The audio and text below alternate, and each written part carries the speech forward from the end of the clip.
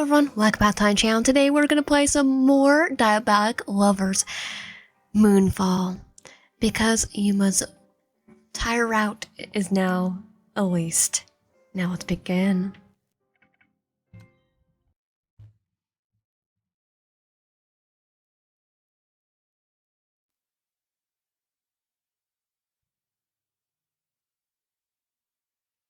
Memory. Chapter 1. Chapter 1. Memory Prologue. What happened? And yes, I'm replaying the entire game.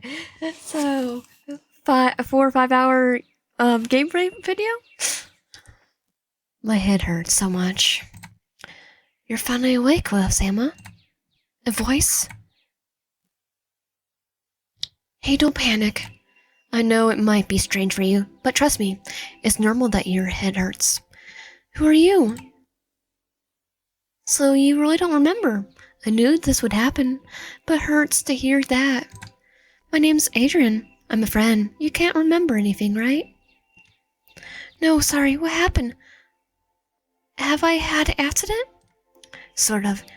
It was a spell that someone casted on you. A spell?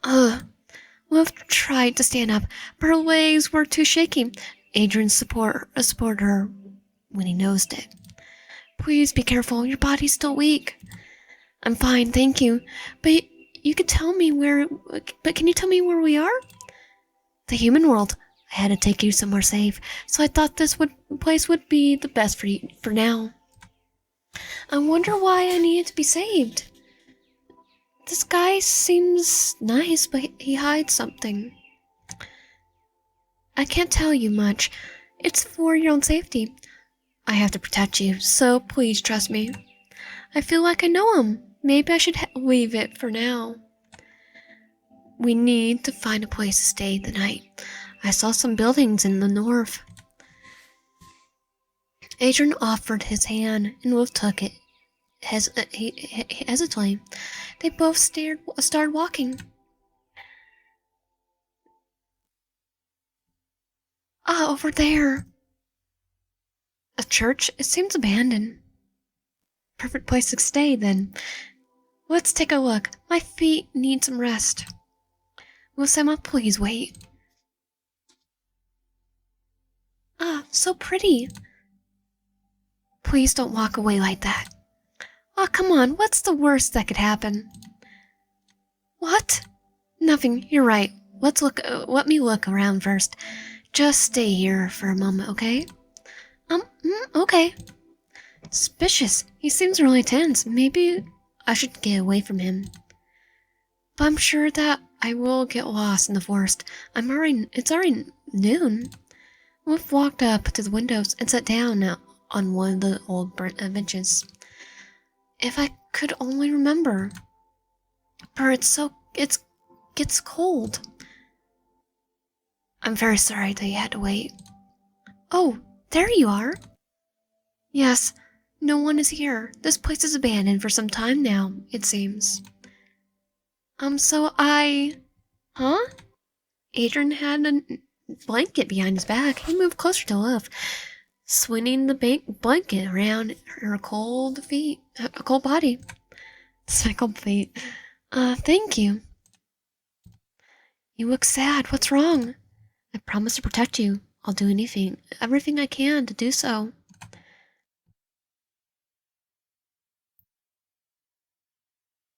I still see the person in my dreams. I wonder if we ever met again. If there's a way to reach heaven, then I will take the thorny path for sure. Father, forgive me. If this moment will come one day, the day I had to leave my family to reunite with him. I'm grateful for everything. You gave me a family and a home when it looks like everyone left me. Karl Hans, I will do my best for as long as I can. And knowing what happened to him, now it takes double meaning. What we're saying.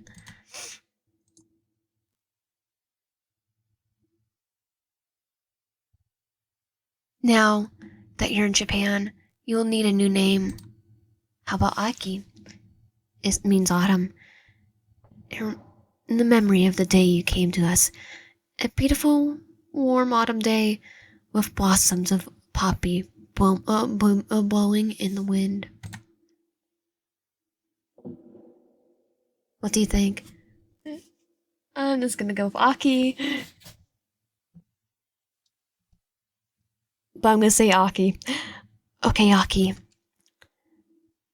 And what about your nickname, Aki?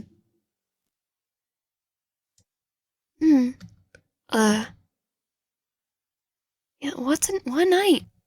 It's already noon. Father said he would be here by dawn. I wonder what's so important that he announced himself so shortly. I should get myself ready. I want to make a good impression. His visits are quite rare after all. Well, that we're artists. Aki walked up to the bathroom and bumped into a few things here and there. Somehow her sleep last night was worse than the last few months. She struggled with dizziness, but managed to get ready.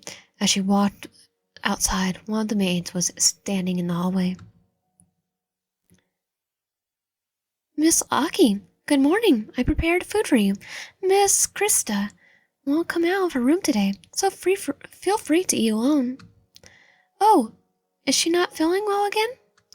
Sadly, yes. Master's arrival has a big impact on her mental health. If you excuse me, I need to finish work before he arrives. Well, I feel for her because Carl Hans is a butthole. The maid bowed slightly and left, leaving Aki in the hallway. Especially to Krista. Krista is Carl Hans's wife. I thought she would be happy to see him today. Instead, she locks herself up again. Yeah, I don't blame her in the slightest. There's a reason why Subaru hates his dad. Anyway, I should eat something to get rid of the disease. Oh no, they made tea again. Well, at least there's croissants and jam. She sat down and ate her food slowly. Seeing the empty plate at the table made her feel lonely.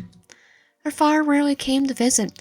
There were times where she didn't hear from him for months. In those times, Krista and the servants were the only people Aki saw. After father had sent me here, after his first wife died, it was about 16 years now. Maybe I can go back now. I hope that's the reason why he visits today. I often ask him why about my brothers, but he won't allow me to visit them. There was a noise. Aki would drown, but there was nothing, but she could sense someone's presence. Who's there? Subaru.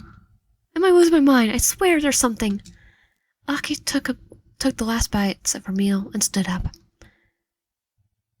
She carefully took a look for the door. The hallway was empty. Strange. The noise was coming from behind. Aki turned around as fast as she could. Ah! What the heck? Wait, you are...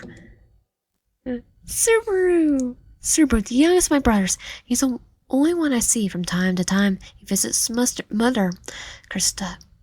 Since he's the only son with a mother left, his half-brothers lost their ones. Yeah. You might want to ask him how they lost them. Subaru, you scared me. What are you doing here? I should ask you. What are you doing? I mean, the triplets at least. I should ask you. What are you doing? Don't tackle me like that.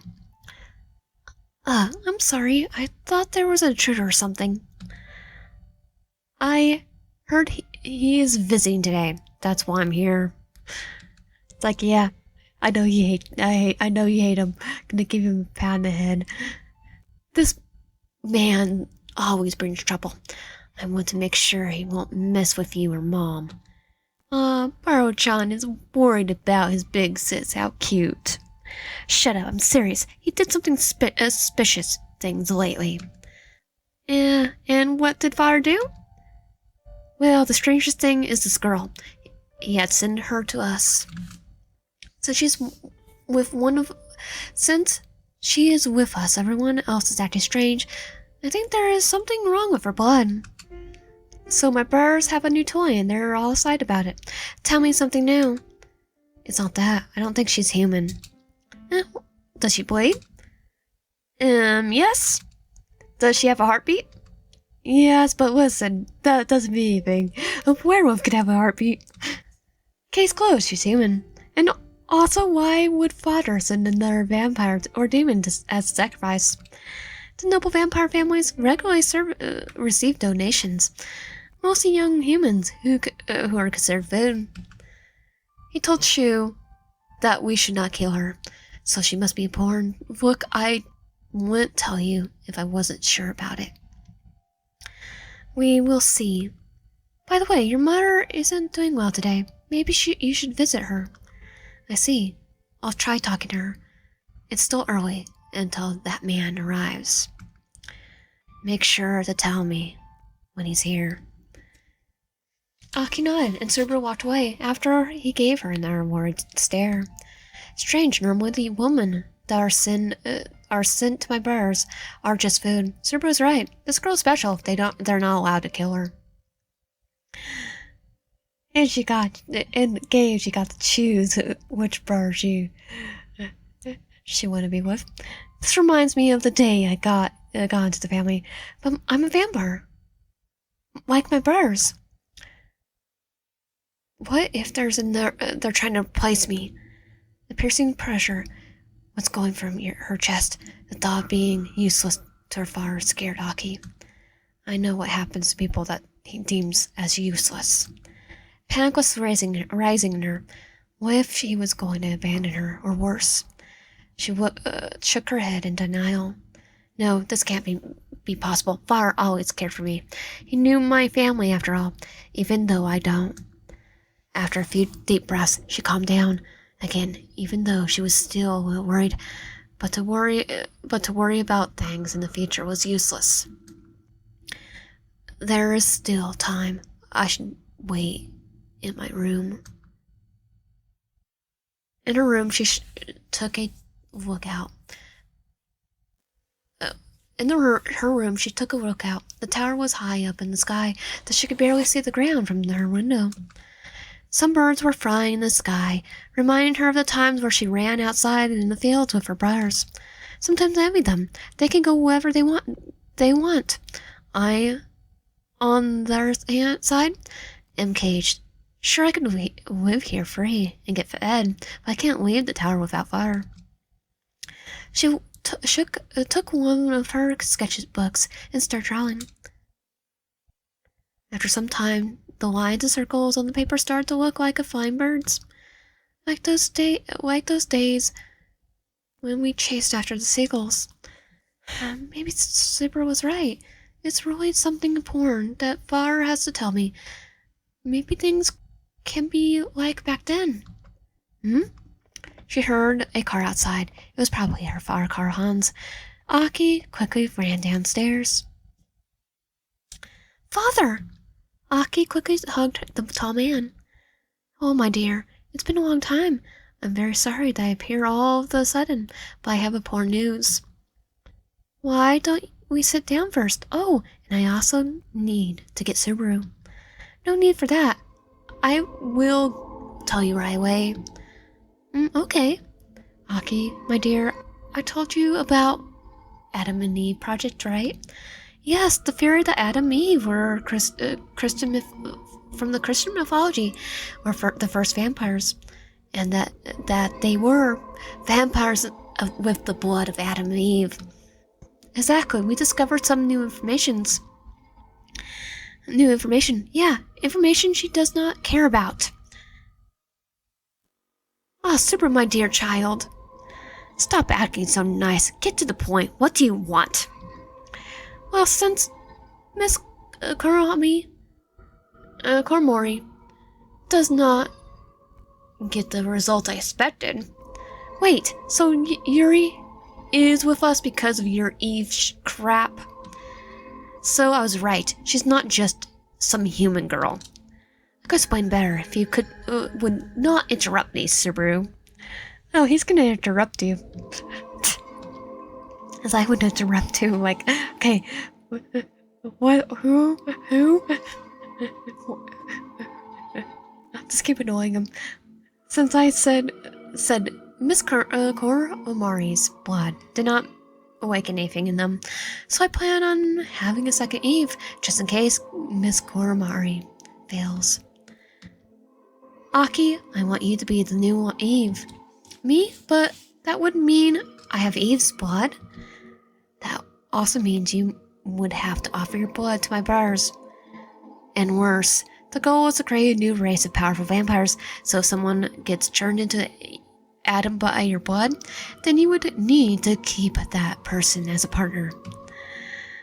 Oh, if they start acting like Adam from Hazbin Hotel, there would be problems. Always blushing. Well, that's weird. I know my brothers are not blood related to me, but I grew up with them, Far. I don't think that's a good idea. Well, you didn't grow up with them. They grew up with you. That's right, my dear. Other than Miss Koramari, I won't force anything on you. That's why I have other family you can live with. They're loyal towards me for several years now. I'm sure you can get the one result both ways, so I let you choose between the two families. You still forced her to do this Eve crap. Don't say that she has a choice. It's just a different place. I won't let you do this, either with my bars or some other guy. She's part of my family. Cyril, I know you're upset, but you know nothing. First you took my mother, and now her. Cyril, please calm down. I'll do it. But why? This is my chance to be part of something bigger. I don't want to stay in the tower my whole life. Far, I will try my best. Of course you will. That's why I chose you. I'm very proud of you. Now I have to ask, where do you want to move to? I will move to the other family you mentioned. I want to move to this family you mentioned. Very well, please pack your things. We will leave in about an hour. Already? Fine, I'll pack my things. It's her choice, Chiburu. You should be happy for her sister. Now, if you excuse me, I have to make a call.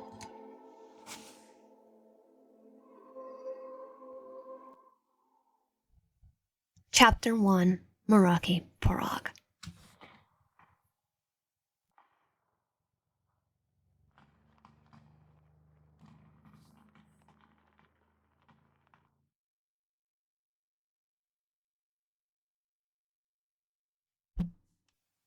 Here we are, the Murakami Mansion. The mansion is surrounded by a forest. The walk from the main road to the pier wasn't that hard, but the forest was pretty dark. But this place looks quite impressive. Although I lived in that rotten tower for years, at this point I'm glad to see any normal house. I see a person from afar. They give off a weird smell. Like they're not pure-blood vampires? Seems like you noticed already. Those aren't mere humans, right? Correct. But their smell, they were human once. I turned them a long time ago. Since then, they swore their loyalty to me. So, they're not pure-blood vampires. I found them when they were children. Quite pitiful orphans that were on the verge of death. So you saved them. Oh! There's Yuma, who we are going to romance because he's ending his entire route's finished. Oh, seems like I had the perfect timing. I was about to get back inside. Hope you got here without trouble, Lord Karahans. This tall guy approached us. He holds a basket of veggies. Ah, Yuma, good to see you. I hope Rookie informed everyone already. Yeah, is this the woman you told him about? Indeed. Now let's wait with the introduction until we gather with your brothers. Father walks towards the entrance. This guy looks at me up and down like I'm a piece of meat.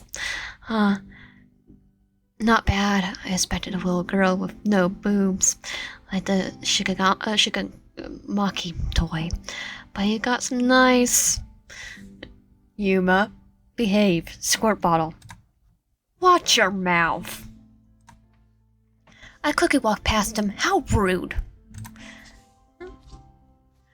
The three vampires arrived in the entrance of the mansion. 3 other young men were waiting on the sofa and looked at them in surprise as they entered. Good evening, everyone. As promised, I arrived with an Eve for your family. Aki, dear, would you come forward and introduce yourself? All eyes on me now. Don't miss up. The first impression counts. Pleasure to meet you all. My name's Aki Shikamaki. Karl-Hans has adopted me a long time ago. I hope that I can help him with the Eve project. And that we could work together in Seed. In a moment of silence, the guy behind me seems to be amused for some reason. Nice, so you don't fight back, huh? Hope you do as you say. Name is Yuma, by the way. Oh, I fight back, Yuma. I fight back. I faint after all. He seems so full of himself. First of all, we work hard together. You guys need me more than I need you. I expect mutual respect from both sides. Otherwise, I will leave to become Eve somewhere else. Maybe it's some humans. Again, silence. Some of them seem shocked, some amused. She always stands her ground. I expect nothing less. Murakami's treat her with respect. I know she will be handleable this way. It's like, I have rules. I have a book. I read it because she will fight. Please continue with the introduction. I'm Ruki, the eldest son here. Seems like he only spoke up about after Fire's orders, but he seems more sensible than Yuma. And I'm Ko. Nice to meet you, Aki-chan. I'm sure we will get along very well. Yes, I hope so.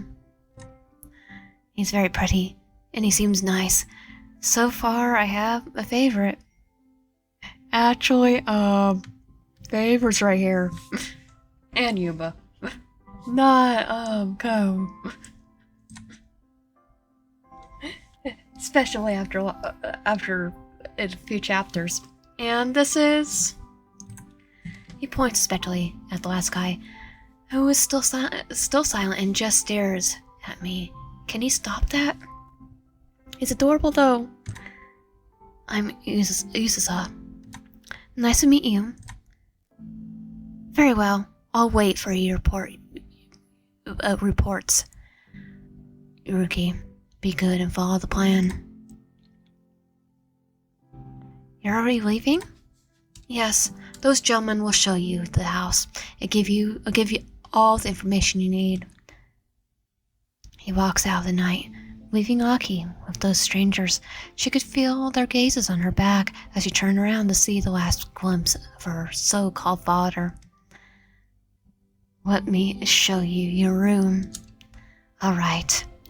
Pretty sure he didn't raise them at all. Though, this is your room for as long as you're here. Thank you. It looks nice here. Hey, wait! You've left. I guess they still have to prepare things for me. Well, I should set up my stuff for now.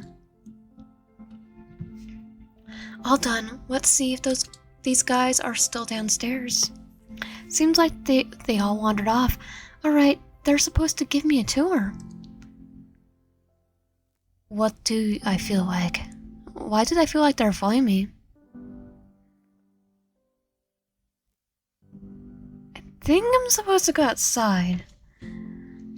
I'll take a look outside. This looks like a garden. It's a bit cold, but it won't hurt to take a quick look. Amazing. Seems like those guys grew different plants here, mostly vegetables. I wonder if they have fruit trees here as well. Yep, it was the right answer. These two sound like they're earning. Why don't you come out? If you have to listen in on us, do so openly. Bloody heck, he caught me. I got caught. Hello, sorry I told you to listen, not to speak. Rookie. I will go face on you if you treat me like that. So Yuma, what do you think of my plan? Sure, she stays calm. If she stays calm like that, they were talking about me. Good. I will talk to Uza and Crow. He looks at me again. I guess he had something to say again. Hopefully it's not as stupid as the last time. You have nerve to stroll into my garden like this. Guess you already missed me. Not all. I just wanted to see the mansion since you guys failed to give me a tour. Failed? As if. Who said that we will show you around, princess? Give you high horses. No. Father said... No. Father said you should show me around. You don't dismiss his orders, right? He's not here yet, so screw off. My, no need to be so aggressive. Fine, I will ask your brothers then. Not so fast. Who does he think he is pushing me against the wall? I'm not finished with you yet. Do you know how delicious you smell? I was waiting to get you alone since you arrived here. If it wasn't for Lord Carlhands, I would have taken a bite of you right when I saw you in front of the mansion. I won't allow you to bite me with that attitude. I was asking since you wear such villain clothes.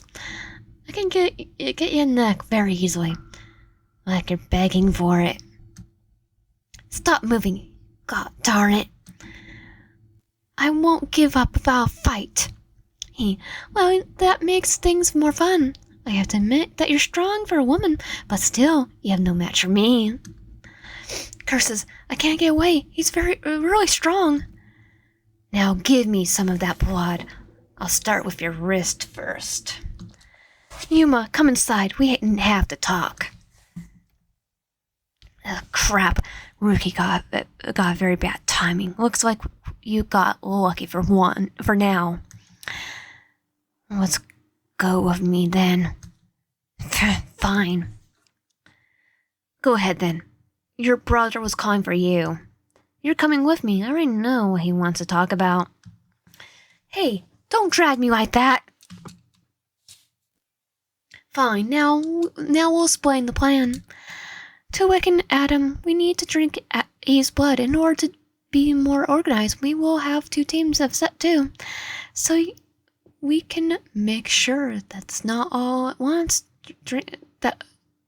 Make sure that not all at once drink from her. Not all of us drink from her. I prepare a bowl with numbers 1 to 4. Each number will be one of us. We will number by age, starting with oldest. Each group will stay with Eve for 1 week, then switch if there are no signs of Adam. Now pick 2 papers. Livestock. Did he just call me livestock? Yeah, that's his quirk. That's his nickname for everyone. Did he just call me livestock? Nah, I guess it wasn't listening right. Oh no, you were listening right. He seems like a proper guy. Let's see those 2 papers. I guarantee it, Yuma is more proper. Okay, no, actually, here's the more proper one. I guess I get Rookie or Ko at least. I hope I get Rookie or Ko at least. Why not use this up? 3 and 4. Seems like he won't get away from me that easily. Oh, what a shame. Uza and Yuma go first. Next time I should just not expect anything. Good, now you 2 do as planned, and we hopefully find Adam soon. I'll try my best. It will start tomorrow evening, so you can rest for the rest of the night. Also, we dine at 8 p.m. Don't be late. Okay. I got a bad feeling about these guys. Now I kinda wished I had chosen my brothers. I'll try to relax a bit. Aki made herself comfortable on the bed, looking outside the moon. Some time went by, and she found herself unusually sleepy. As she slowly dozed off, out of the corner of her eye, she saw a red light shining from outside, but she didn't manage to keep her eyes open. Chapter 2, Memory. The weather outside is pretty bad. So far, the building keeps the cold out. I wouldn't say so. Even with the blanket, it's pretty chilly. Oh, I'm sorry, Wilson. I will search for more clothes right now. Maybe there's some curtains. I'll take one candle. Wait, don't go. This place is scary at night. I won't go for long. No, I will come with you. Well, who am I to forbid you that? We may have to move soon. The days get shorter and the night colder now that the fall starts. So why don't we search for a village? I'm sure there will be somebody to offer a place to stay. We could also offer a place to go home. Offer to work for a home. We can't trust anyone right now. But why?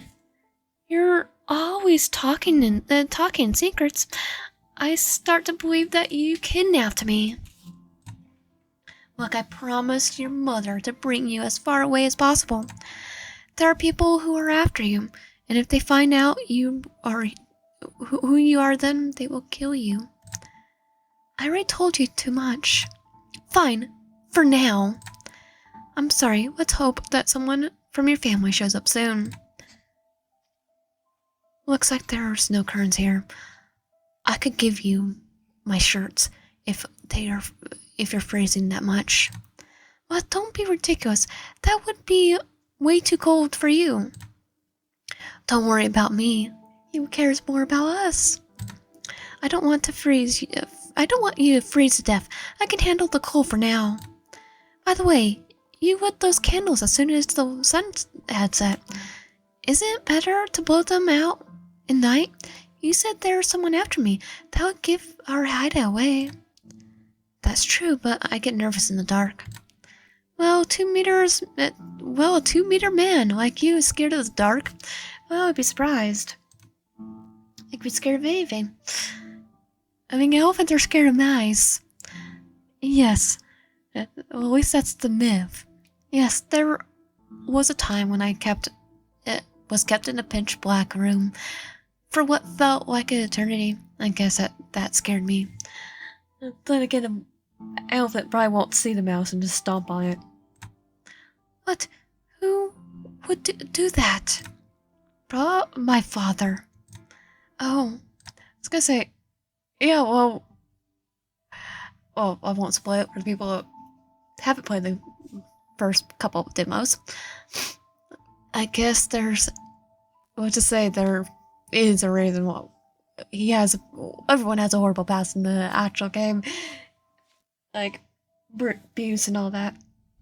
I guess, well, a lot. At least the triplets, I feel for them. I guess not everyone is fortunate enough to have a strong family bond. I have to believe that your parents could be so cruel. I'm sorry I made fun of you. That wasn't nice. Oh, don't make that face. If you smile again, I don't mind if you make fun of me. You're making fun of me. Huh? You're weird, Adrian. Rest for now, Sama. In the morning, I'll get you some food. Like, he's just a tsundere. He just likes tsunderes. What would I do without you, That's right. The wind blows. That night, the wind howled through those old walls, and the cold was more relentless than ever, galling at my bones. I shiver uncontrollably, my breath forming frosty clouds in the dark. I clung to him, my only source of warmth. His arms were strong and steady, wrapping the old red cloth around me, pulling me close until our bodies were pressed tightly together. His touch was a blessing from my freezing skin. I concentrated on his heartbeat. It was the best I could do to distract myself from my aching toes. A heartbeat. Will Semi finish dinner? Oh, is this cooked rabbit? Yes, sorry that it's not much of it, but it was the only animal I could catch. But you like meat, don't you? Well, I won't say no to some food, but I just feel bad for the rabbit. How cute. But you need to eat meat or blood. That's important for vampires to stay strong. You already told me that I'm a vampire, but I still don't like the thought of drinking blood. Well, animal blood is not the tastiest. When you drink humanoid blood, you will see. Humanoid blood? Yes, for example, other vampires or human blood. Come to think of it, are you human? Me? No, I'm not a human. I'm a demon. Yeah, you're not a demon. A demon, huh? Yes, vampires are also demons, but I'm a different kind. It's normal that we're friends. Didn't you say that the demon world, every clan keeps himself? We can talk about that later. Let's eat the food. Eat the food before it gets cold. He always spilling a little tidbits of information, but when I push too far, he blocks it again. Sure, let's eat.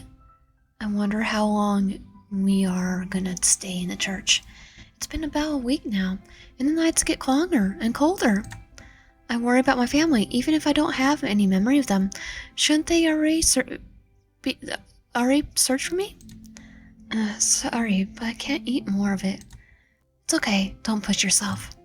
Sorry, you had so much trouble hiding and cooking. Don't worry. It won't be wasted. I can eat the rest. Okay. I feel so sluggish. Are you okay? Yes, I'm just sleepy. Alright, here. Thank you. It got worse every day, and now that the sun is gone and the cold comes back again, I found an old iron bucket and made a fire so you'd be at least a bit warmer. You look exhausted. Say. How do I say? You could try a drink from my blood. Was he serious? Yes, he is. I mean, you haven't eaten much this week, and most of it was fruits and berries. I could deal with this food, but you need blood or meat. And if it's not animal blood, then take mine. Don't worry about me. I'm not sure. Hey, I worried about you, and believe it or not, but this isn't the first time you drank from me. I will try, but tell me if it hurts too much, okay? I'm trembling, but right now, he should be the one scared. I bet it will hurt very much. I can feel its warmth as I come closer to his neck. It's almost like he's luring me closer. The pressure of my fangs, the taste of his salty flesh, and finally... Adrian was right. The taste of fresh, warm blood is truly like nothing else in the world. It's a symphony of flavors, perfect balance of sweet and savory. Oh, I haven't realized how hard I was pulling at his skin. The taste reminds me of sweet and sour sauce. How long am I drinking? It feels like I can't stop. It's okay. My body feels like a stone that's sinking into a dark ocean.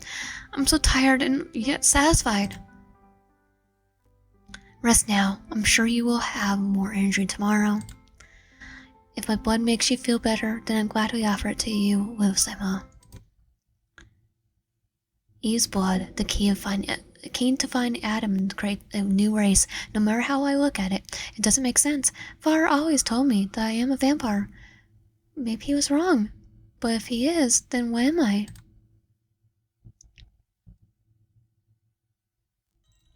Chapter 2. Mukami. Geez, my head is so heavy. Or rather, there's a lot of pressure. But the dream wasn't that bad. Hopefully my teammates will be nicer today. If not, I will stay away from them and wait for the switch. Hey, stupid goat, come down here. What? What was that? Yuma's standing outside the garden, and Yuzusa is next to him. What do you want? Just come down here. Maybe fast nicely. What idiot. Hey, move your lazy butt down here. Yuma, that's not the way you talk to me. And don't call me the greatest of all time. Hey. Actually, no, you keep calling me, goat because it's greatest of all time. He's so annoying. Fine, just shut up. You would hate me. Here I am. Geez, it took you long enough. Are you a snail or what? I just wanted to keep you waiting a bit longer. For that rude shouting. Shut your mouth. Don't be so cocky. You will be put in your place soon. Yuma, the water. Oh, I just noticed they're watering under the tap. There's a watering can under the tap. It's overflowing by now. Oh, crap. Okay, it wasn't much. Here, take the can. Me? Yes, you stupid. You will water the plants and use cuts the old branches. Cutting them. Yeah, Yuma, did you think this through? Make sure not to hurt yourself, Maybe you should give him the water can and me the cutters. Yuma, think about it. If he gets hurt, you're in trouble. You need to keep an eye on him. Why me? Because I said so. And what will you do? I'll have her some veggies and do the weeding. Okay, then fine. You really got some nerves bossing me around like that. I guess it will take a while. The garden is so big. Uzusa is standing real close to me. At least I could keep an eye on him. Ready for the minigame?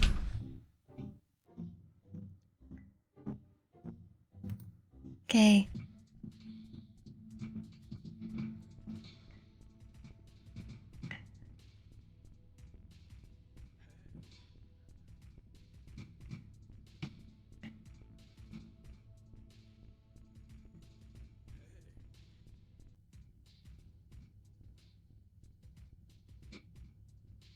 Do I get points for...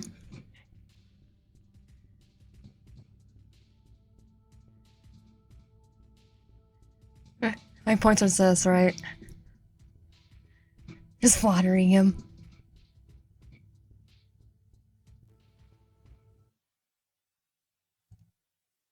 Good job keeping Uzusa in check.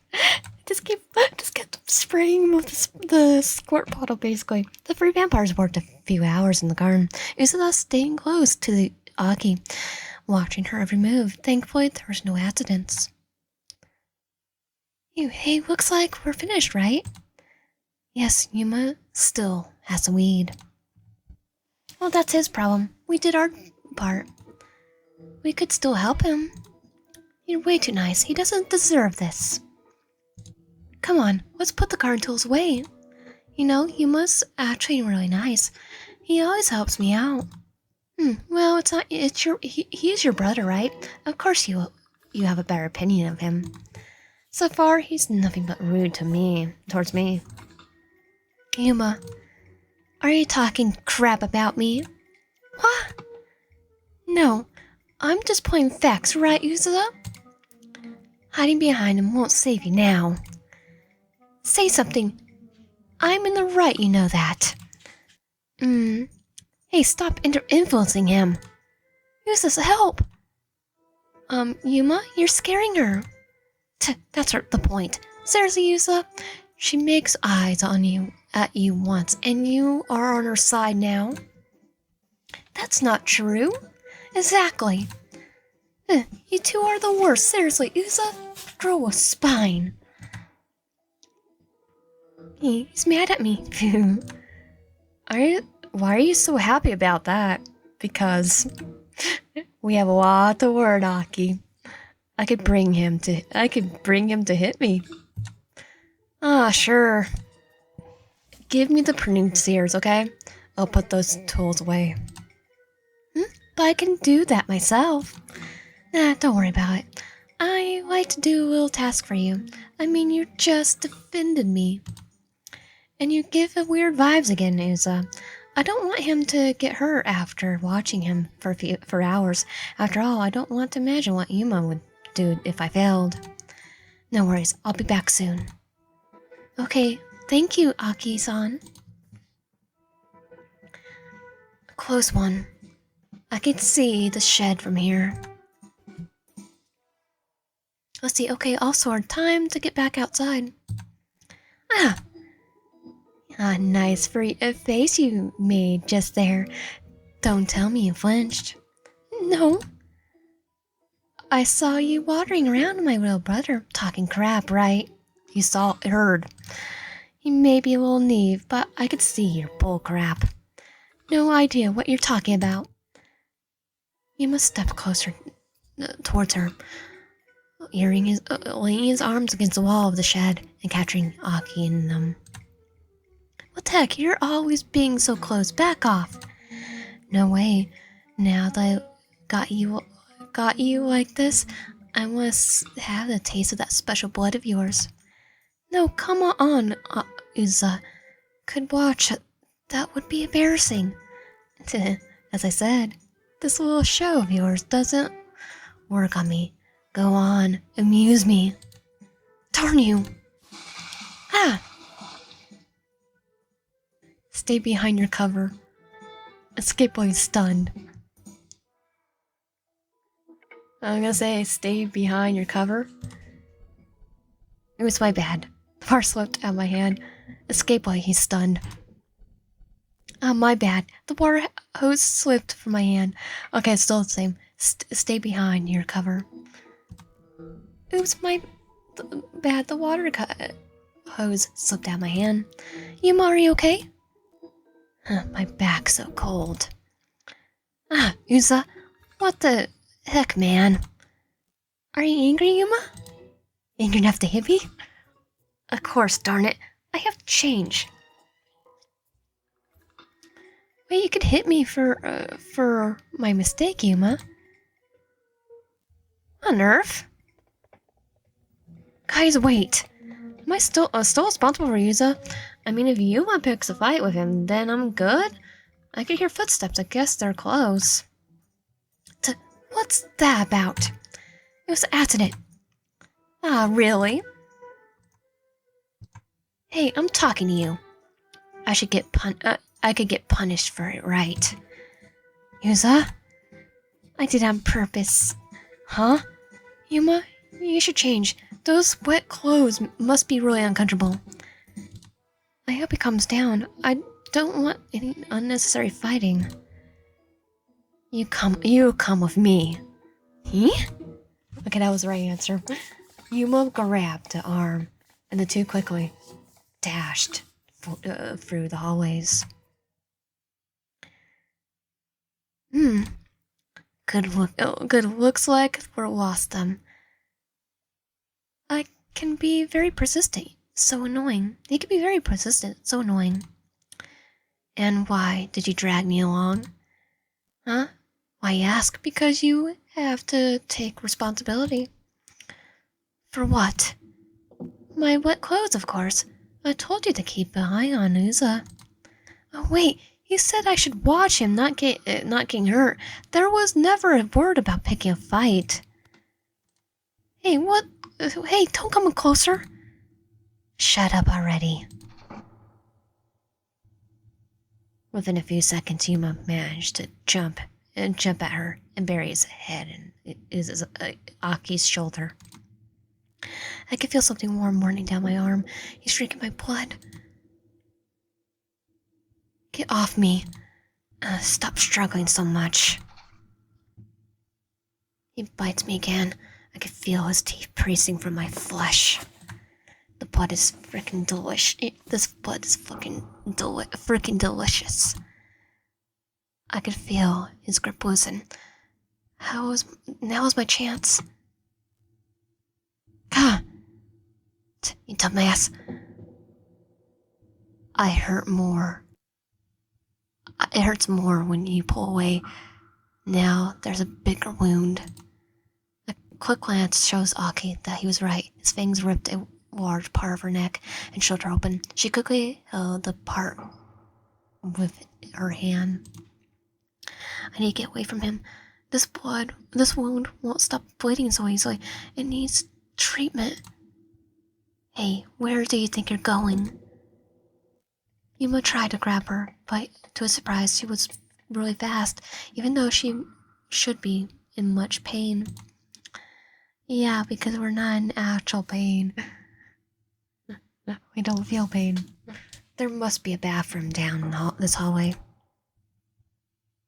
My body feels heavier by every step.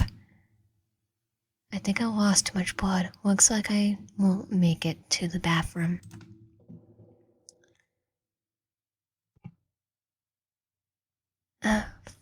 For how long was I unconscious? My body feels heavy, and I can feel someone's pushing my shoulder. Where am I? Finally, geez, woman. You really should know how to bother me, running down the hallway and bleeding all over the place. Good thing we have tiles here. Rookie would kill me if he dragged you blood meters across the carpet. He passed a tray with water and sliced apples. Looks like he bandaged me and got food as well. Thank you, Yuma. Yay! I know that's gonna be a good ending, a good part. You're not so bad as I thought. Thank you for treating me. Yeah, be a bit smarter next time. And you more gentle. Phew. Hey, what are you? Yuma quickly shoved a slice of apple into her mouth. With a slight chuckle, he watched as she struggled to chew the apple in one piece. It's surprisingly good. I haven't had apples in a long time. Of course they're good. I grew them. Still stuffing your belly full with apples should be bad. Rookie will tell me off for that. What are you doing? Don't tell me you already forgetting the daily dinners. Oh, it's already 8 p.m.? She felt heavy, and her moves were visibly difficult. Yuma stopped her while she struggled to stand up. Looks like my body won't move. I want to rest for now. You want to stay here? I don't mind. I won't mind, but you will give me something in return for my hospitality. No, that's not what I meant. I will go to my room and take a rest. When I saw you, I thought you would be more fun. Fine, I'll tell Rookie that you're not well, but you should eat those apples. Thanks. Good, at least I have some time to rest, but I won't stay here. I don't know what this perv will do if I fell asleep again in his room. But I won't mind taking this apple. After a short break, she slowly made her way back to the room the Murakis gave her. She made sure to be as quiet as possible. Finally some peace. I should take that chance and rest. Seems like I struggle with all that lost blood. Hopefully Rookie won't say anything about me not showing up for dinner. In the corner of her eye, she saw a red light. It shone from the window into her room. Outside, she saw the moon was shining in Ami's red, although there was no lunar eclipse yet. Strange, it seems a bit early for the next lunar eclipse. I had a bad feeling about the moon. It's like messing up with my thoughts. After a moment, she could finally snap out of it and look away from the red moon. Whatever this is, I will play safe and stay in my room for now. After some rest, I can think more clearly. Maybe the others will tell me more about it. Probably some spell they casted. But I will sleep with a knife under my pillow just in case. I got stabby on people. The quick pull of the curtains had closed and protected the walls from the red light. Aki couldn't find a knife, but scissors for under her pillow. Close enough. Will be Edward's scissors hands. I should do a little prayer before bed. I feel a bit uneasy, and it always calms me down. She reached for the golden cross she keeps under her clothes. She cased it in her folded hands and kneels down next to the bed. Dear, I'm not sure about the future, or about my Adam, but the thought about you in the past always lets me see the world in a brighter tone. The misery I had been through, the loss, the hurt, please show me the strength from before again for this task Father gave me. Protect from the evil thoughts of others, and most importantly mine. Amen. Good, it helped me a little. I hoped I could sleep quickly now. Tomorrow I will talk to Rookie about the moon. Out of anyone, he seems to know the most. Chapter 3, Memory.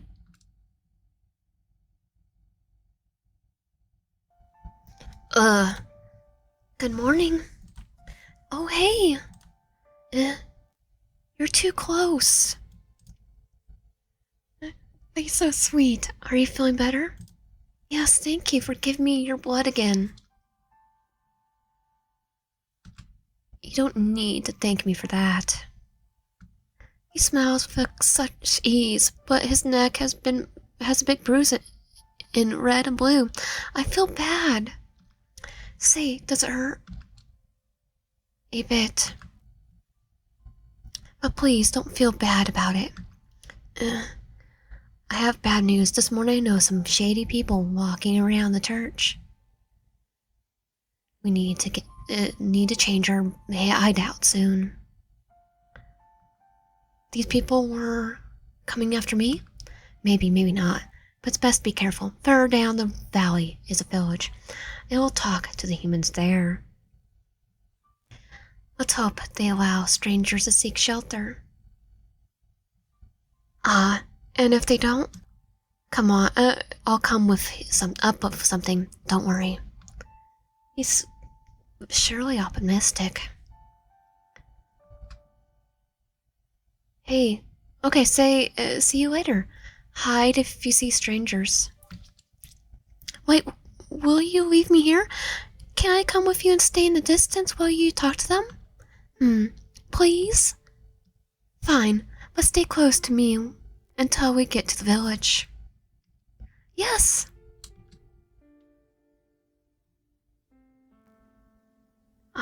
It's pretty here, although in one or 2 months, all of this will be gone.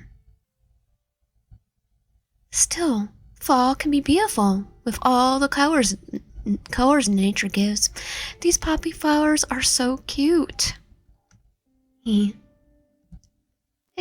are you laughing at me?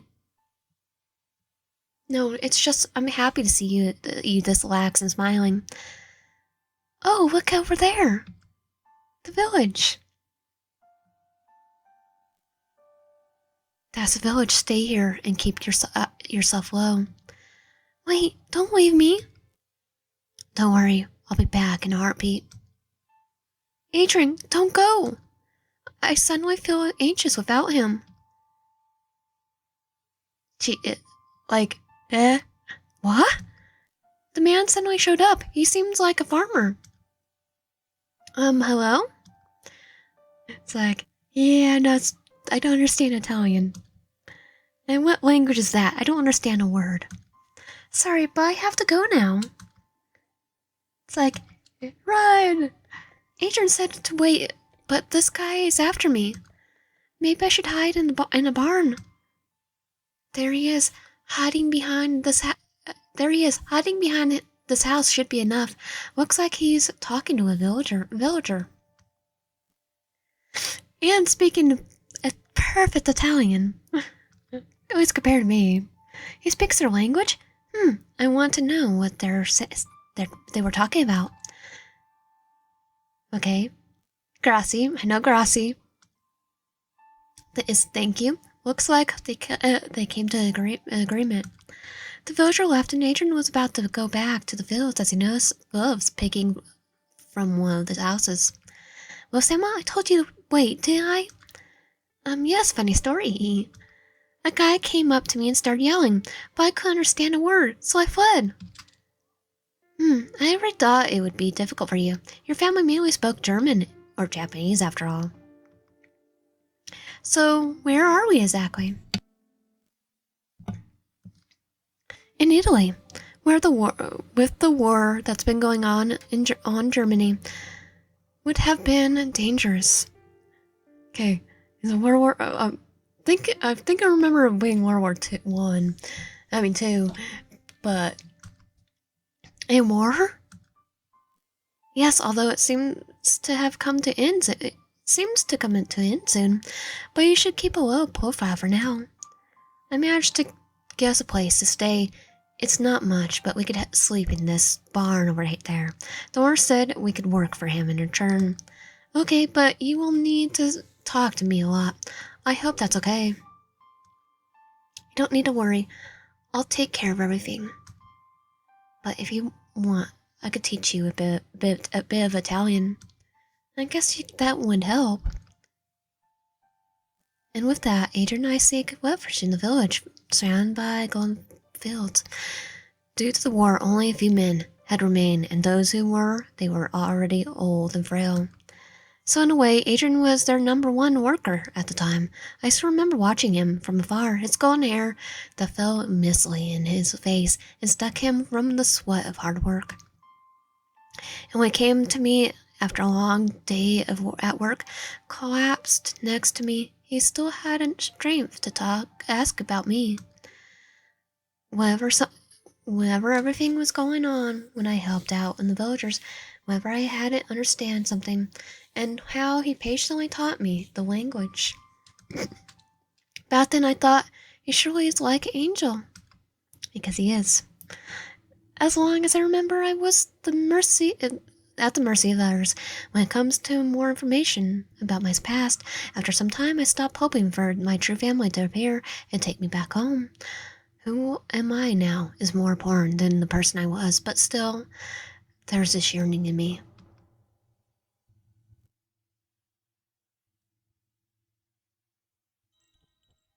Chapter 3, Mukami. The next day, the mansion was awfully quiet. Aki woke up around noon. Her body felt unusually hot and heavy. I feel like crap, and it's still early. But lying here and doing nothing also brings nothing. Oh, looks like my clothes got stained with blood.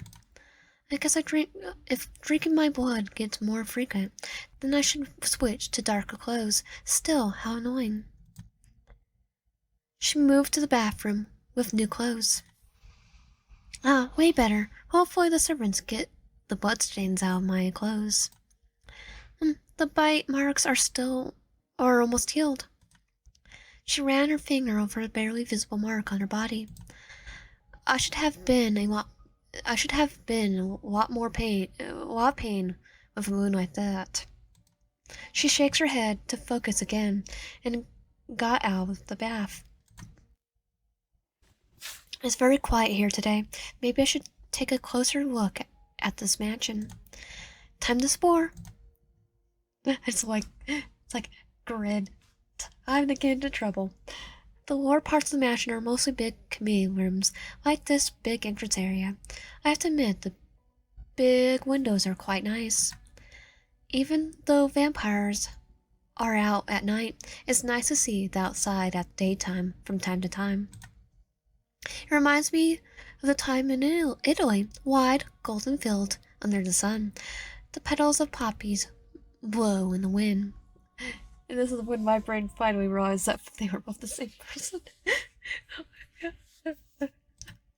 Last time.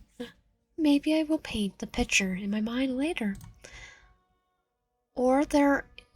Oh, there's an open door. Looks like the room leads to is pitch black. Those are stairs. Maybe it leads to the basement. Somewhere should be a white switch. I groped for the white switch in the dark, but there is none. Maybe it's downstairs. She slowly made her way down the stairs, groping for any switch on the walls. At the bottom of the stairs, she finally felt something. Ah, finally! It's like, wait. It's nice. It's a nice dungeon. It has books. Oh wow, very old-fashioned. Looks like a dungeon. There's many books in here. By the fact that this upstairs has many bookshelves as well, I might say these guys like to read. Let's see. This book is about alchemy, and this one's about demon races. Those are books of the demon world. Those books are of the demon world. I never had the chance to read about the demon world. All I got are tellings from others. Fire always held more info away from me. This is my chance to learn more about my past, but I have to be sneaky about it. If one of these guys tells Father about it, then I'm in big trouble. The hierarchy and origin of the demon races. The humble beginnings of the demon world. Only one version of the powerful demons ruled the lands. Other creatures like the ghouls were enslaved by those proud beings. Thus they were the first of their kind. That's why they're called the First Bloods. Unlike today, they could have a wide range of animal forms and other powers. And actually I think I have the first one of the two characters are dateable. I should need only two more of the Diabolik Lovers games to have my collection full. Two more. Thus they were okay. However, over the generations, sub-races developed that focused on individual animal powers. Today only 4 demon races are known in the demon world. The wolf bat, viper, and eagle demons each host most of the powers their ancestors had. Up until the late 18th century, the First Bloods held the highest rank in demon society. One of these days I'm going to play them all. Even if I have to just use Google Translate to play it for you guys. I mean, I do have the two Italia games are in Japanese fully. Actually, 3 if you count the original created by the creator.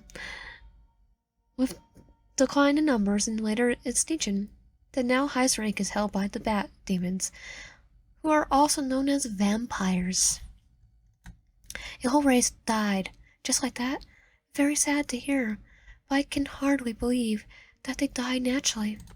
I wonder what powers those people had back then. I heard something. Quickly, she packed the book away in its place and went to the stairs. Instinctively, she turned off the light. I hear footsteps. Seems like they're getting quieter. Now is my chance to get out unnoticed. So far, I see nobody. Good. Looks like I got out unnoticed. I can hear the tableware from the kitchen. Seems like someone's there. Good afternoon. Greetings. You're up early. So are you. What are you doing, rookie? Can I help? Actually, yes. You could set the table. Ko has to get going soon. He always has breakfast before work. Oh, I see. And what about the others? Yuma and Yuzuru usually come out around sunset for school, but for this week, they will stay home with you. Lucky then, I guess. Although it's only for a week. There I set the table. Anything else? That's all for now. Oh, wow, he brings a nice smelling cup of coffee. Yesterday he also made the dinner for everyone. Maybe I should get a coffee if I ask nicely. May I have a coffee as well? Or can you show me where I can make one? You also drink coffee? It might be useful to teach you how to make them. Follow me. Ricky showed her the coffee machine and how to use it. After Aki got her coffee, Ricky left, waving her to the dining room. Plot twist, it's the Keurig. The coffee's nice. Got my dad one and he's just never going back. Aki-chan. Oh, good morning, Ko. Heard that you helped with my breakfast. How nice of you. No problem. Are you trying to get on my good side, Huh? Are you looking forward to next week? Just don't simulate something like that. I'm just being nice. If you say so. I heard you are working soon. What's your job? You don't know? I'm working as an entertainer. Wait a second. He was looking for something in his bag. After a few seconds, he hands Aki a magazine. Look at page 16. Whoa, that's you? Amazing! In those pictures, you look like a model. You're pressed. I knew it. Like, I think he's an idol. Yeah. You do singing and acting. That's an idol. Hey, what you talking about? Yuma, since when are you up so early? What do you mean? It's not early at all. Coffee, I need that now. What the? That's my coffee. But that's why... but there isn't enough sugar in it. Here, I'm feeling generous today. Have some of your have some of my sugar, Chan. I don't need that much sugar. I already put some in. Hey, I said I don't need it. Stop. I actually put all the sugar in there. And the cream. Well, that cup of coffee's full of cubes.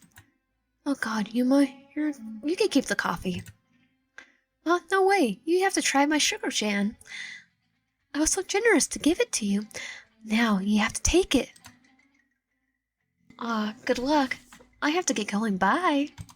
It's like, out of here. I don't want to see this. See you later. Fine, give me the cup. Here you go. The coffee is so thick from all the sugar. I can't take more than one sip. Actually, probably people will drink it better now. So, you can have the rest. Not my taste.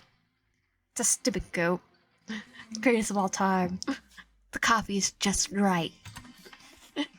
When do we just saw his nickname for me. He drank the whole cup like it's nothing. Wait, who are you calling a goat? He's calling me the greatest of all time. You, of course. You're always blat, like a blatant goat. Blah. I don't sound like that. Strange. All I can hear is blah, blah, blah. Yuzuza, thank God. I thought I was going crazy if I stay here with this idiot. You guys seem to get along well. Huh? What gives you that idea? I think we do. I mean, I have a lot of fun. I swear this guy won't survive the rest of the week. I'll go ghost face on him. Now they're both are up here. Yuzuza, why are you up so early? Hey, Yuzuza, why are you up already? Yuki told me you don't have to go to school. Well, Yuma, you told me we could go out today. Yes, since Lil Goat was complaining about not getting a tour for the area, I thought we would show her the forest around us. A trip to the forest with Eve. Sounds nice. How about ask me first? Huh? You don't want to? At least not with Yuma.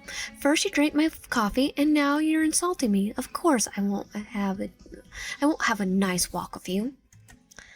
What the heck? You said I should drink the coffee. Does that mean I have Eve for myself today?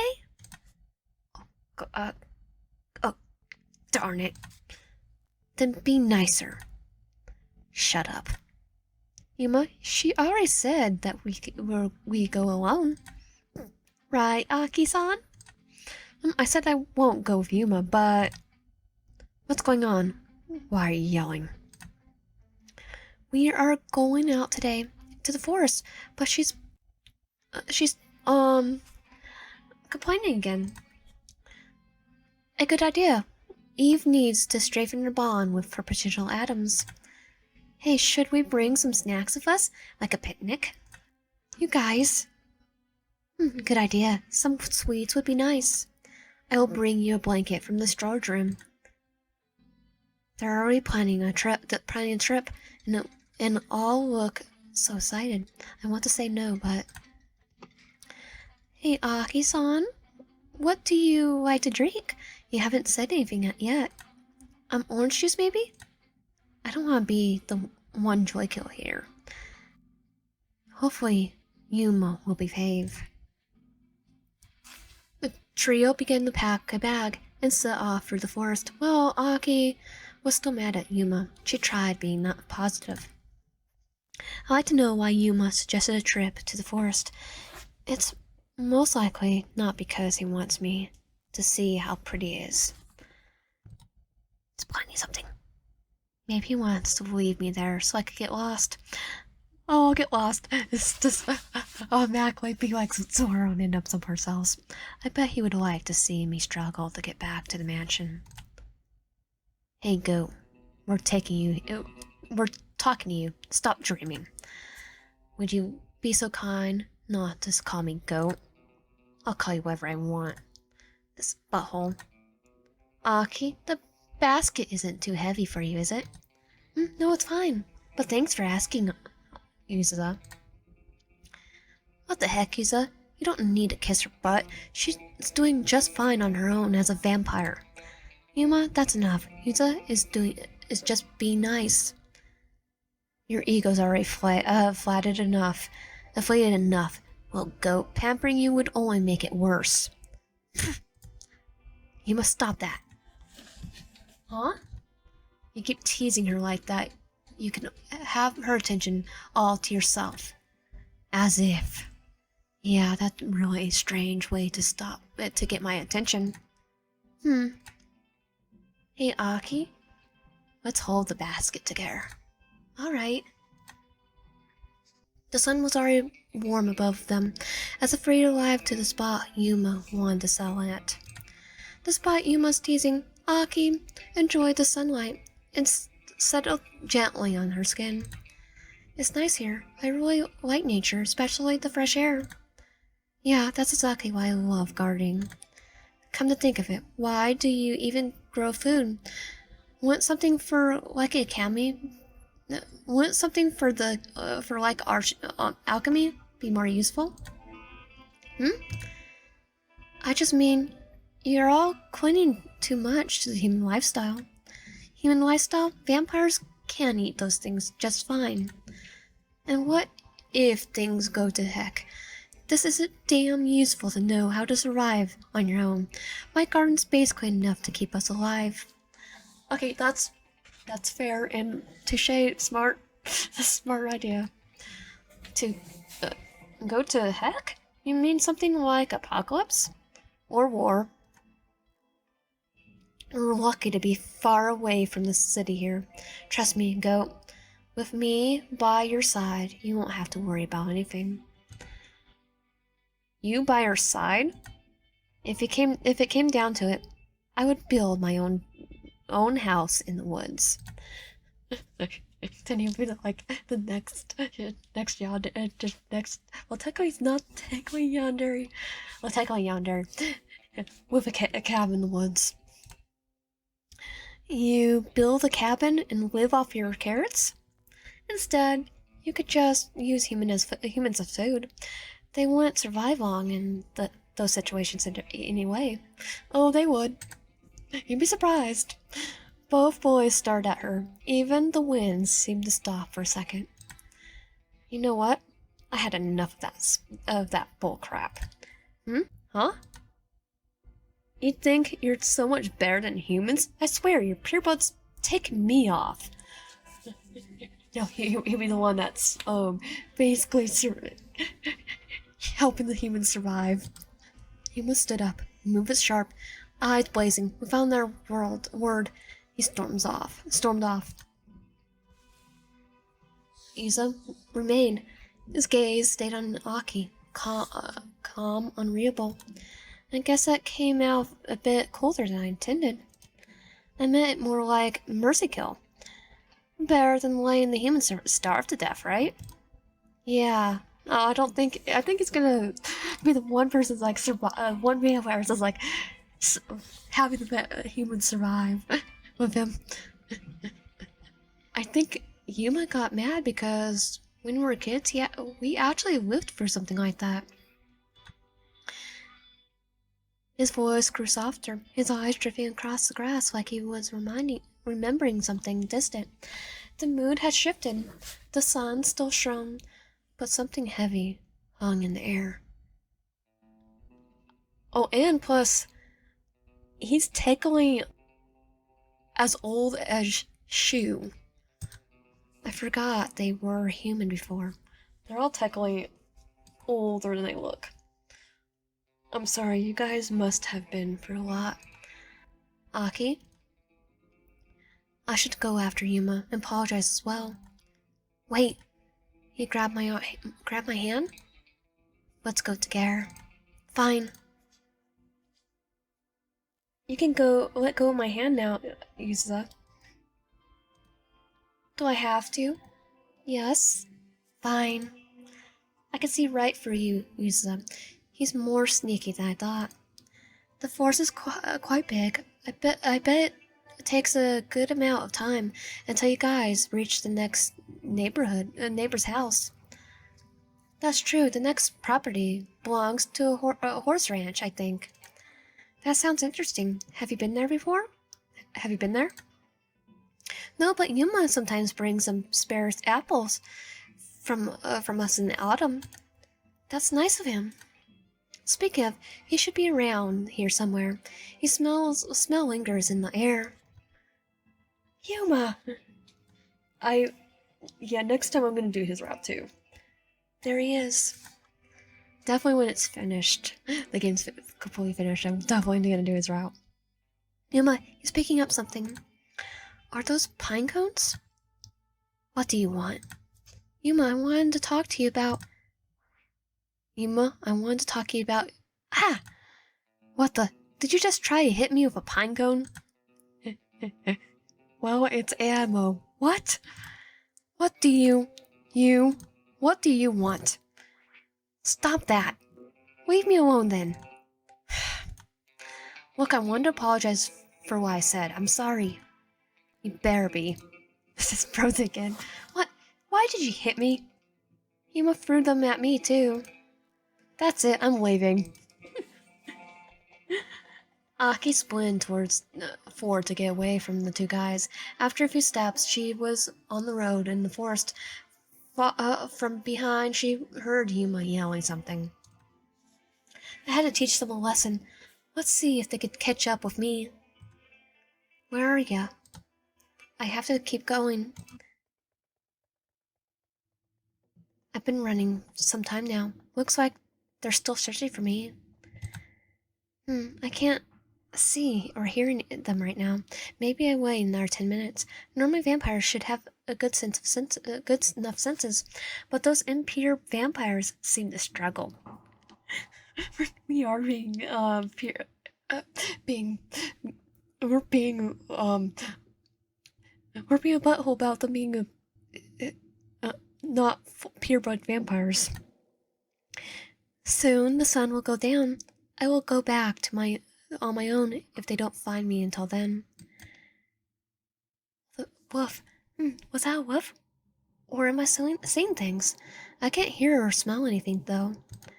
Weird. Somehow my head feels heavy, and I can hear a hum. Is it because of this woof? I love the animation.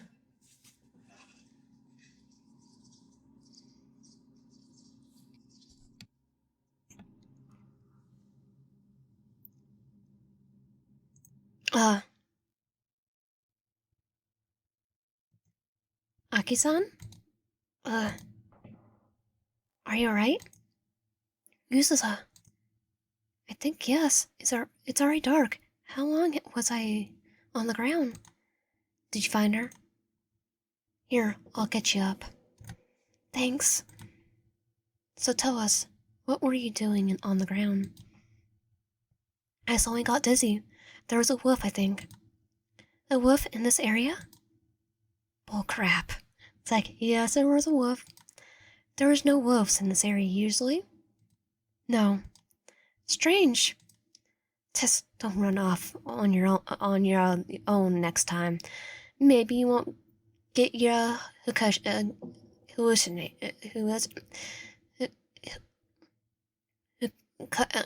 hallucinations then.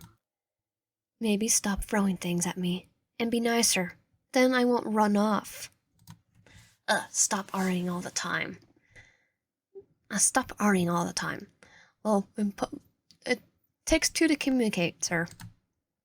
How come? Now come here. We're going back. I could walk by myself. Yuma, what?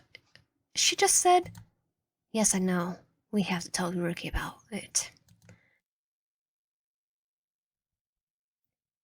I'll get some water. They found you, finally. Did you get hurt? Yuma and Yusa seemed to whisper something to Ruki. She tried to listen to the conversation, but only hears a few pieces. Like a wolf, after she gulped down the water, it was time to confront them.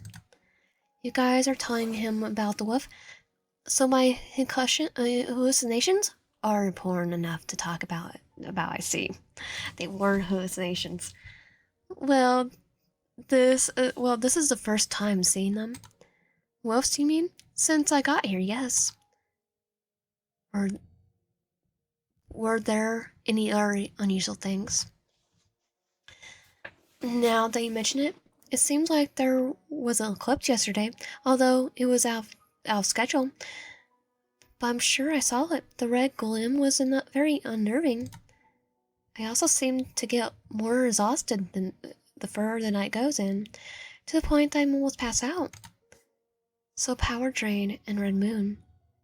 We need to research. Like 17. I have to do research on that. Yuma, stay with her in one room for now. We have to keep a close eye on her. Those things combined with what happened to the Shikamakis. What happened to them? You free go now. Stay in her room until further instructions.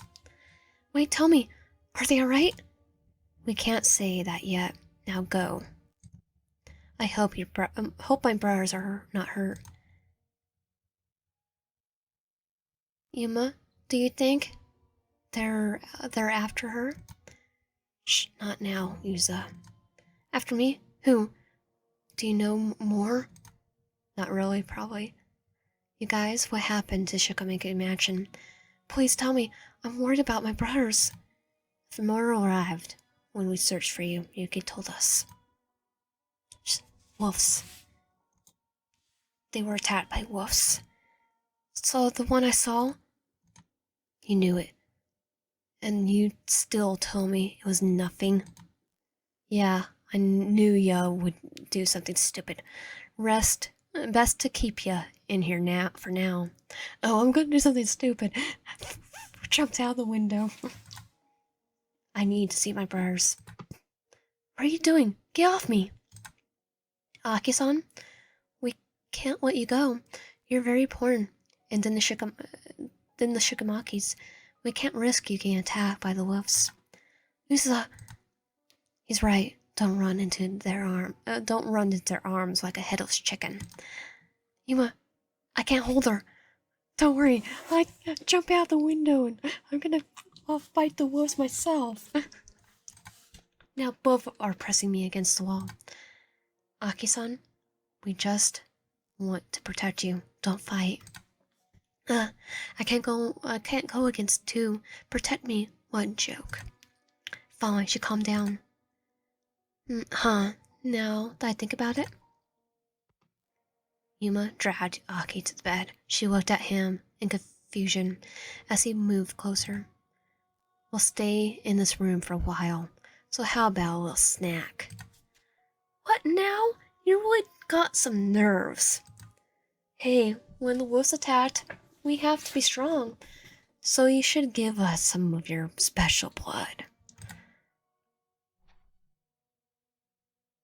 The next moment, Yuma sank his teeth into Aki's neck. Yuza lay down on the bed shortly after. Not fair. Hey, Aki-san, let me hold your hand here. I'll bite your finger. I could feel them tearing my skin. It feels uncomfortable, but luckily they don't see me squirming in pain. Pain, if only the one in my heart would go away too. That's good. So sweet. I faint soon. I'll faint soon if they keep drinking. My eyes, they get so heavy. Aki, look at me. Chapter 4, Memory. Adrian and I are now in the village for about a month. The people are getting ready for winter, so Adrian and I work a lot and don't see each other so much. I have to admit, I miss him. The villagers are nice, but Adrian is kind of my safe space. Maybe because he's also the only one that I could speak to at the moment. I really need to learn their language. Oh, Adrian, he's on the field again. I could call out his name, but seeing him working so concentrated is kind of hot. Come to think of it, he's indeed a very handsome man, and he's also quite popular here. Some of the women are always giggling when he's around. I can't understand them, but it seems like they find him attractive. But why does this bother me? Will-sama? Sorry, I haven't noticed that you walked up to me. Is something wrong? He's worried about me. How cute. His face is all so flustered from working. I like his blushing face. They just both love each other so much. Will-sama? Sorry. I'm not sure what's wrong with me today. I want to take a break anyway. Would you like to join me? You want to spend your break with me? Of course, why wouldn't I? Okay. Adrian and Williv were sitting down on the field and shared a bread. While sitting in silence, Williv couldn't stop her thoughts spiraling. He's a lot more reserved now. Does he really want to spend time with me, or is it because my family ordered him to? Surely he's annoyed by it now that he had to pick up the field work because of me. I don't think so. He's blushing. He looks so sad again. Do you feel lonely now that I'm on the field all day? Lonely? You always look after me first before yourself. Do you notice that? Yes, naturally. Naturally because it's your job, right? My job? That sounds a bit degrading. But it's true, isn't it? You know you don't have to spend your time with me if you don't want to. What? Here? Where is that coming from all of a sudden? I noticed that you are more and more exhausted. Aren't you feeling that it's unfair that you have to look after me for so long?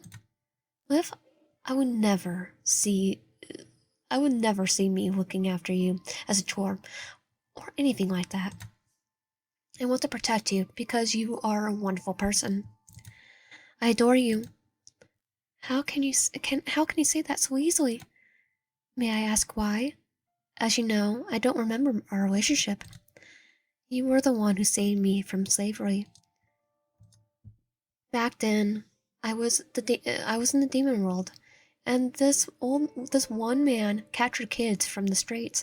Some were sold to slavery, some to brothels, and some were just meat. And we saved them. Meat? Yes, different kinds of demons have parts that are used for alchemy, for example, and some for from other things. Vampire bites can release venom, for example, that give a a certain feeling. There, there is better venom to make than that gives effects like that. But that would be something you have. And back then, I was in risk to be just another harvest material. But then I saw you walking through the dark alley on your own. Everyone could see that you were an aristocrat. With that clothing you were wearing, my owner, at that time, wanted to take advantage of you being on your own. But you ignored his sweet talk and walked up to me. Are you hurt? You're hurt, aren't you? Aren't those wings? I've never seen someone with those. Like, he wasn't a demon at all, was he? Like, he was an angel. Hey, don't be afraid. I want to help. Hey, miss, don't talk to my property unless you buy it. It's property? You shouldn't talk about person in such a way. I call my slaves whatever I want. Sir, I'm gonna punch you. If you don't want to buy him, screw off. Wait, I have a better idea. Hey, stay away. A little noble girl like you must have rich parents. You might be my chance to get a good amount of ransom money. If you lay a finger on her, it'll be the last time you have hands. It'll be the last time he has a wife, too. God, what are you? I apologize, Your Majesty. I didn't know it was your daughter. Forgive me. Well, if I told you to stay close, don't run off. Mama, this boy, he's hurt. Yes, I want to help him. Can he come with us? Liv, we can't save everyone that's hurt.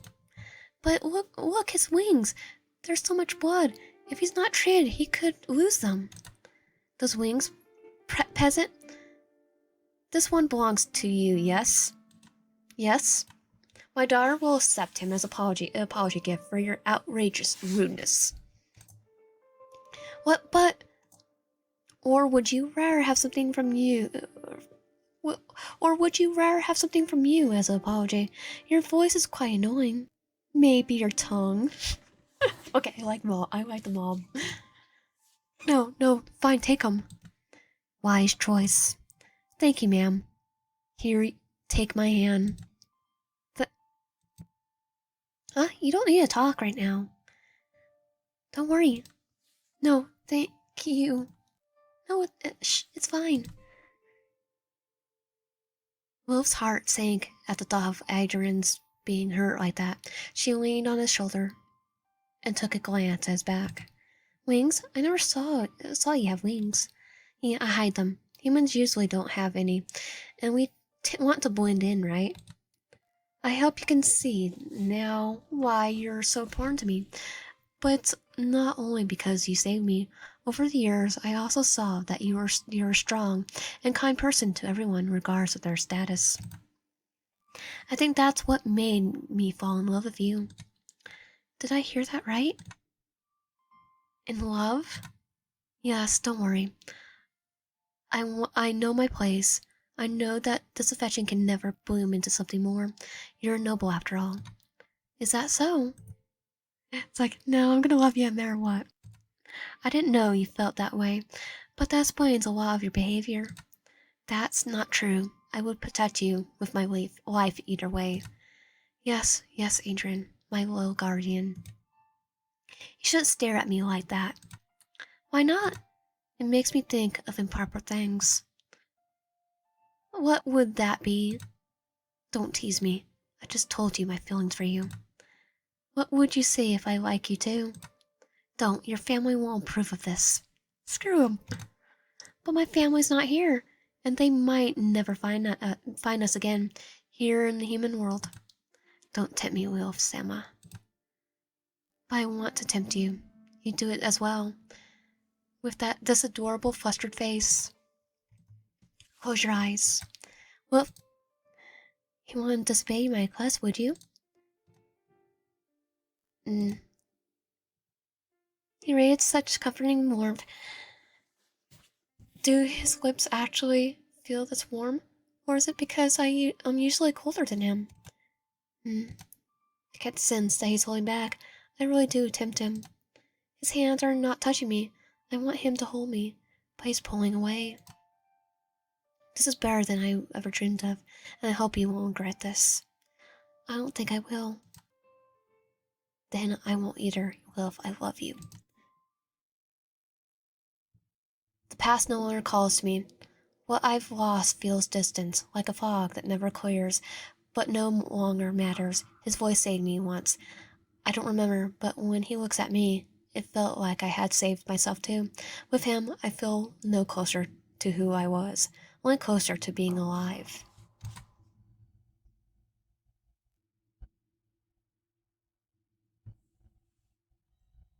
Chapter 4.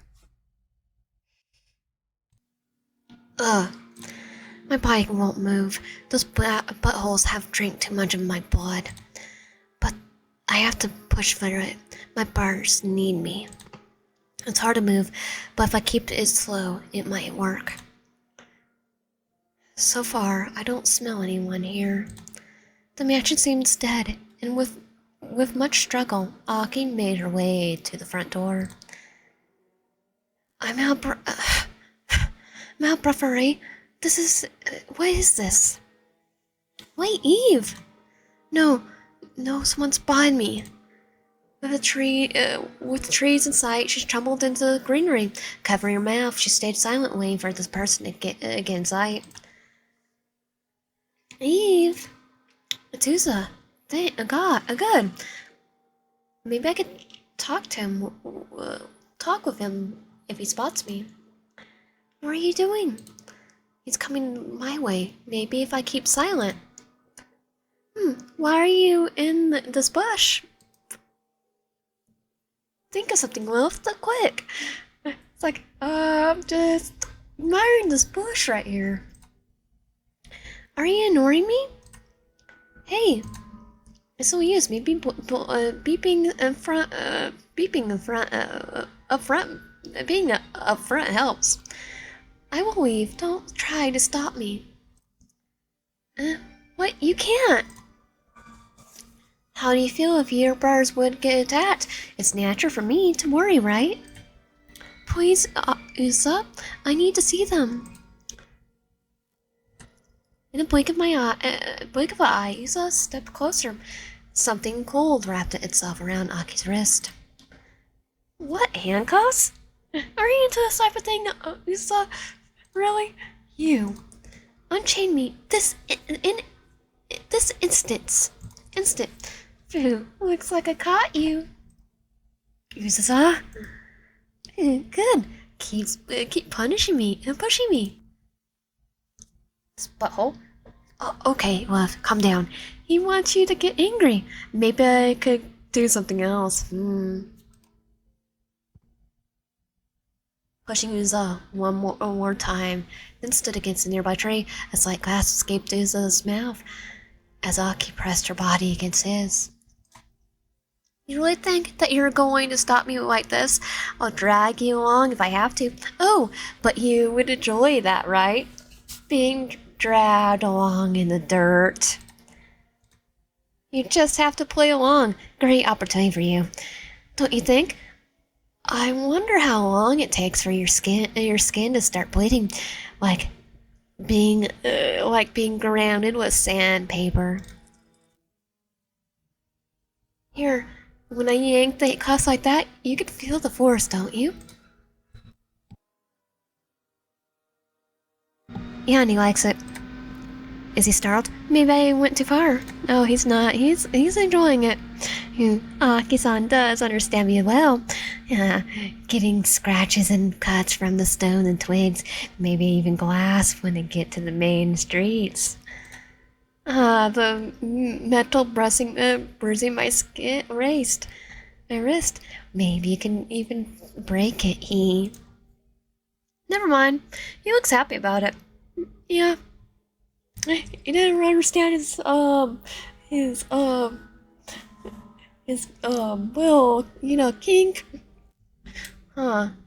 Then it's decided. What now? Still not convinced? That's not it. So you're still not moving because Rookie told us to keep you here. Okay then, I guess I'll have to force you. Ah, and he's so heavy. Aki-san, ew, please wait. I can't slow down. They need me. Shu needs me. I will fight for Shu. And Subaru. Ah! He's grabbing onto a tree. Let go. No. Enough already. He'll be fine. Wolf does, just focus. I'm exhausted already. Is it because the two drank my blood yesterday? Crap, I should have eaten something before. Now my life feels like I'm about to collapse again. Usa, please, let me see them. Aki-san?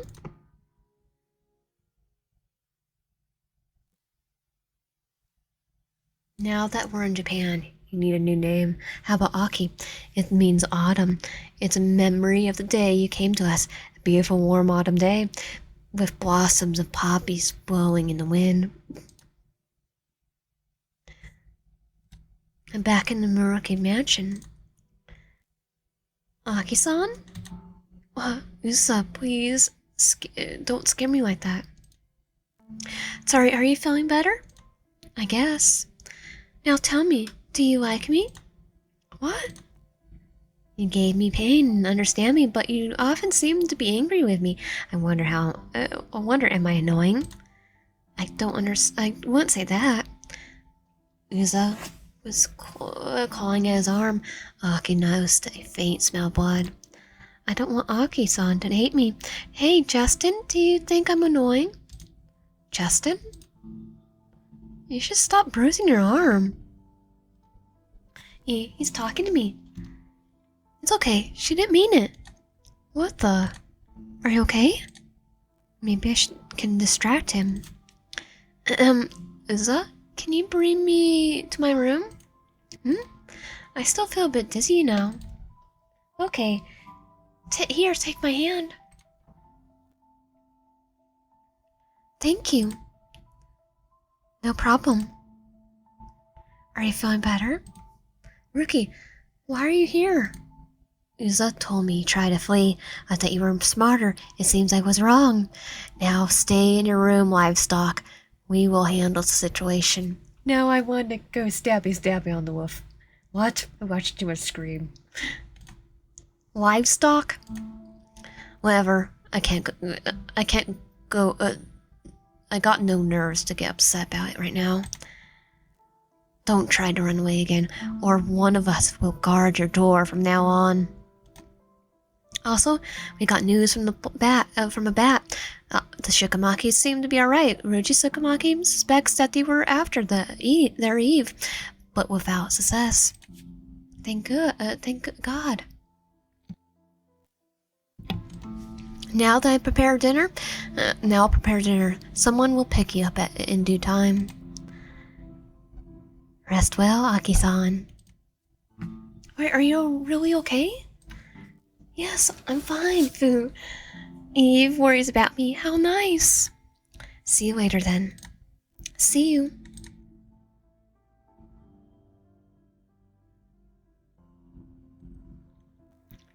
Remember, Aki, this is your home now. I provide you food, clothing, education. All I want in return is your unconditional loyalty.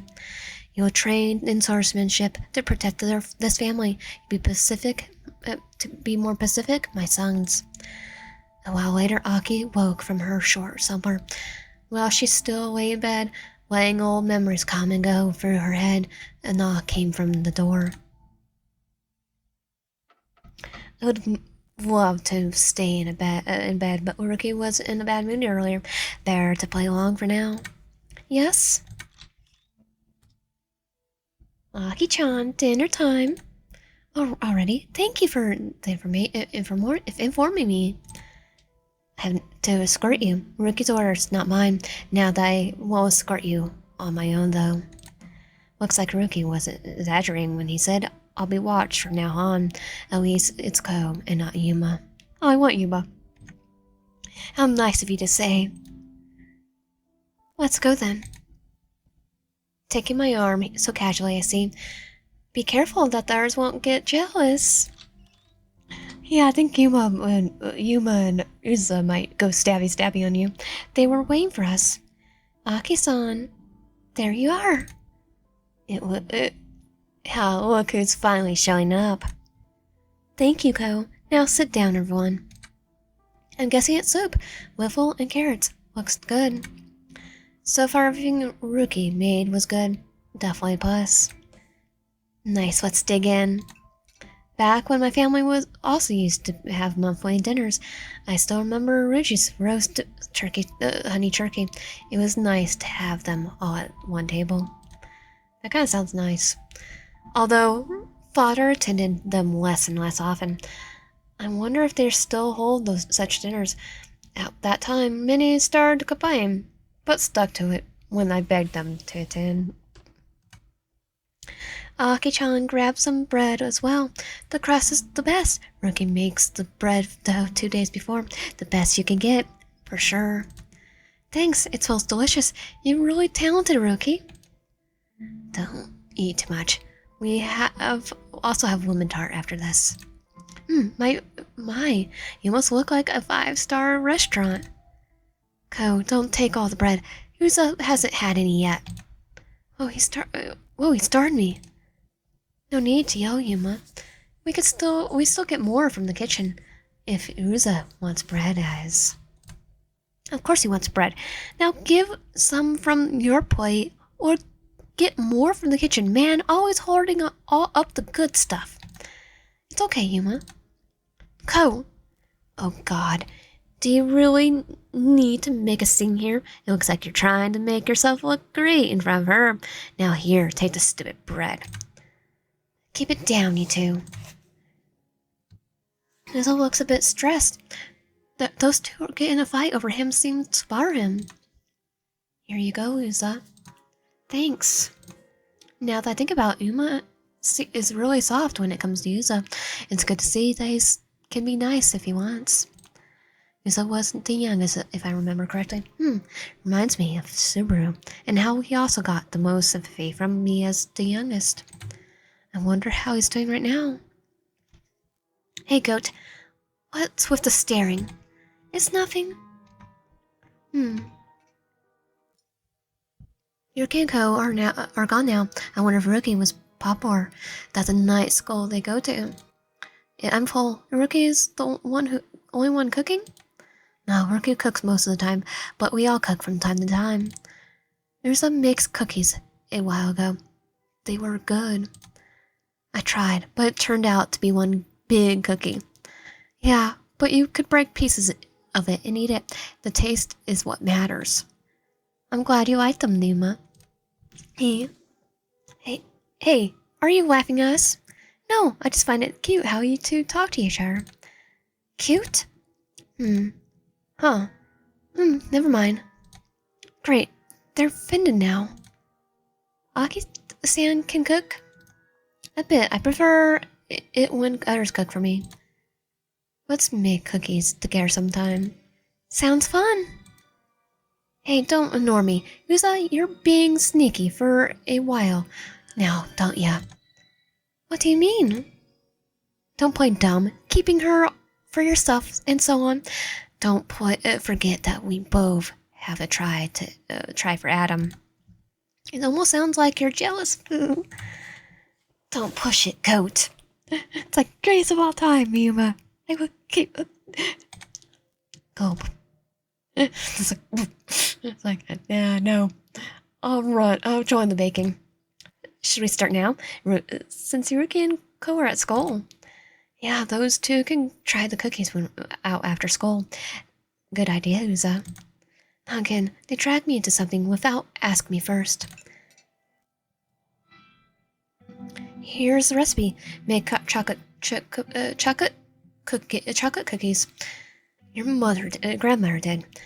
I don't have a grandmother. I wonder if that's why they melt in the oven back then. It's a metaphor, Uza. You're probably used to too much butter back then. Right, none of us has a grandma, but your kid still cooks the best food. There's another thing. It says, a pinch of love. I don't know what to put back then. It's like, yeah. A real kiss. Poo. Go, don't laugh. What a strange book, but Uza, you take things too literally. If you say so. I mean, to be fair, the book probably should put outro ingredients because it won't help if someone's for a lot of people are neurodivergent. Uza melted the chocolate butter while Yuma prepared the oven and mixed the first ingredients. Can I help you? I guess you can get me to the baking tray. Sure. Uza Aki opened its oven and pulled out the baking tray. She felt slight warmth in her hands. She merely placed it on the kitchen table and examined her hands. Bloody heck, I didn't realize the oven was on. Oh crap, I forgot to turn it on. Here, cool them in the sink. Yeah, don't worry about me. You're pretty chill about it. Does it hurt? No need to worry, I'm fine. She burned her hand? No, it wasn't that hot. He touches it. Yeah, it kinda was. Okay. Oh, okay. How charming, doesn't worry about me. It just wants to see me wounded. Thank you, sir. But Yuma, on the other hand, what? I can see your hand, and that's not just a warm tray. Why are you lying? It's not. So if I touch the baking tray now, I would not burn myself. Well, Yuma hovered one hand over the tray. The heat from the tray betrayed Augie in an instant. He gave her a questioning look. Wait, don't touch it! Huh, that's what I thought. Don't brag about it. I just have a high pain resistance. Pain resistance? I don't want to talk about it. Hey, come on, Uza. We'll finish the dough while she cools her hand. The swelling of my skin isn't that bad. What nuisance. I told them I'm fine. Well, but still nice that they got worried. I did not expect that from Yuma, if I'm honest. But still need the pinch of love. His childlike naivety is cute, kind of cute. It's not right to laugh at him earlier. Uza, that's not real ingredient. How about that? She squeezed her up next to Yuma at the bowl, blowing a kiss in the dough and giving Uza a wink. There you go. Now the cookies will be perfect. Not you two. Thank you, Aki-san. Now they're complete. We can portion them on the tray right now. Right? It should be cooled off by now. Go. That's your part now. Okay, let's see. Is it enough for one? 2 spoons for one cookie, and then gently push the ball down a bit. Okay. Such mundane activities. Who would have thought I would enjoy them? But if you were not allowed to do anything of this kind for so long, it's not surprising. Uza, let's get those dishes in the washer. We don't want Ruki to scold us for making a mess. Okay.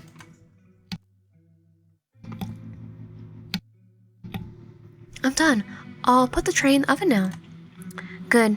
Now we can do is wait now. Uza, how long do you have to be in the... How long do they have to be in the oven? 50 minutes. I will set the timer with the kitchen clock. I should probably bandage my hand. A few burn blisters are forming. Not a nice sight. Yuma's been staring at me for a while now. He seems to be suspicious of me. You need a plaster or something? Yes, actually. That would be helpful, actually. Over here. I'll get them for you. Thank you. Hold still. Jeez, hard to believe that they're not hurt that much. I said easily get a little cut of things like that because I don't realize the force of my body. It makes battles better. You win some, you lose some. Am I right? You want to tell me something about fighting? Do you ever ever had a fight for your life? Uh, personally, no. That's the point. You may brush off a small wound in a real fight. That's a different story. Well, I still have more endurance. Yeah, stupid. Huh? As you said, you don't feel the impact of the wounds have. You may defeat the enemy for now, but could die in the long run, playing out poison or silver weapon. Oh yeah, vampire. And then silver wounds take a long time to recover. In that time, they could attack a second time. You're really battle smart. I had to be in the past. Now hold still. We need to bandage that.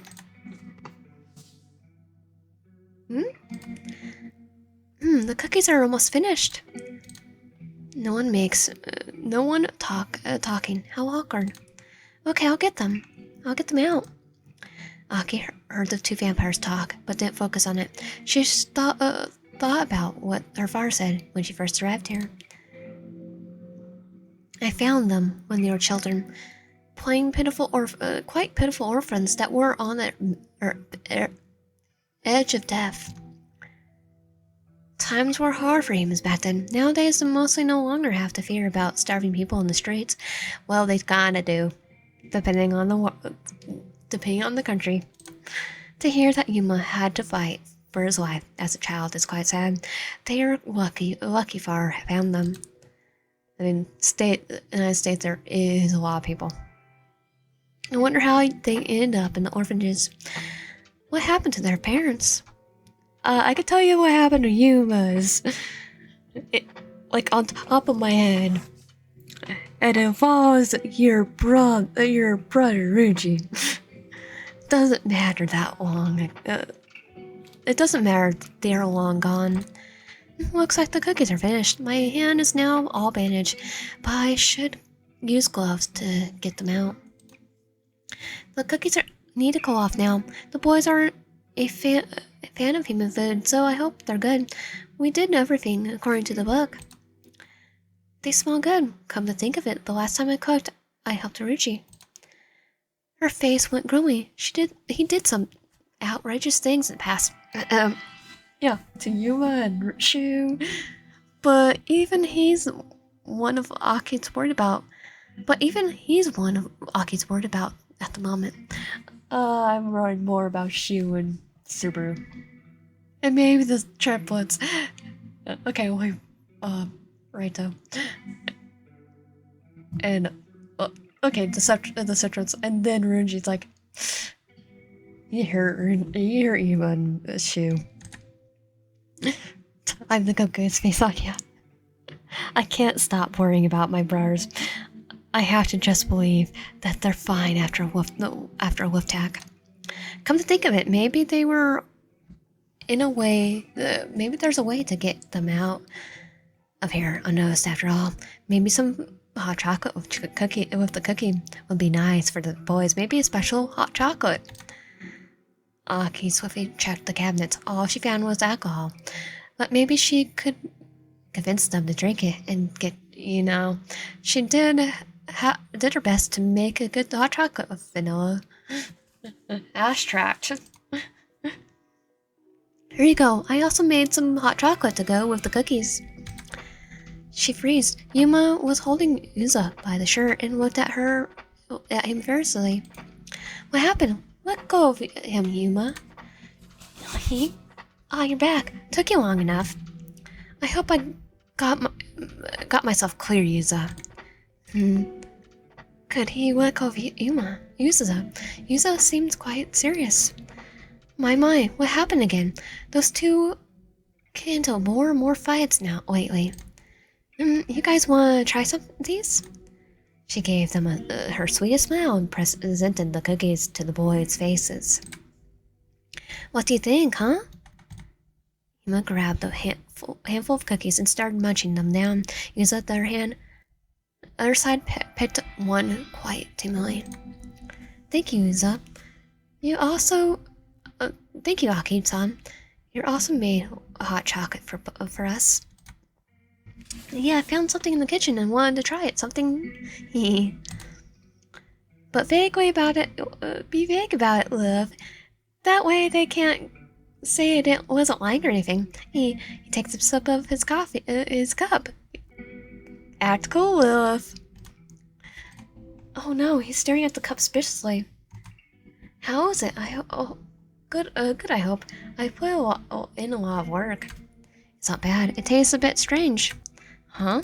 Their attention switched to Yuma, who suddenly started coughing. He choked on the last bit. Bite. Yuma, are you alright? Here, drink a bit. Yuza handed him a second cup on the tray Aki was holding. Oh my, he clunks it down at once. The good thing for me, I guess. What the heck was in there? Coat, can't you get even a simple hot chocolate right? I told you it's not a simple hot chocolate. I had some vanilla extract in it. I thought it would go well together. Oh, so that's a strange taste. Huh? Should have said so. Yeah, so you hold on your nose. I guess expecting you to drink the whole cup at once. I was expecting you to drink the whole cup at once. Anyway, how's the food? The cookies are way better than mine before. The chocolate, well, I don't mind the taste. It's good. I'm glad to hear it. You must said that you want a new cup? You want a new cup? You didn't really drink it properly after all. Nah. He's a bit wobbly in his feet. Don't tell me he's already feels the effects of that effects. I thought the guy his size would need more. I hope you and Yuruki liked them too.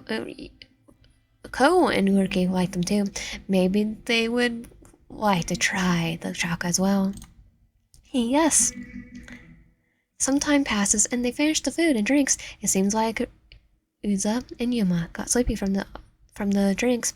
Now they doze off on the kitchen chairs. Great, that worked better than expected. Now I need some basic rations and a route to Galvier. But that should be all. I leave a note. I chose the disguise for the Atom after all. I need to return for Far's sake. The sun's already raising. I have to hurry.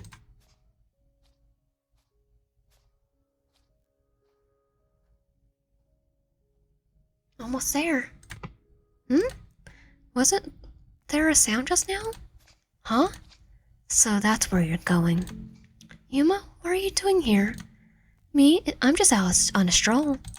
Oh, on a stroll. You will try to get me back, won't you? Never said that.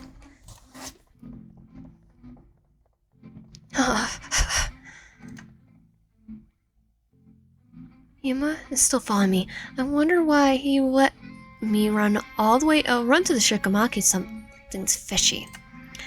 What now? Out of breath already? Why are you following me?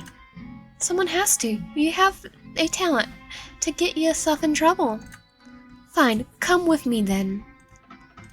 Strange, normally a servant would be at least open the door. Answer the door. They're not home. You know something. Well, if I do, then tell me already. Now, and what do I get from that? Come on, little goat. What do you have to offer me in return? I'll go back with you without protest. That's not fun. No fun. What about a little snack? Fine, you can bite me, but make it quick. Really? Hold still then. Can you at least go somewhere private? Hey! Yuma pushed himself against the Aki, who was now trapped between the entrance door and Yuma. Wait, what if someone opens? Shut up already. Your blood is worth the long way we had. So sweet. His body squeezes against mine. Even if I want to, I can't move. Hey, do you really feel no pain? Yeah. That's why you're so quiet. So when I do this to you, you won't scream. He's digging his nails in the wound. There's too much blood gushing out. Hey, I said you could bite me. Stop messing around and tell me about my brothers. What are you doing? Stop pressing me against the door. More. You butthole. Hey, stop screaming in my ears. Screw off. If Yuma won't tell me, I'll search for them myself. Hey, someone's here. Subaru, Otto. The Shookways are not here. You? Will you tell me already? The Fimor told us they escaped in the Demon World after the wolf attack. The Demon World? Yep, they took the girl with them as well. What now? They just left without me. Let's go back, Yuma. Yuki and Ko should be back by now. Woman.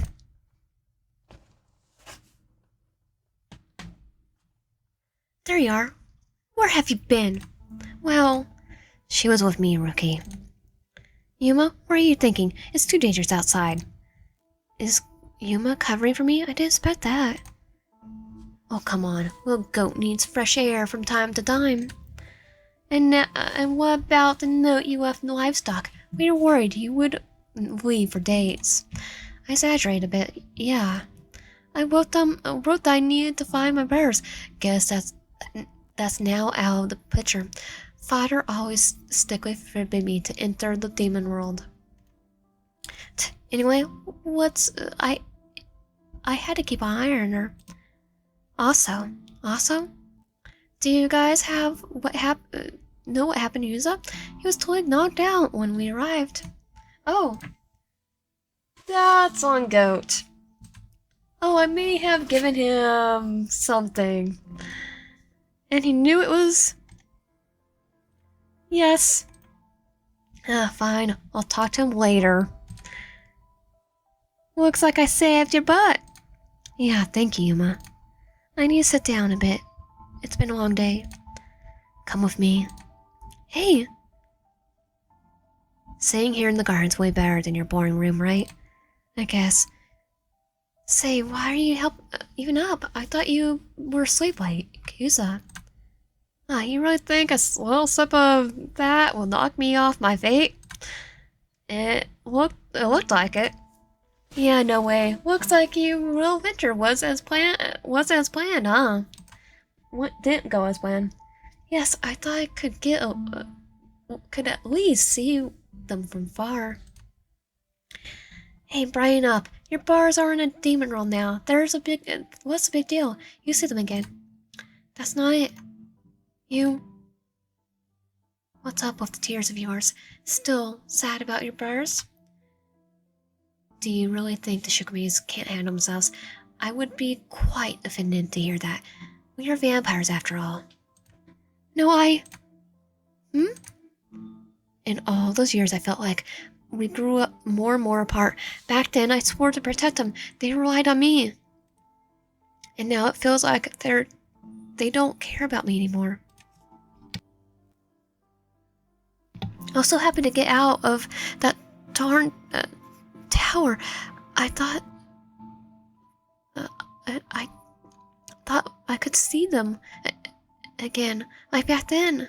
It could be like back then. I thought I quite self-centered, aren't you? Those guys are grown men now, and you still want to pamper them and treat them like little kids. I would kick your butt for that. What you would want to be seen as a strong adult as well, right? Ignoring me. Well, I like your pouting face more than those tears.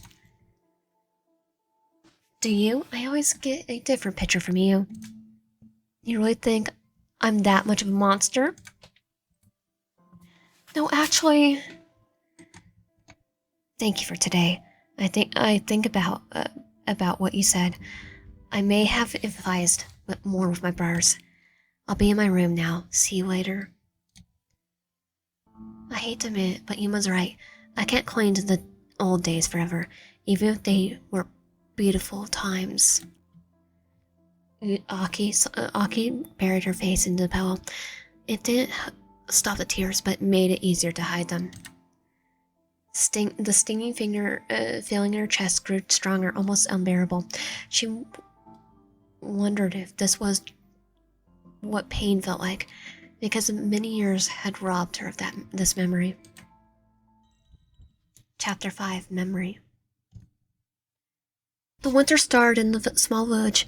New information from the war only scarcely reached them, but the rations and medication from the nearest town got fewer and fewer. The two lovers lay in the hay bed that barely kept them warm enough to get through the night. Adrian, are you asleep already? No, can't sleep. It's cold. Can you hold me closer? Is this excuse again? So you could tease me again for whispering in my ear, by whispering in my ear? Only if you want to. I don't mind you whispering sweet nothings in my ear, but maybe don't do it at 2 a.m. when we need to sleep. I can't help it. Hey, I need to get up early in the morning, please. Where do you have to go in the morning? That granny near the brick house is sick, and her husband told me to see if the town has any medicine left. Why is it always you? Not fair. Trust me, I'd rather stay here with you all day. But I wait for them to need us. That's why they don't kick us out or sell us off to soldiers. You have a point, all right. But hold me close until I fall asleep, okay? Okay. And a kiss. As you wish. Those following days a lot more people get sick, and the medication wasn't enough. I remember the church Adrian and I hid in before. I thought maybe there was a chance that there could be something useful left in there. Adrian is still running errands. This is a good chance for me to take a look at that place. I left a note, just in case he gets back before me. I don't want him to worry. This place feels eerie by night. Better hurry. On my way here, it felt like something is following me. Probably just an animal, or my imagination. Let's see. Crap, nothing. The only thing left are papers and a few singing books. There could be just enough to be a fuel for a fire. Was there a light outside just now? No doubt I could hear footsteps as well. Who might that be? I'll hide. Better safe than sorry. They come closer, and I can see light. My heart is racing. Please don't look my way. Ha! Ah! Liv suddenly jumps as a hand reaches out to her. Next moment, a loud chattering fills the room. A small shine fade into pressing darkness. Adrian? I knocked the flashlight out of his hand. It shattered. You scared me. Why didn't you call for me? Adrian?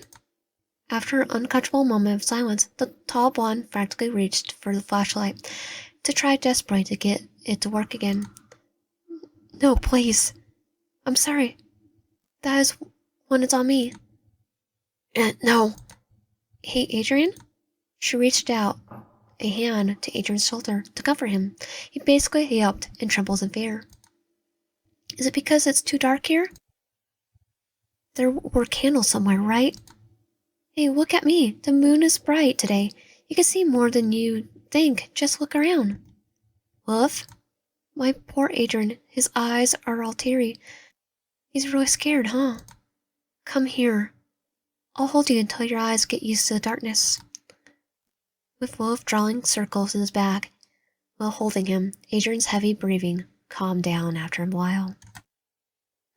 Thank you. Don't let go, please, okay? Now, okay? I won't. Why did you follow me? I wrote that I'll be fine. I'll be back soon. Here, a bit more. Have a bit more trust in me.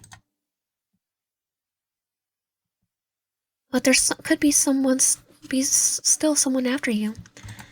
Adrian, it's in all the months we're here. Now, no one tried to take me.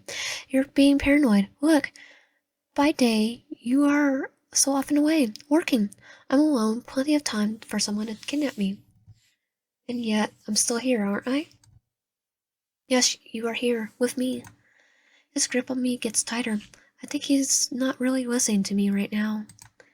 He lifts his head, and he lifts your head, looking at me.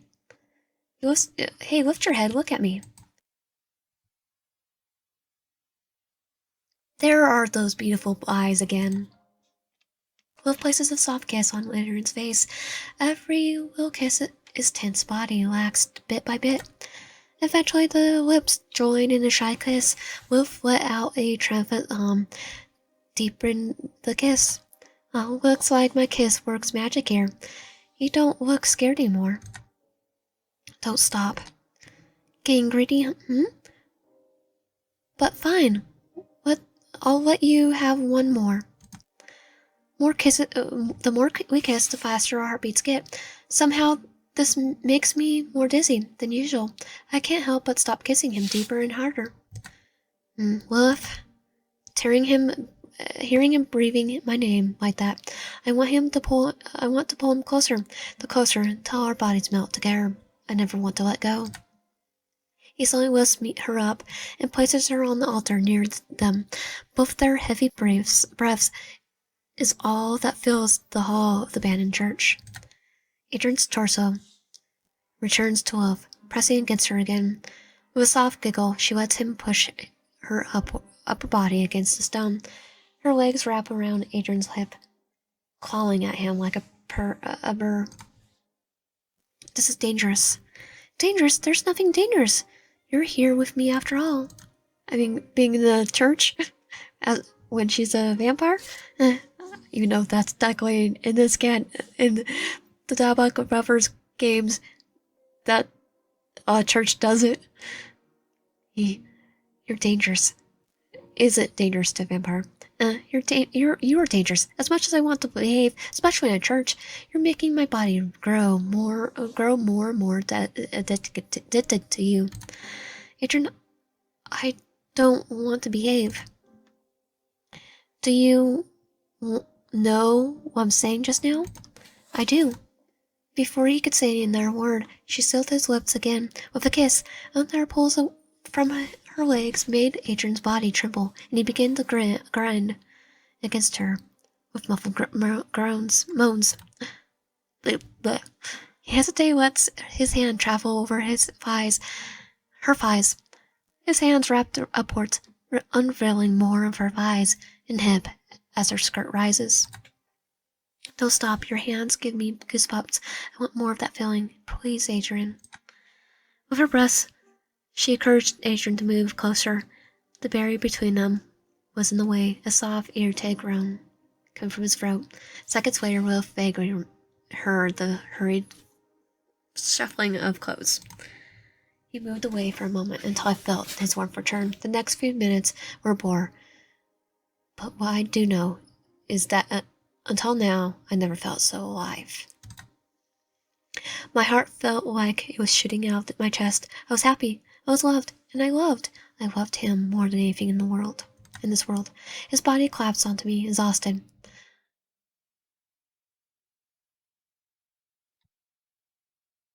I want to devour him more than a vampire. Not like a vampire, though.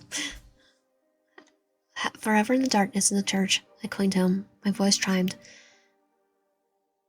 encouraging through the darkness, accompanied by a soft whisper. I love you so much, and it drives me out of my mind. Then let's lose our minds to carry my love. My one was now was all I want was right in front of me that night. I craved to hold him so tightly that I imagined the feeling of his bones beneath my brace, to know that we were inseparably twined, bound by love that defies all natural laws. We're both demons, right? I wanted to devour him, to keep him a part of me in his most way possible. And yet the truth pierces through my heart. I'm left with nothing but the echoes of your memory, a haunting reminder of what was. I have to be careful what I'm saying because of YouTube.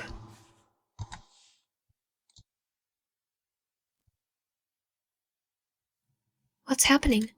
The moon. I saw that not long ago, didn't I? Shortly after I got sent to. But why is it here in my dream? I can hear voices. They're getting closer. Leave me alone. Chapter 5.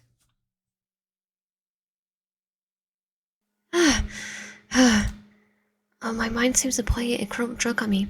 Why give me a dream about Adrian? Just to scare me with that red moon afterwards. Oh, it's alright this late. Rookie and Co. We'll go to school soon. She tried to stand up. Her legs started shaking. Back on her bed, she smacked her fist against her head in frustration. Well, if now is not the time. I need to calm down. If the Marukis see me like this... Oh, one more try. She took a moment to catch her breath and tame her misbehaved legs until she went back and went out of the bed and headed to the kitchen where the boys were gathering for breakfast. Hello everyone, I thought only Rookie and Co would be up. You look like you seen a ghost. Should I tell them? The red moon seems important after all. I had a nightmare, sort of. It was strange. What happened in your dream? I was running through the dark forest under the red moon. There were shadows chasing me, and then there were voices. They were calling my name, trying to reach me. Did you recognize them? No, but it felt like I knew them. It was like a distant memory, and then I woke up. The red moon, must be connected to your visions. This is the first time it affected you. My research wasn't successful so far, so we still have some books in the basement. We need to find out about this red moon. What moon means. It gotta be something. Thank you. Oh look, she came. She can be so nice. We're in this scare. We'll figure it out. Don't promise her too much, Riza. Eat up. Eat up, and after that we go downstairs. All, me included? Do you not understand English anymore? Well, the goat here is not the brightest. Yuma, I'm tagging you. He's persistent with that stupid nickname. It means greatest of all time. He likes us. At this point, we're too awkward. We're too annoyed to correct him. I can't make him stop saying that. But so can he. I'm still smarter than you, stupid donkey. What was that? You heard me. You ignorant will. Yuma, put the cup back down. We don't have time for this. He grabbed the coffee next to him. Was he going to throw that at me? I was here before. There are books from the demon world. Hey! Watch your step. You bumped into me. So, you're gonna cry about it? Just get out of my way, you donkey. You could at least give me more. Came up with a better nickname. Oh, I would come up with a better nickname. I would come up with a better nickname. And I thought about many names, but the better ones should not come out of the mouth of a noble lady. If it's so, you eat sugar cubes all day. Oh, that's technically yours. But calling you a horse would be an insult to those poor little animals. But so the next best thing is to insult the donkeys. Yuma took a dusty book and threw the dust from the book to Aki's face. He gave her a satisfied smirk as he coughed and rubbed her eyes. He then opened the book. Do you even know how to read? You two again. Usa, do you know where the books about demon history are? Sorry, I never went down here. Oh, I see. Take the hint. Please let me get away from that donkey. The only one that goes down here is Rookie. Let's search together then. Aki grabbed a hand and dragged him along. Yuma was saying something, but Aki ignored him.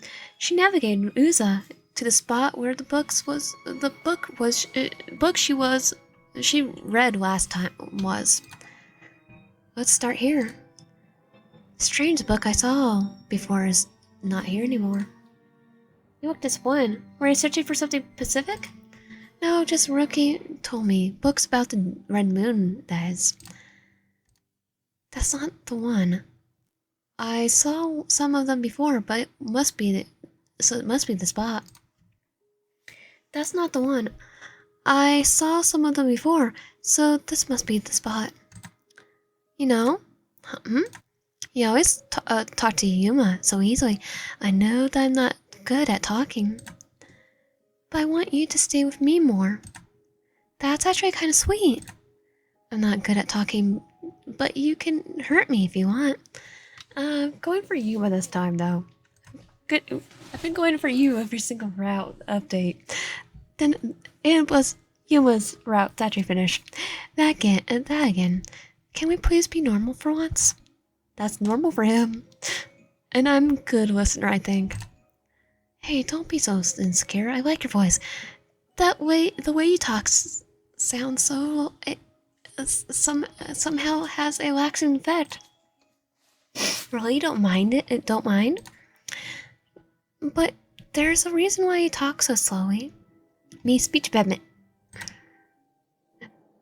I try, and sometimes my lungs will hurt too. I always talk like that. It got worse when Lord Karl Hans took us to Japan. We had to learn a whole new language. Oh, so you're not from Japan? I figured Ko and Yuma weren't. Out of all of your brothers, you look the closest like a native. Ryuji came from Europe. Hey, me too. I guess Vlad really likes spending his vacations there and picking up people to adopt.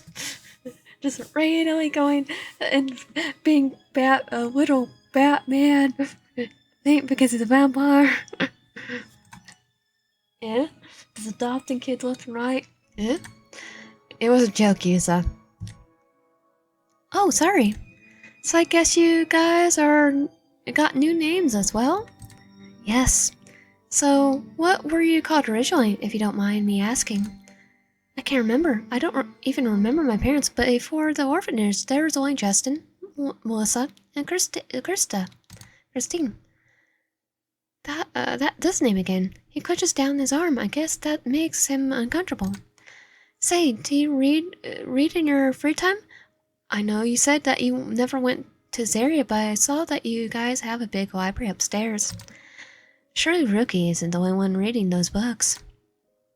I already read books. So, any other hobbies besides your knife collection? And when I'm not in my room napping, I help my bears. I feel for him. I just want to give him a hug. But don't you have something of your own? Ko works as an entertainer. Rookie does the whole housework. Yuma has his garden. I never saw it like that. Am I boring? No, you're not. No, I didn't mean it like that. His nails are digging into his arm. I could see the red spots for his sweater. I should stop looking through the books for a moment. Let me give your hand. Give me your hands. What are you doing? You have surprisingly soft and delicate hands for a guy. Maybe a creative hobby like sewing suits you. You should also get to prick yourself a lot, I guess. You probably have so many scars on your hand anyway. You paint, right, Aki-san? Yeah, you remember that? In a way, I do the same. Eh? I cut my body and paint with my blood. All the scars are my paintings. Yeah. Good. I'm just gonna pat his head. Wow, a real artist. And here I thought I can get this chat back to a normal level. It's normal for him, not normal for us. But I guess it has something polite about it. Ko and I leave for now. Ko and I will leave for now. You can continue searching. Just make sure to lock the door, and if you find anything, do not leave the book unattended.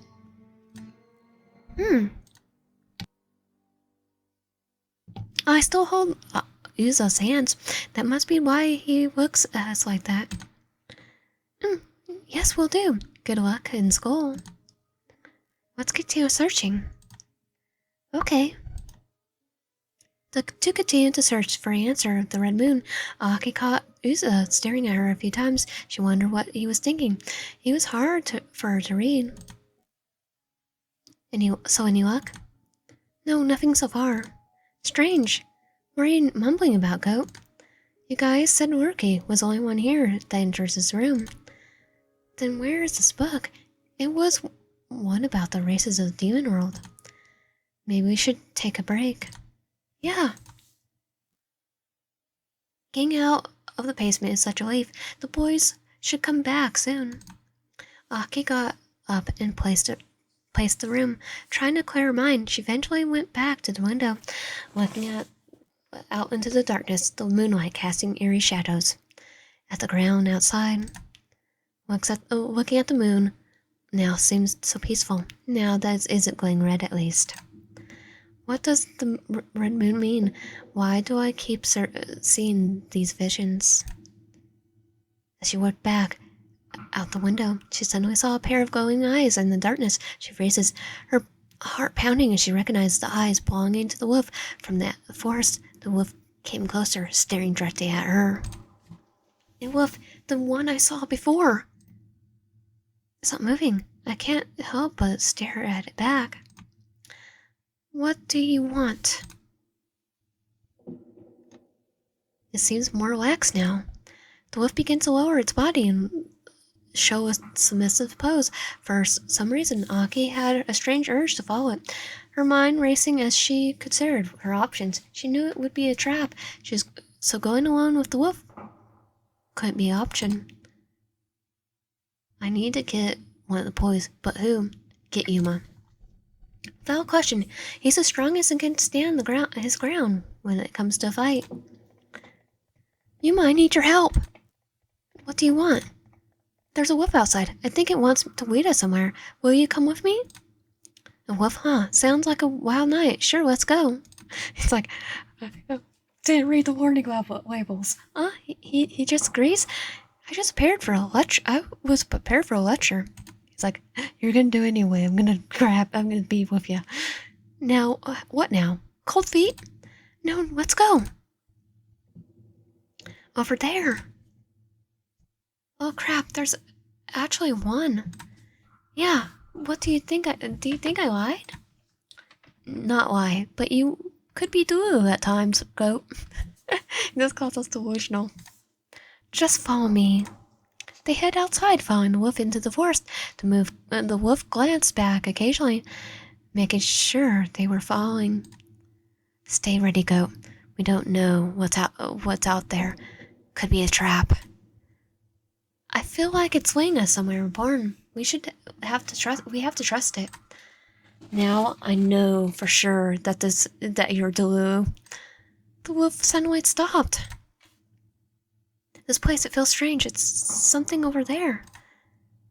I could sense something about the place. She took a step forward. The wolf remained calm. Let's see what the mutt wants to show us.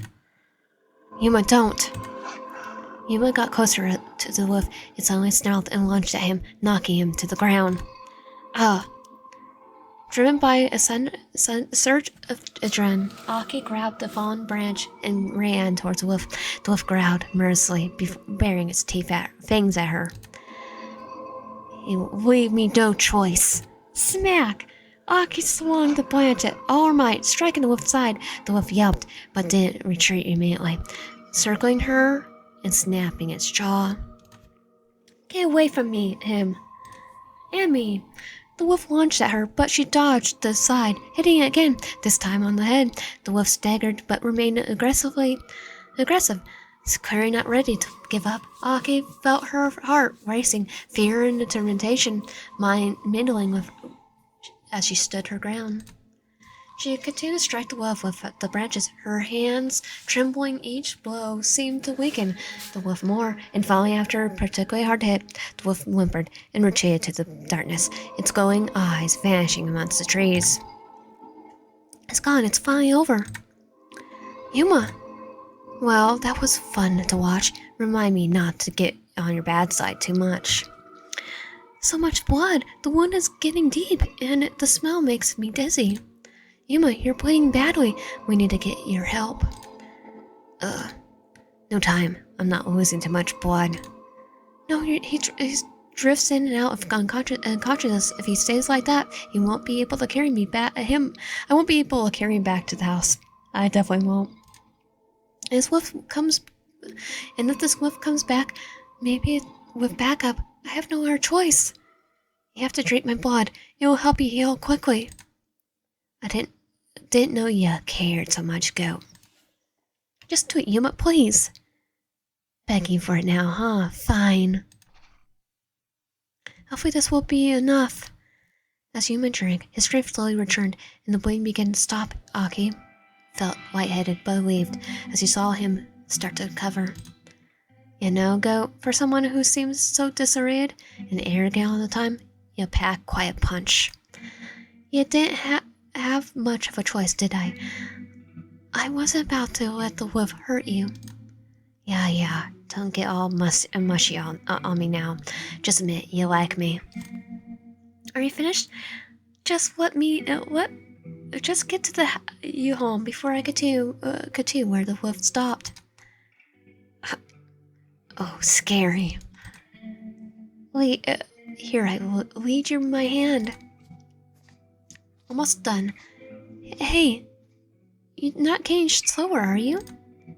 No. He was laying on my shoulder and making me particularly drenched in his blood. I take all my concentration not to pounce on him. His blood smells unusually sweet.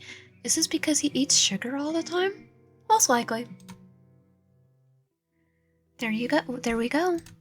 Finally. You need a rest. I'll get the bandages and clean you up. Wait a sec. He grabs my arm.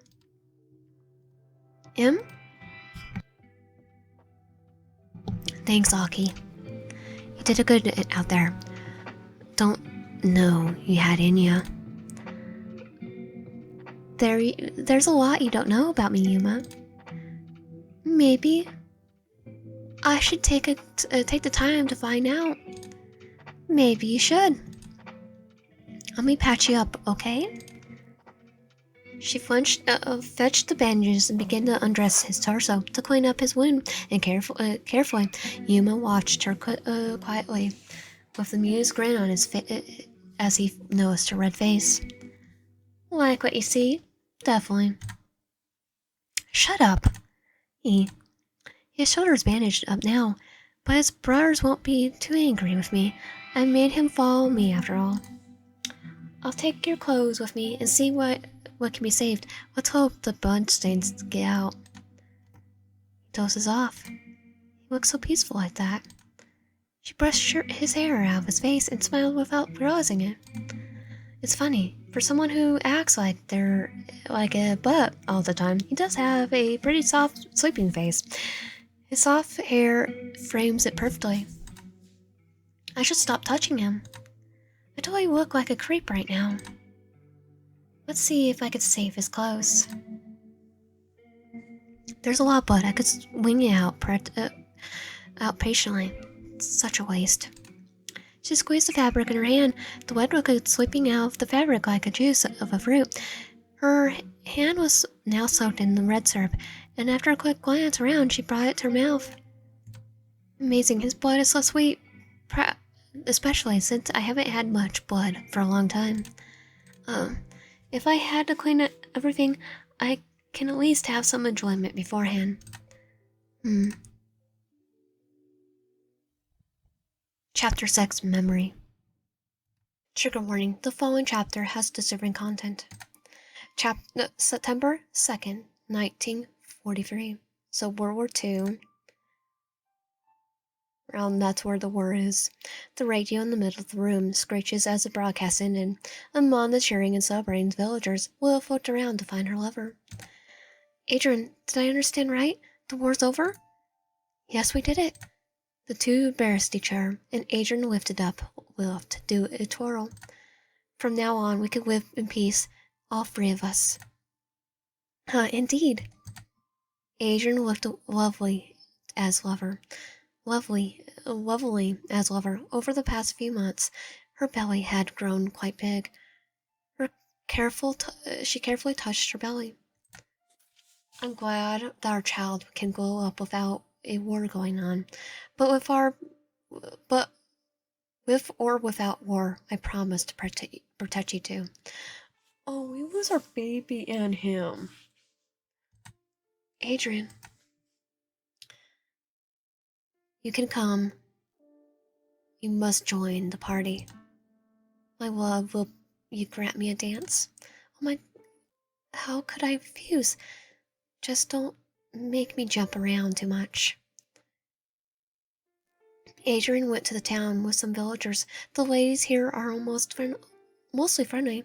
They help me where they can. Now that I'm highly pregnant. A few were quite shocked when Adrian and I announced that we will have a child. I saw a few making eyes at my man. Lily, there is someone asking for you. Really? Thank you for telling me. Let's see. It could be a doctor Adrian told me about. I don't think so. Two figures in dark black cloaks. They don't look like doctors. Hello? Hello, excuse the sudden arrival from us. Are you, by any chance, Lilith? You're the one that arrived here a year ago, right? And who are you? Oh, my bad. We work for the military. We heard that foreigners were in this village. We wanted to make sure that you're no German spies. I don't think you're from the military. No, of course not. We have a few questions. Would you mind taking us inside? Can you wait until my boyfriend gets back? I'm afraid we can't. We have to ensure you're safe. These villagers have been through a lot. We don't want them to get in danger because of you. Okay. Oh, and congratulations. When is the child due? In around 3 months. I have a bad feeling about them. Maybe I should ask one of the villagers to come with me.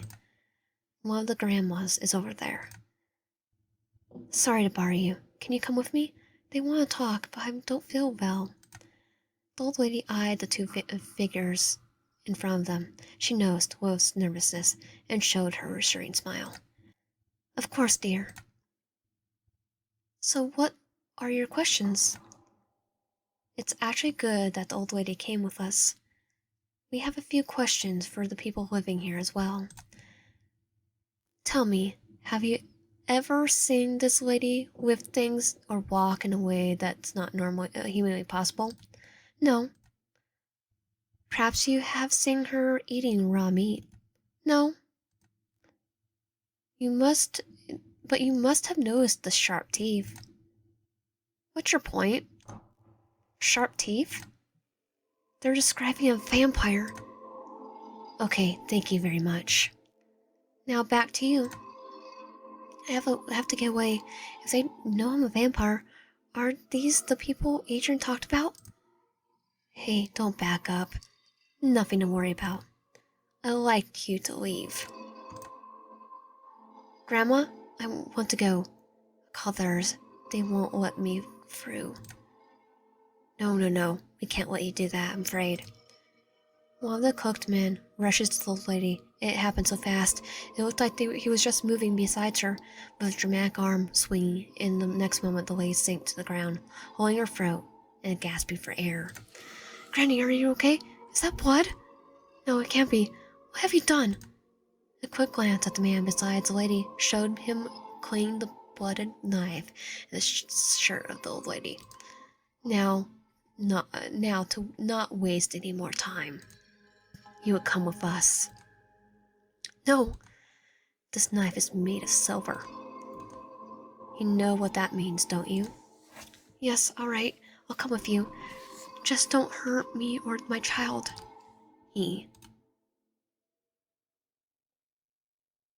How long have I kept? How long was I kept in the dark? I don't remember. No one talked to me. No one looked at me. Only a bucket of blood once in a while. If it weren't for my baby, I would have just ended it back then. I hoped Adrian would find me, save me, but it was all too late. We have questions. Answer them, and you might be free. Okay. What's your name? Full name? Liv. And I don't know. You don't know anything about your family? Only from what Adrian told me. Like, has Adrian lied to us the entire time too? A glowing red light appeared before her. It caused intense pain in her head. She winced and screamed in agony. Please stop it. Good, next question. What are you? Don't make me repeat myself. Vampire? This Adrian, who is he? My boyfriend. And how does he know your past? He was a servant for my family. No, not again. And you would know nothing about your family? Not even their name? No, only that they're noble vampires. They should have picked me up they should have picked me up a long time ago. But none came. Please, tell me the truth. You tell the truth. You tell the truth, it seems. Or at least, what you believe is the truth. No more, please. The spell on you must be strong. Hey, what are you doing? You said I'll be free. Wait! Darkness again. Everyone gathered. This woman seems to have problems. What's happening? It hurts so much. Is something wrong with my baby? With the baby? We need to get it out as soon as possible. Someone blindfolded Wolf and strapped her to the bed, it seemed. All she could do was listen to the panicking voices and endure the pain. This is not how I expected the birth to be. I want the child to be alright. Is it early? Is this the reason why they panicked? I wish Adrian was here. For what felt like an eternity, Love struggled between the pushing as the voices told her, and keeping her conscious. She wasn't sure how long it took, and if she was awake all the time. Almost. We could see the head. Push. All the pressure suddenly left my body. I could feel that they're dragged something out at some point. Is it over? Hello? Why is it quiet all of a sudden? Shouldn't the baby be screaming? This doesn't look good. It's not breathing. Oh, no. Is something wrong with the baby? Please, can you take off the blindfold? Still not breathing? No. We should take it outside. The woman's bleeding out. We need to focus on her now. What? Wait, is the baby okay? Tell me already. Hey. She's struggling with all her might. Or at least what was left. Don't move, you lose too much blood, Love. Let go of me. Please, let me see my child. It's no use. Give her something. We need to stabilize her as soon as possible. No. Darkness again. It seems like no matter how wild I screamed, no one came. I went in and out of consciousness from the pain between my legs and the drugs, the things that they gave me. I heard footsteps, and someone is holding a lantern. We have bad news for you. The child couldn't make it. No, let me. No, my loss. No, oh my, you lost your voice? That's what you get for screaming all night. You should rest now. With a loud bang, she threw herself against the prison bars. The cloaked figure in front of her flinched back from her sudden movements. Let me go. Oh, let me see my child. Too late. We already buried it. We already burned it. Hey, butthole, you need to tell me. Let me choose. Let me see my baby first. Whatever this was, it did not resemble any vampire or demon I ever saw. Trust me, it better that a that I never saw that thing in the first place. Butthole. You scratched me. How dare you? It can't be. What mess. After that, I stopped cooperating with these buttholes. I tried to be as defiant and violent as possible. After all, there was nothing left for me to lose. At some point, they had enough. What do you want? Don't dare come closer. Hold her. Yes. Screw off. No. Careful, she scratches. I hope she will be more manageable with this procedure. Let go. They injected something into me with a needle. I really start spinning, and my body feels heavy. These buttholes? What is this place? Don't worry, it won't take long. No, I can't move my body. I don't want to get in that chair. Just wait here. The doctor will come soon. Doctor? Will they cut me open to get my stupid memories or what? I need to get out of here. These straps are too tight. I can barely move. I can't do it on my own. Hello? Anyone? Anybody? Even my mouth feels numb. I'm surprised you're still able to talk. I can't help. I can't see well, but a man in a white coat entered the room. I'm very excited to do the procedure on you today. I never thought I would do it to a vampire. I wonder if your brain is any different from humans, but I guess I will find out soon. My brain? Okay, get away from me. We can't have you move now. I think we need a second type of anesthesia. Doctor walked up to a table with a strange device with cables in mid. He picked up what looked like 2 plugs and came closer to the love. Please. Don't worry, it won't hurt that much. Ah! So it feels like it's burning me from inside. Can't move. You can't still move? And there one, just to be sure. This looks better. Now, to the main event. Let's hope you finally get to get into that pretty little mind of yours. Just end it. I'm definitely getting that one out. That should do it.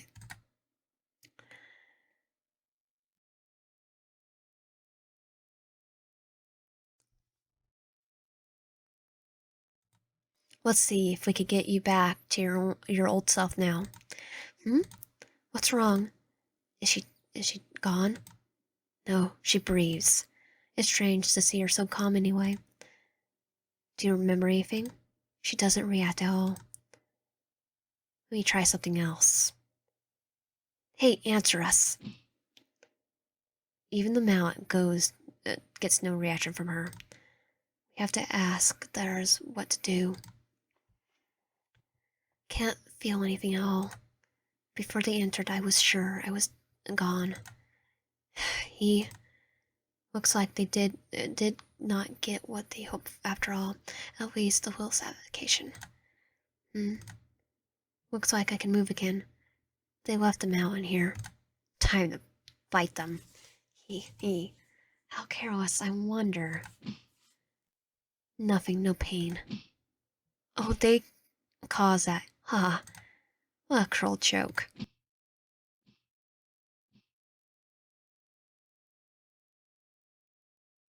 They took everything. My memories already lost. Adrian ripped from my side. Our child gone before I could even hold them. And now, even pain has been taken from me. There's nothing left to feel. No past, no future, no silence. Just silence. Can a person still be alive when nothing left inside them? When there's nothing left inside them?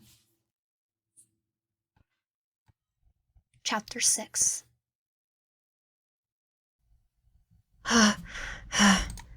Why can't I have a normal dream for once? It felt so real. The tears run down her face as she clawed the blanket close to her, clinging to it like a lifeboat. She couldn't control her body. The shivering turned it more and more intense as she tried to suppress it and her crying. I'm so pathetic. If those guys see me like that... Oh. Say, are you right? I heard you mumbling. Ko, what? How much did you hear? Quite a bit, sorry. I was on guard duty, but I couldn't help ignore your sobbing. Did you have a nightmare? No need to hide your face. It's okay to cry. Nightmares can be scary. It's the first time they got so bad. Still, you don't need to comfort me. I'm a grown woman after all. Hey, that's no problem really. I also have nightmares often. I usually wake up screaming enough. Sometimes I cry too. You too? Yes, mostly memories from the past. Before you became a vampire? Ko gave her a sad smile, popped down next to her on the bed. Yes, when I was a little boy, back when they were a lot of bad people that took a liking to me. That sounds weird. I hope he doesn't mean what I'm thinking it means. What about your parents? Yeah, I don't really remember my parents. I grew up as an orphan, and if you're an orphan, you don't have much choices in life. I'm sorry for you, but at least you got a chance for a better life, right? She gently touched his shoulder, and to her surprise, he flinched even more from her slight touch. Abuse. Sorry, he looked so scared for a moment. Now he just glares at me. Yeah, I guess you're right. I also got to meet my birds that way. His mood changed back, and I can live my life the way I want to. You mean your job? Also yeah. I like seeing other people cheer for me when I perform. I guess my looks are good for something after all. Pretty privilege is very useful nowadays. You think I'm pretty? I do? I see. Aki-chan, you're so cute. Are you embarrassed now? Don't tease me. I did a good job, though. You stopped trembling, and I knew you'd smile on your... I even see a smile on your face. I didn't even notice. That's impressive, thanks. Do you mean that? You didn't give me something back, right? You'll give me something back, right? I helped you after all. What exactly do you want to have in mind? Is it obvious? I want a taste of your blood. The week is over. Yuza and Yuma are the ones that should drink from me. Just hold still. Wait, you have to wait for a few more days. That was the plan, right? 2 days won't make a difference. I helped you after all. Don't you want to return the favor? No, if Yuza and Yuma find out, they would be disappointed. Wait, is that really what bothers me? More about Yuma. What? Ko pushed her down on the bed quite harshly, pinning her down with his own, and sitting on her stomach. His eyes somehow made her uneasy. What's wrong? A minute ago you wanted to get closer so badly, or is it that you just wanted to be around me for your own selfish desires. Cow, you need some therapy. Actually, everyone needs a therapy, including us. I think I am beautiful, right? You think I'm beautiful, right? You want to get closer because you think I'm attractive. Please get off. You're being creepy now. Oh, I'm creepy now? Aki-chan, come on. You know, it's just an excuse before I caught you. He's coming closer. I can feel his breath on my ear. Admit it, deep down you want me to take you right now. You hope for me to be your Adam the first time you saw me, right? Actually, it was Yuma, because we're going for Yuma's route. And technically it was Yusa first. Why are you like that all of a sudden? I only think you are good looking, nothing more. But that doesn't mean that I will let you do whatever you want. You keep on fighting me. Are you sure you really don't want me to get angry? You don't really want me to get angry. She rammed her head against Ko, who jumped back and covered his face with a yelp. She quickly pushed him off with her now free hands. What the heck? I thought you would be the normal one here. But you really are a creep. Actually, the normal one's Yuma. How dare you?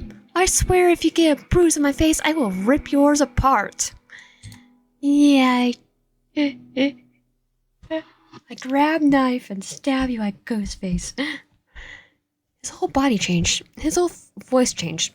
He's really afraid about him right now. I should get away from him. What the crap is wrong with this guy? I could hear him following me. Crap. Ah. Crap? What?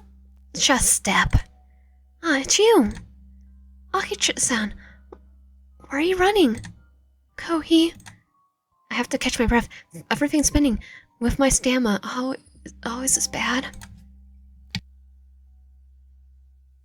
Oh, Aki, you're breathing. Yeah, yes, that's right. It's running down your forehead. Oh, was it when I gave Ko a headbutt? Huh? Ko, he tried to force himself on me. I told him he has to wait to drink my blood, but... Hey, keep her from running. Ko appeared at the top of the hallway, his expression dark and annoyed. Out of the corner of his eye, Aki saw Yuma and Uza holding out their hands to her. They want to help me. Take Yuma's hand. There you are. What's wrong? What's going on? Is it obvious? Look at my face. She hit me. And what did you do? Huh, Yuma? You're seriously defending her? Ko stopped being a butthole. She told us she wanted to drink from her. Have you no self-control? Easy for you to say. This whole time this tasty snack wanders around, spinning Aurora. You aren't the one starving here for days. Ko, you still have to stick to the plan. Oh, screw off. Usa, stay with Ko. Try to calm him down. No buts. No but. Come on, Aki, let's go. Hey! Ko tried to touch Aki's hand, but Yuma quickly grabbed his instead, and the two vampires stared at each other. The atmosphere's grim, Yuma's grip tightened. Don't push it. Come on. I'm okay. That was scary. Just now. I'm glad Yuma helped at me. Yuma, thanks. What was that? You heard me. I can't believe Ko is such a psycho. You know, I thought he was a nice guy. After all, I had a nightmare. He came to not trick on me. I didn't know he was trying to take advantage of me. A nightmare, huh? The moon with the voice again. No, more like a memory when I got hurt really badly. Since then, I haven't been able to feel pain. You said something about that like that before, but no, I can't believe it. No one simply loses sense of pain. I never said it was simple. Yuma stepped closer. He lifted her hair to reveal a wound on her forehead. What? No, what? No, word. Hold still. He leaned in, pressing a soft kiss on her forehead before pulling back with a slight grin. You could feel that, right? Don't get the wrong idea. I wasn't trying to kiss you. I just didn't want to bleed. The blood to go waste. Sure. Emma smirked and got closer to kiss her again.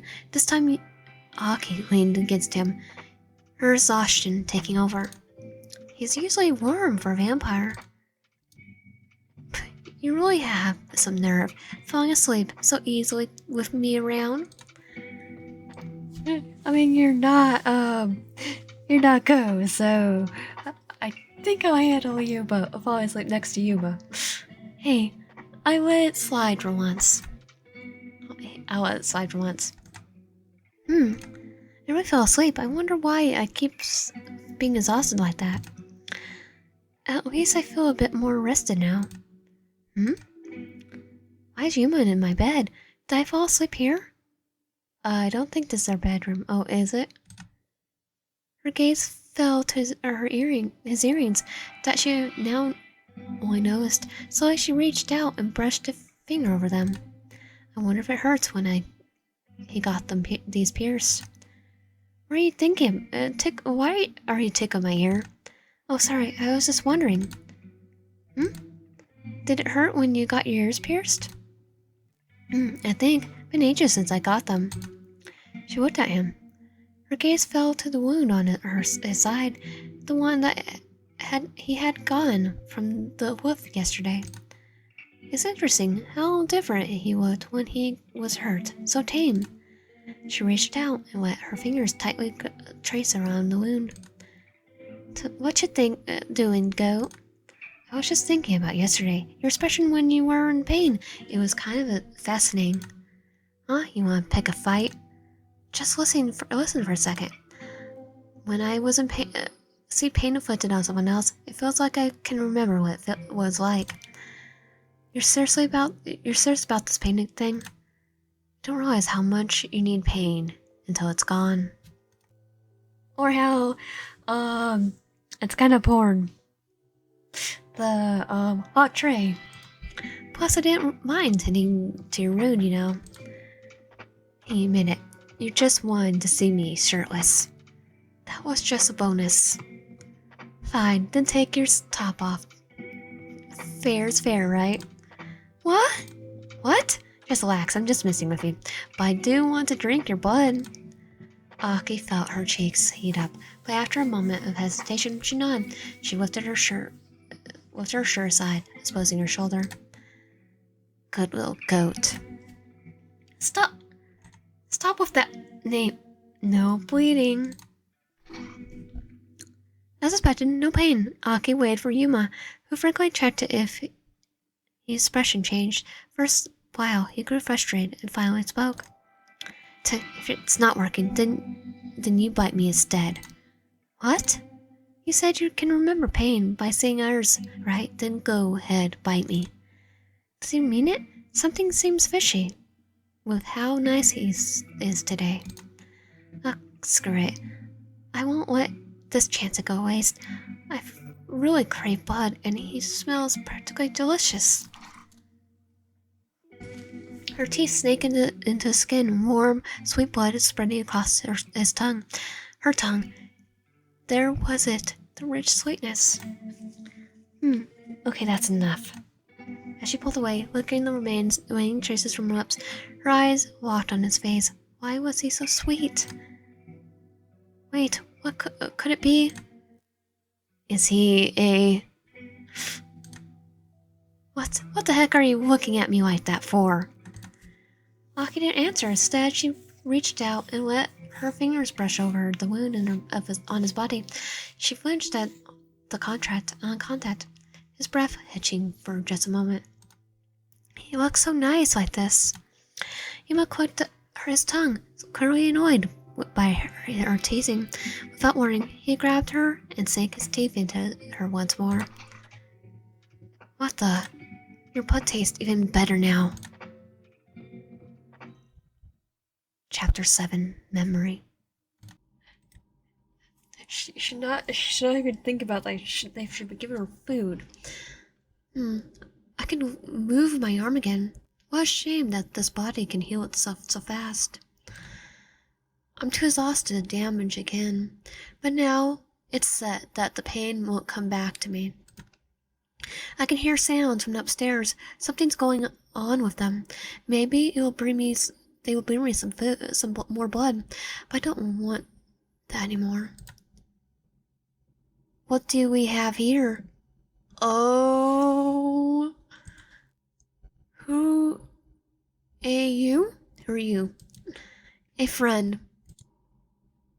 It's like I don't believe you. Poor thing. You've been through a lot, haven't you?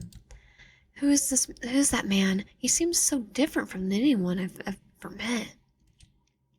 Let's take you to your friend. My friend? Where are we? Hey, Lilith! You're here! You're really here! I never thought I would see him again. I can't stop my tears. Shh, everything will be alright. I can't thank you enough, Lord Karl-Hans. We're not safe yet. Uh-oh. I'm gonna fight them.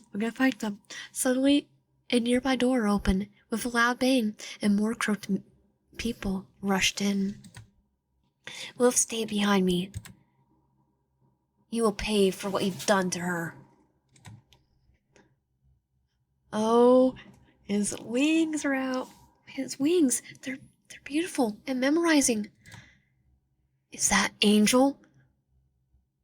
Oh, a demon and an angel having kids, like a vampire and angel having kids? Don't fall for these creatures. It's not Angel, at least not anymore. Look at its black wings. He's a fallen angel. The entire time he's been a fallen angel. Concentrate on getting the woman back.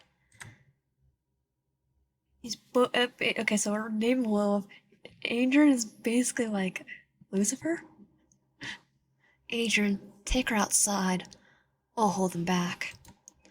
My lord, I can't let you do that. It's an order. You have my thanks. Lilith, can you run? No. Then I'll carry you. I'm so sorry that I couldn't find you sooner. Lord Karl-Hans is a friend of your family, and he agreed to help me. We searched for you for such a long time. His gaze wandered to her stomach. Wolf couldn't help but feel guilty. Adrian, our child. Shh, I know. It's not your fault. Over there. There are more of them. You'd think that they would be able to have kids, though. They really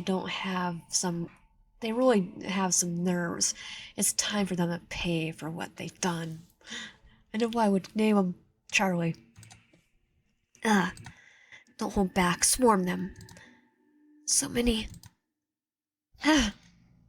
Wolf, stay back, no matter what. You can't hold them for long. I don't want him to get hurt. Should I just try to run and lure them away? Adrian, get away. You just get hurt if you fight. No, these deserve this. They deserve this.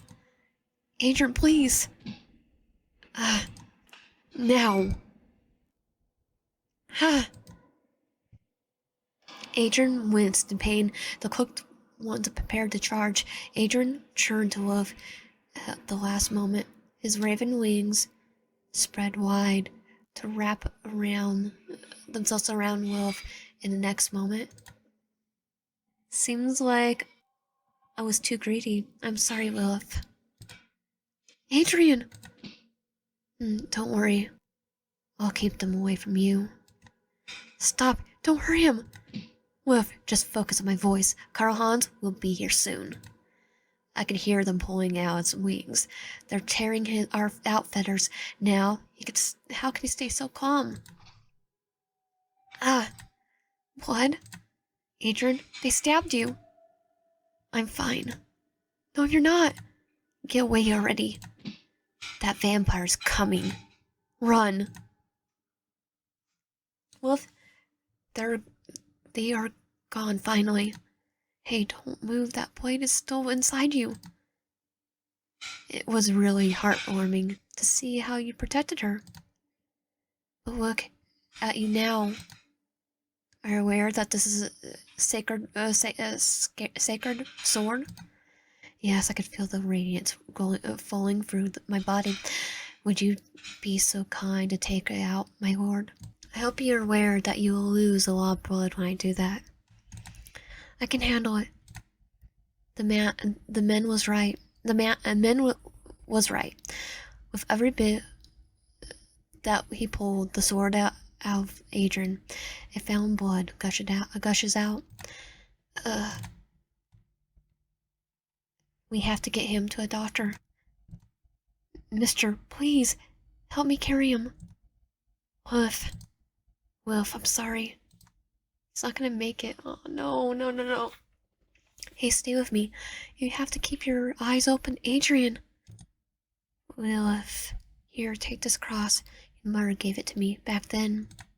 My mother?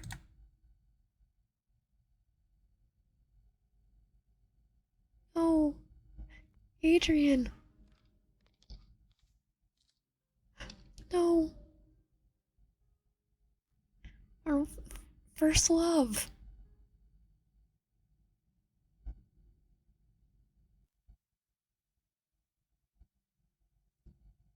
Our little guardian angel.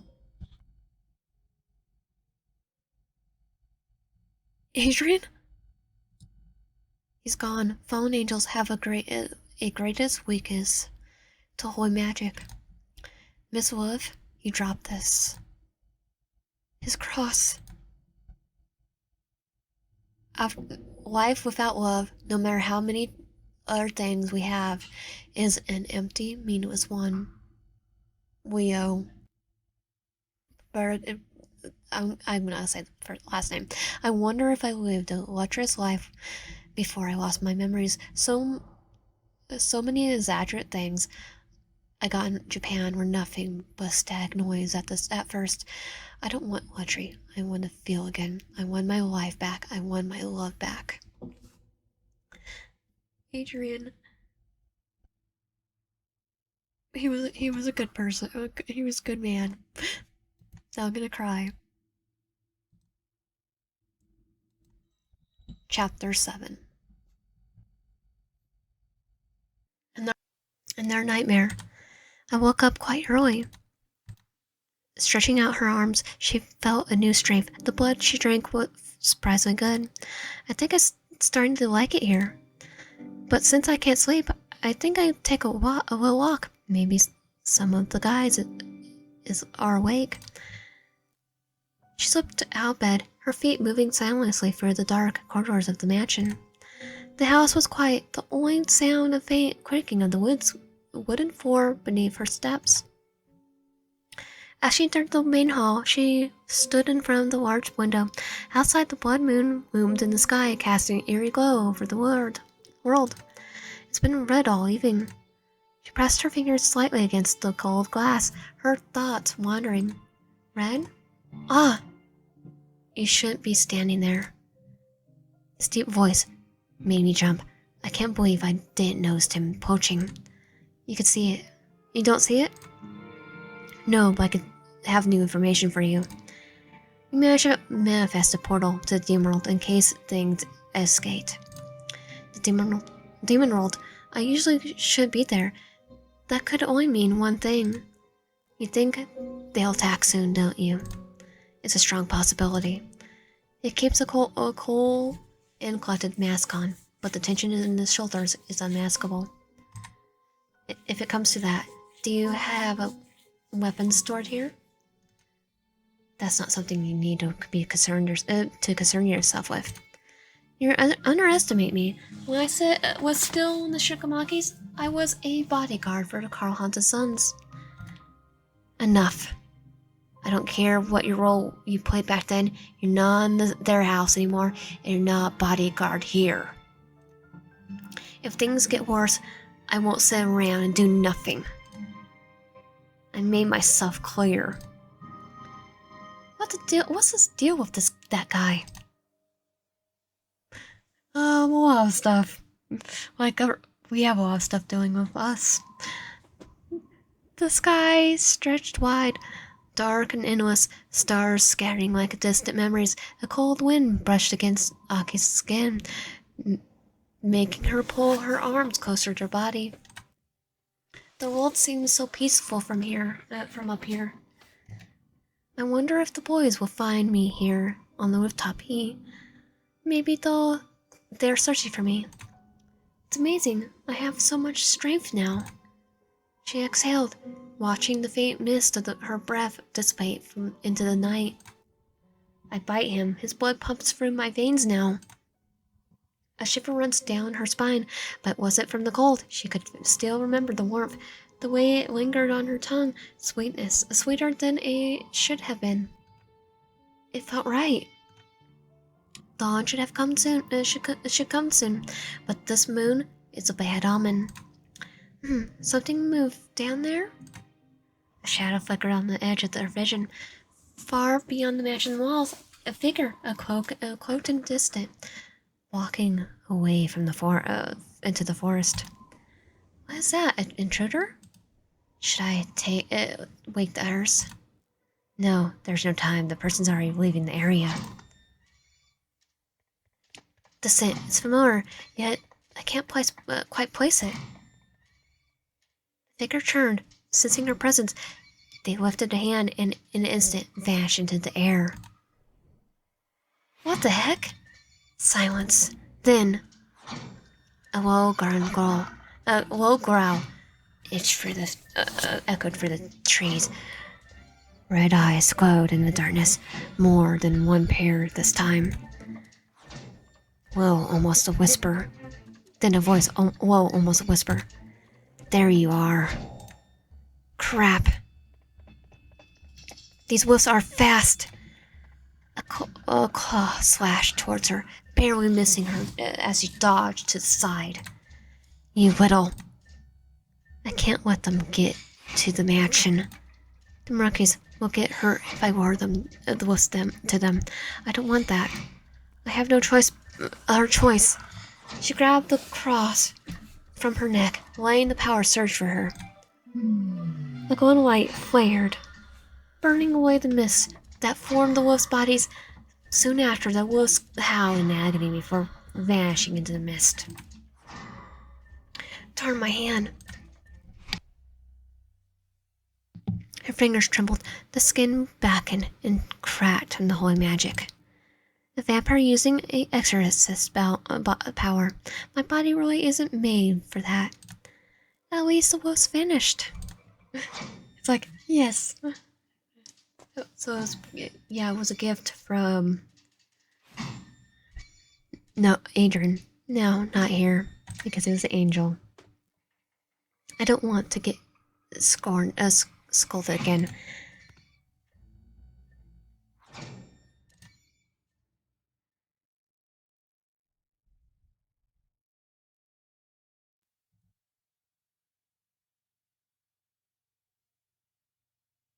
A white light. There is. Where am I? This place feels so different from all the other dreams I had. What's this? I can see someone. Somehow I feel drawn to them.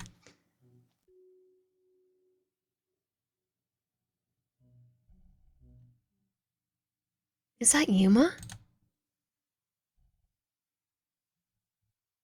Hey. Stupid goat, wake up. I have no other choice. I can feel something near my face. Yuma? Why are you holding my nose closed? You're awake. What the heck are you doing again? What was I doing? The wolves! Wolves again? I fought them off. They were getting closer to the mansion and... Oh, hold up. What's going on with your hand? Oh, I got injured? I could see that idiot. But why is it going like that? It's magical energy. I'll be fine. Magic, how did you... If we need to warn the others. I saw someone. They were moving away from the mansion into the forest. We got spies on. I think so, yeah. Aki tried to stand up. Her body suddenly lost control. She fell against Yuma, who catched her. Hey, easy, you'll pass out again. Do you want me to carry you? No, I'm fine. I just need a moment. Of course you do. Did you cast that magic? Yes, I thought my body could withstand more. I misjudged the situation. If I had normal reactions to pain, I would have known. Yep, you overdid it. Told you so the first time we talked about your pain issue. I think I can walk now. Hey, let go! You're too weak to walk. I can. I don't want your help. Why are you always yelling? Can't you be normal for once? I told you I'm fine. And you either are delusional or lying. Jeez, can't you just accept my help for once? Accept your help? Yeah, seriously.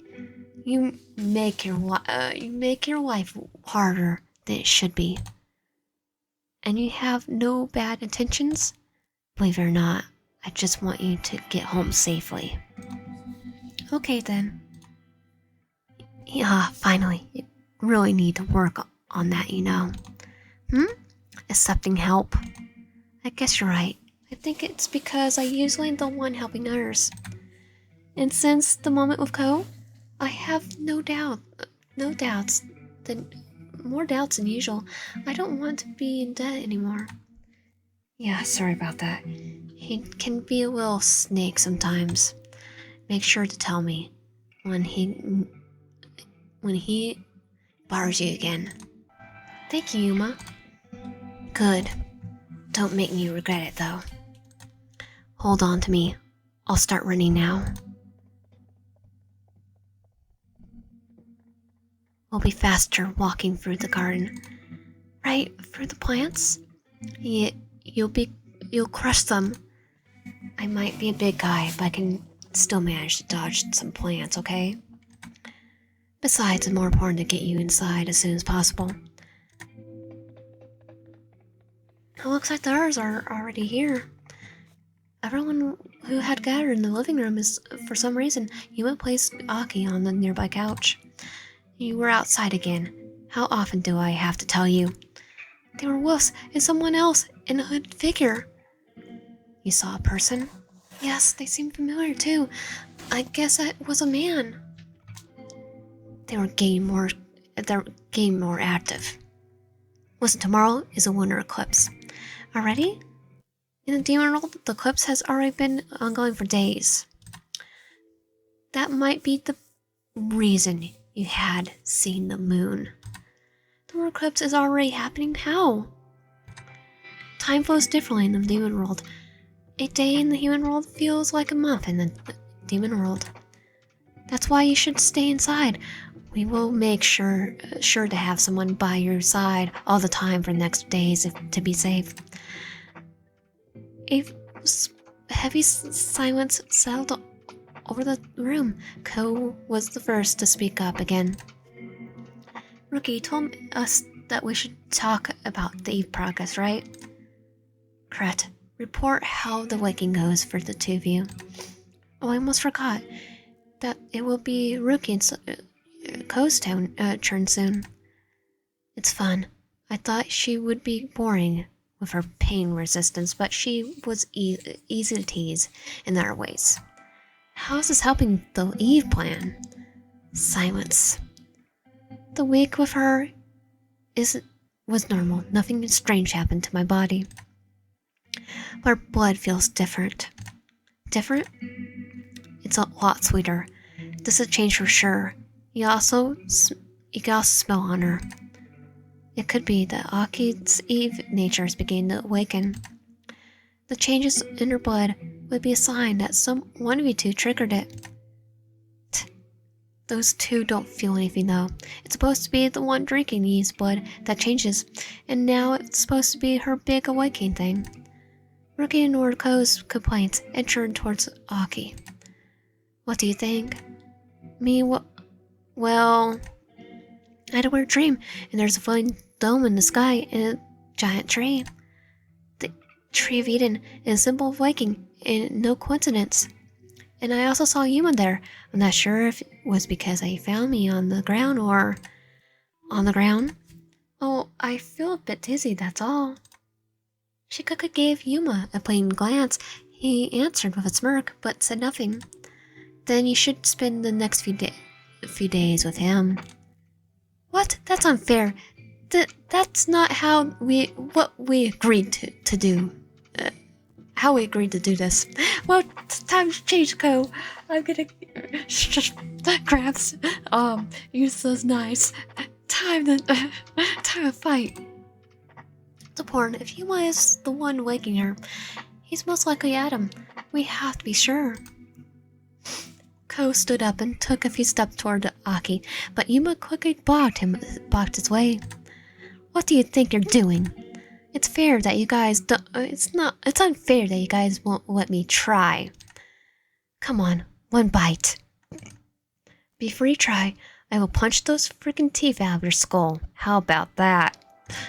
I just made it. I made you think of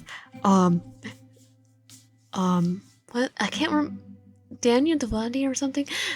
Catch me outside. How about that? To Dr. Phil. What the? Why are you suddenly so possessive when it comes to her? He heard what she said. It was me who she saw by that tree. Now get lost before I knock your teeth down, you throat. I've never seen Yuma so aggressive. Fine, I'll be in my room. Yuma? How about thanks? This guy, I guess he has a point, and I don't want to anger him right now. Thank you for keeping him away. Good old goat. Why are you picking me up again? Hey, Rookie, I'm keeping her in my room for a day, alright? Sure, just be downstairs for dinner time. I won't need dinner when I could have her. Yuma, behave. What was that? Nothing, see ya. Hey, put me down. I hope it was the right choice. Eve. Hey, no need to make that face, Uza. It's a big achievement that one of our family managed to awaken something in her. Lord Karhans will be very pleased.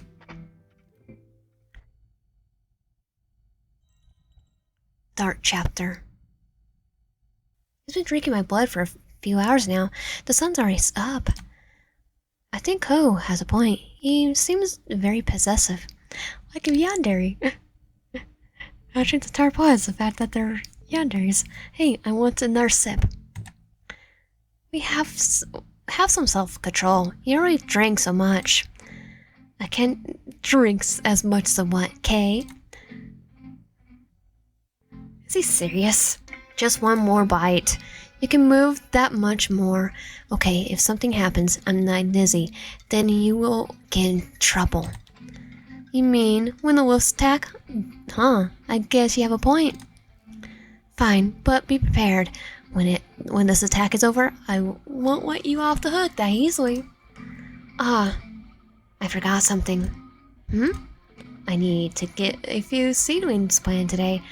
I have already grown out of their planting pots. And if we get to the demon world today and stay away longer, I at least want them to be able to continue growing in peace. But will you help me with that work? Huh, me? I don't want to help. I don't want to help. Don't care. You need a bodyguard all the time, just as Yuki said. So you can make yourself useful as well. No. You have no choice. Stop picking me up all the time. It's the first time since I've been in this part of the garden. This area is not fenced in, So we have more freedom with the layout of the fields. And the fruit trees can grow freely. Fruit trees? What kind do you have? Apples, pears, cherries. Good selection. Peaches would be nice too. Peaches, huh? Like immortal peaches. During the West. Yeah, I need to ask Rookie if he could get some next time he goes grocery shopping. Peaches are the only human food I actually miss. Oh, was it you saying getting attached to human food is stupid? About that, I must have been a little too harsh. And I've agreed. I love the book Journey to the West. She just picks up it. Honestly, you have a point. Growing your own food is variable. I can see you put a lot of work into this. Of course I do. My heart and soul are in this garden. Oh, how cute can you be? That's why I tried my best to help you today. They work side by side for a while, pine seedlings and tending to the soul. Soon dark clouds stretched, gathering above them. Hurry up, goat. We're gonna finish planting before it pours. I'm going as fast as I can. Crap, cut it. Let's get inside the greenhouse. Yuma pushed inside the greenhouse. Aki glanced at the few seedlings left. Gritting her teeth, she kept working. Just a few more. The rain came down harder. Aki finished planting the last one and sprang towards the greenhouse. In her rush, she didn't see the water hose laying across the path. She tripped and stumbled forward. Yuma moved forward and stopped himself when she saw how quickly it got back up. I'm dripping wet, and my knees and hands caked with mud. Idiot. Why the heck did you stay out there? You should be thankful I'm taking your work seriously. Never mind. Never thought I'll see you get dirty like that. Oh, really?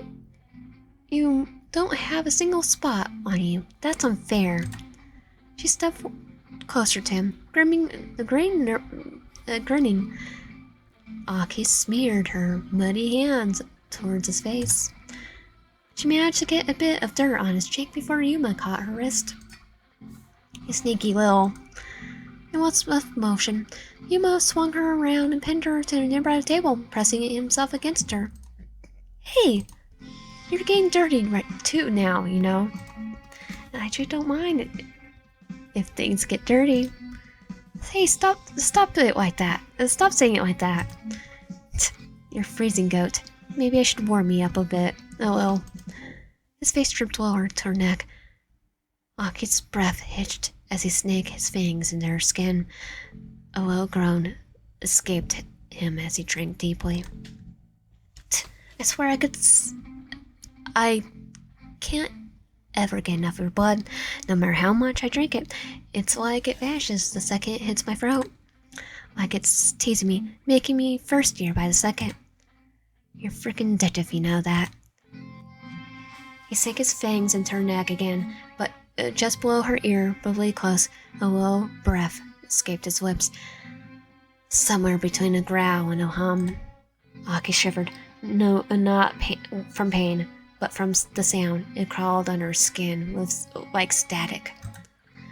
The wet pull of his mouth, the still click of his fangs, and then the low wimple exhaled deeply in his skin. It made her shiver. He let go of her wrist, and instead of pushing her away, Aki surprised him. Slowly, she wrapped her arms around him and pulled him closer. His breath hitched near her ear, and her body melted into his. She pressed her lips into his shoulder, and for a moment, it wasn't clear who was devouring who. You little goat finally behaves. Did you have to call me that again? I thought for a second I could actually get along. Yeah, I really got used to that name. You should too by now. Get used to it. I'll outside this time. Just you wait. This time, huh? You can't wait to see what you do next time then. Aki rolled her eyes, but her lips curled into this faint smile. That's more like it. Yuma drank a little more from her neck, and Aki's eyes began to droop. She felt drowsy, warm, and slowly drifted off in his arms.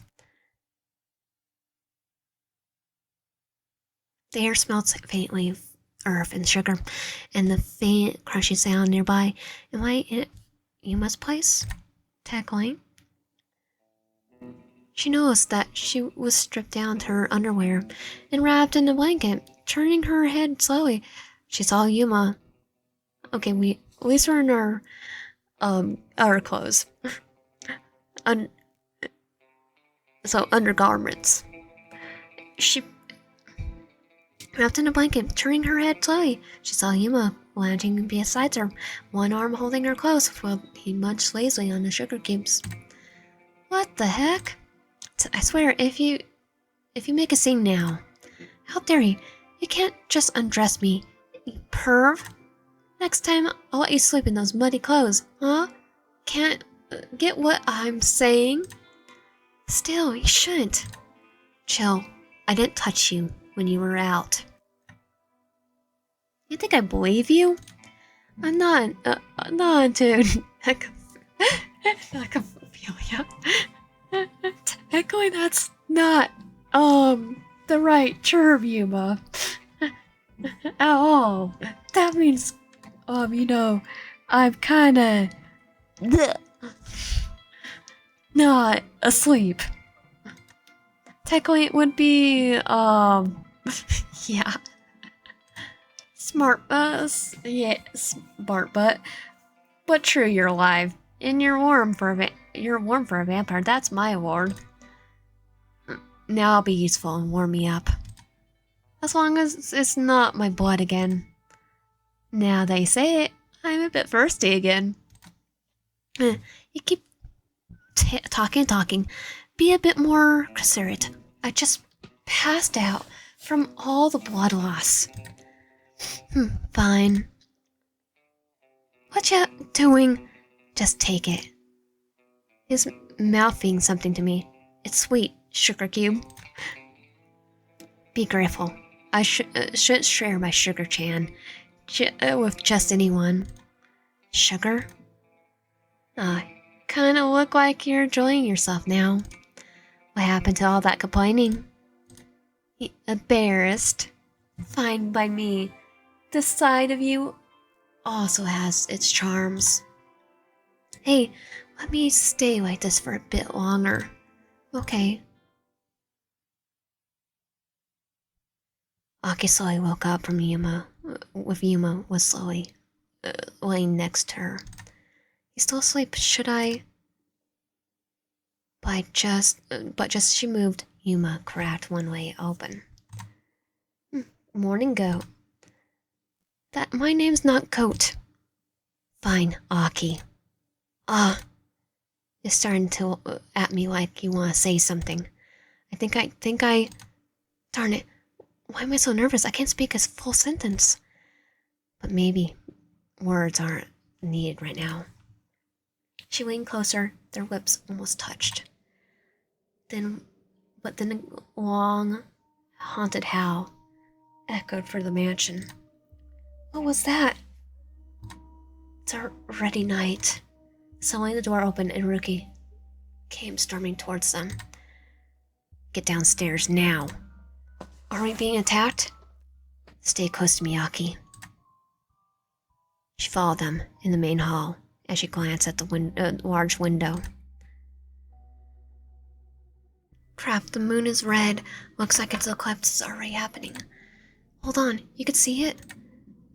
What are you talking about? I told you earlier the lunar eclipse tonight.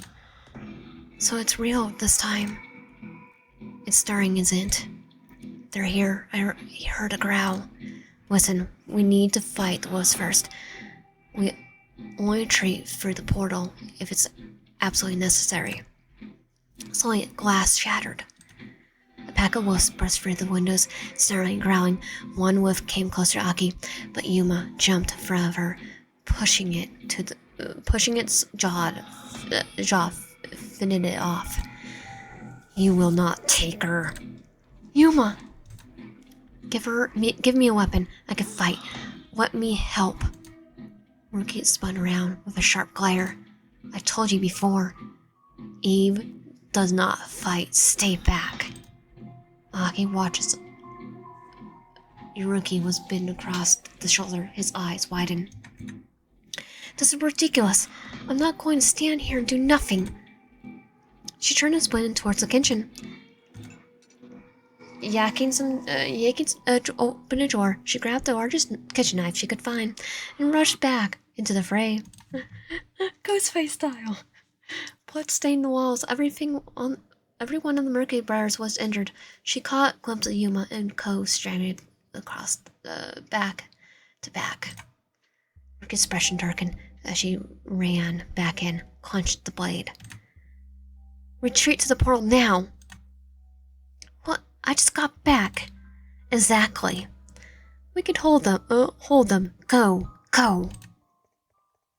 They all rushed down the stairs. Heavy footsteps and growling echoed behind them. Yuma slammed the basement door shut behind them, holding it with his full weight. Don't stop, just run. I'll hold them off. Yuma! What? I understand. Eve, come, this way. No, I'm not leaving him here. Listen. A loud bang shook the door, wood sputtering. Crap. I'm the only one strong enough to hold the door. Yuza, Aki, catch up with Rookie and Co. Okay. At least this way, I'll help you escape. I won't let this happen. No way in heck. Her eyes flickered to the golden cross around her neck. I have an idea. You might have to carry me afterwards. What the heck are you talking about? Please, Yuma, trust me. He nods. On my signal, open the door. Open the darn door? You have lost your mind? Totally. Yuma, just trust me. She shook her necklace, took off her necklace, her hands trembling slightly. She stood firm. Yuma gritted her teeth, realizing what she was planning. This is gonna kill you. Aki whispered a prayer under her breath, light simmering faintly from her skin. Now. The door burst open. 5 wolves lunged straight at her. A flash of blinding light erupted from her cross. Yuma shuttered her eyes. Screeches filled the air, then silence. When he opened his eyes, all that remained were flickering ashes. Aki collapsed, gasping. Her arms were burned, glowing with those cracks that they saw before. Crap, Aki. He caught me before I could hit the floor. I told you he had to carry me. Oh, I almost did this one. Sorry. That's reckless. I couldn't let those wolves rip you apart. Crap, don't talk about right now. We have to get you to the portal. I'll carry you. Yuma, thank you. Yuma quickly picked her up and ran towards the portal chamber. Aki, what happened? Her arms. We're out of time. Go. Yuma, Manic Chapter. They emerged into the demon world. A dark forest stretched out before them. In the distance, the outline of Eden's castle stood tall beneath the crimson sky. So this is the demon world. For some reason, I feel better here. She smiled faintly as Yuma carried her forward, her brothers close behind. We arrived at the castle gates. What an opposing structure. If even more intimidating under the red moonlight. Not sure what kind of welcome is waiting for us. I'm not expecting roses and chant and pain. It feels heavy here. Let them say what they want. We're not here to kiss their boots. Who are we speaking of? The Shikamakis. My bars are here? Yes. They're my bars. It doesn't mean they'll be kind to them. The heavy footsteps creak open, and the group stepped into the entrance hallway. It's eerie silent. I could hear someone's footsteps. So you finally returned. Ruji. Not a word of expression, no remorse, just waltzing back in. Ruji, shut up. Your arms. They're a disgrace. Her entire arm is injured. I expected you impure vampires. Her entire arm is injured. I expect your impure vampires to fail your task, but this, I did it myself. His gaze falls back to Aki. And you. How dare you choose another family over us? When I first heard the rumor, I thought it was a mistake, but now you're proving how spineless you really are. I think you're the reason why I chose another family. All you, Ruji. All you. Enough, Ruji. I also have the energy to deal with your bruised ego right now. I mean, if I chose another family, I'd choose you, the Shikamakis. Even though it's not a route. Sad. Shu and Subaru, all the way. You stay right here. I'll still do the route. To torment him. You stay right here. Ruji stepped forward, reaching towards her, but Yuma interrupted him, standing between him and Ruji now. Fight.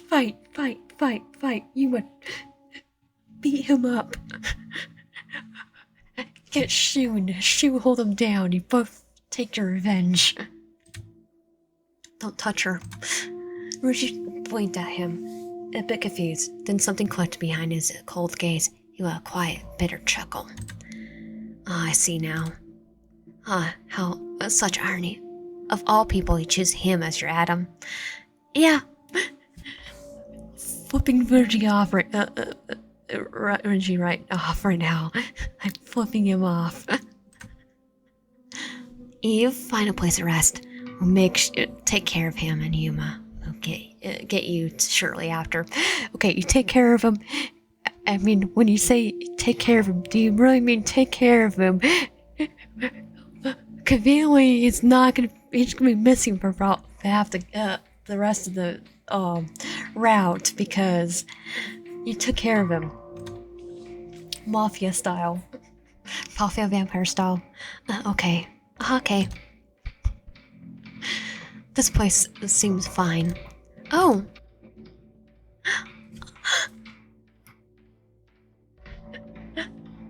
Yuri, it's her. Why does she smell like Cordelia? Because, her heart is Cordelia's. Hello, you must be Yuri. Oh yes, I'm Yuri. Yuri Kormari. Ah, are you the sister of Raito and the nurse we're talking about? Yes, my name's Aki. Nice to meet you. It's a nice change of pace to see another girl here. Oh, what happened to your arms? It's no big deal. I can't stop thinking about Cordelia. Her smell makes me extremely anxious. Because she was a piece of work. But she's sweet. Oh. That's a beautiful cross you have. I didn't think you would be religious. Thank you, but I'm not. Someone very important to me gave it to me. I understand. My father also gave me the cross I carry with me. It's nice to have something that reminds you of a loved one. Your father? Yes, he's a priest. I grew up with God. Well, grew up with a priest. And a priest, huh? A man like him should not have children. Hope your mother was worth the sin. It was no, he just adopted her. Huh? Sorry. The more I talk to her, the more I fear about Kajira's fate.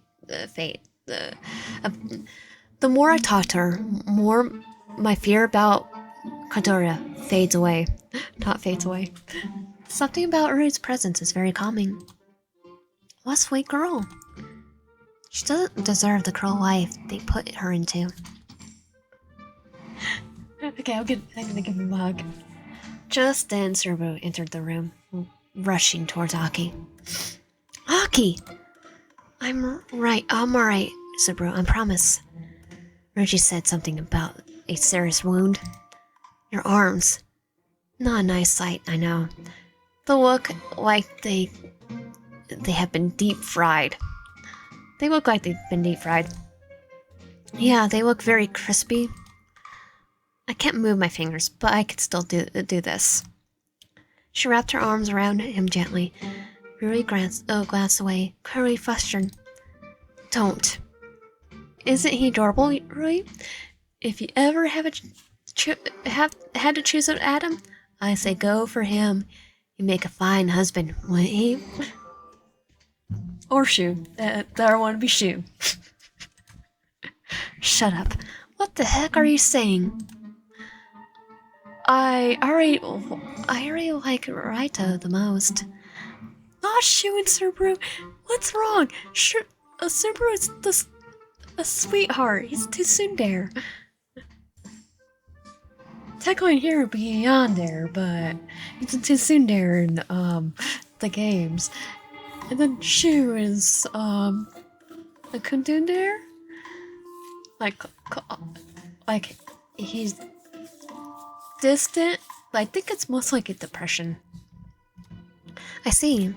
Then I hope the two of you can awaken Adam together. Aki. Rishi entered the room. Yuma right behind him. We need to treat your wounds if you want to keep them. I prefer that, yes. Aki hesitated, then nodded as Ruji treated her. She looked towards Yuma, who looked quietly nearby. After her noticing her gaze on him, he eventually sat beside her on a chair. Well, this should let you keep your arms for now. It's like just flip them off. Not even thinking. Have you really lost all your manners living with these impiers? Yeah, I definitely did lose my manners. You lost all your manners too. Shut up already. Why are you so obsessed with blood purity? Because he's a butthole. Why? Because I still don't understand why my father evolved your kind in the Eve Project at all. You're a lost cause. Sir, you're the lost cause. That caused him to have his entire family die. And Shu to think his best friend, Elgar, died. Because you was Edgar. Huh. You wanna pick a fight.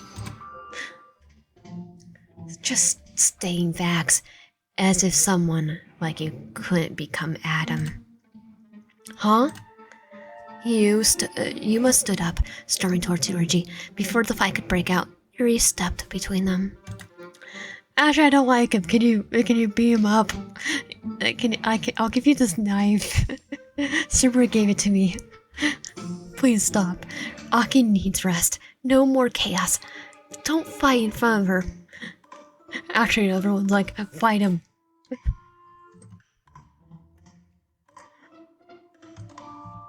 She turned to Aki, who stared at him with a cold, unflinching glare. She said nothing, but her silence was louder than words. Let her rest. Fine. Make sure to rest. I don't want to have to feed you when you lose your fingers. That'll be entertaining. Not for long. After Ruji and Yuma left, Subaru also walked out with a hand wave. Yuri turned to Aki and gave her a gentle smile. He should have stopped him. I would have loved to see him break Ruji's nose. I think everyone does. No. Yes. Violence doesn't solve anything. Well, it will definitely teach you, Ruji. It will definitely be karma, because Ruji deserves it. You're such a kind girl, maybe a little too kind for your own good. Get some rest now, and don't move your arms too much. Thank you, Yuri. I could see a person like her being Eve. Gentle, sweet, muddery. I'm nothing like her. I'm not either, because it's like, fight. Now that I feel better, I've been searching for Yuma for a while now. This area is my last option. I think I could hear him down the hallway. Is he groaning? Yuma slammed the axe into the wooden training dummy with loud crack. Splitters flew through as the dummy began to break under the weight of each blow. He didn't seem to care. Aki approached slowly, her arms floating as she slowly watched him from a few steps away. You're going to break that thing. Maybe that's the point. Still mad about earlier? Yuma brought the axe down once more, then let it fall to the ground. He panted heavily, sweat dripping down his face. Mad? Nah, I'm just sick of feeling freaking useless. Who wouldn't stop them? We had to run away, like freaking cowards, and then that butthole, Ruji. He's mad at Ruji, not us. He seems hurt that Ruji said that he can't become Adam. Well, Ruji's sad because no one will choose him. So, go ahead. Say something annoying. Something snooty and optimistic. I just have to be mean to Ruji. I do like him. Don't get me wrong. I do like him. I also just like bashing him because of Yuma's shoe. He's not useless, you idiot. You threw yourself in front of me when those wolves were about to rip me apart. That's enough. Not if you're still hurt in the end. She stepped forward and picked up a nearby training blade and shoved it into his hands. Then stop sulking and train with me. You're kidding. You're break a nail, princess, or a whole finger if you still look so bad. Try me. You're seriously your arms. I can move them again. I'm tired of being the one protected. I want to show you that I could protect someone too. Someone, huh? Last time you protected me, you had stumps for hands. Fine, but don't cry if get your butt handed to you. Aki moved fast, dodging his first swing. Good reflex, little goat. I was expecting him to use so much force. He really isn't holding back. The blade just barely missed her eye. She stood for a second and stumped before Yuma held the blade towards her throat. And then you should be dead. Good thing it's just practice. Yuma wandered down towards the blade, and the blade did the same. The cold metal traveled over her cleavage, making Aki flinch. You may be trained, but you're still the loser. Losers always pay the price. What are you? Without warning, the edge of the blade pressed in the edge of her neckline. He applied just enough pressure to slice the first layer of skin, drawing the thin, precise red line that slowly traced downwards. Stop that! getting flustered so easily. The metal tip crooked under the fabric, tugging it lower with a low, deliberate motion. She stood frozen for a second, heart racing, then something in her snapped in a sudden burst of motion. Aki twisted aside, grabbing her practice as a sword, and swung. Back off! Yuma leaned back just in time, his blade slicing through the air where his face had been. There she is. The fire suits you better. You still fight, so possibly. It seems you were taught this one to be prestigious sword fighting back then. But in real fights, nobody pays attention to fairness or how elegant you move. Shut up already. She ducked under his arm and kicked his leg from the side and stumbled backward. What the heck? Did you just sweep me? That's what you said when I said I should do. Maybe I'm not so helpless. You got a point. Then they stare at each other, breathing heavily. The Aki noticed a cut in his hand. The sand blood hit her like a wave, her throat tightening. Without saying anything, she grabbed his wrist and pulled him towards the edge of the wound. She sat down on the bench and looked at the wound with a worried expression. Again with the babying. Again with the bleeding. She swallowed and tried to stop bleeding with the net and handkerchief, but she constantly pulled her hand closer and closer to him. His hand closer to him. Her. Sorry, I was expecting it to hit like that. Goat? He suddenly pulled his hand away. She snapped back to have it. You want to bite me? I'm not sure if I did. What? Would you stop me? Come and find out. If you let me. Maybe I want to see what you taste like after battle. I let you, but I want your blood in exchange. I see. You're just being nice so you can have my blood in the end. It's fine though. I have self-control. Let's patch you up before you get an infection.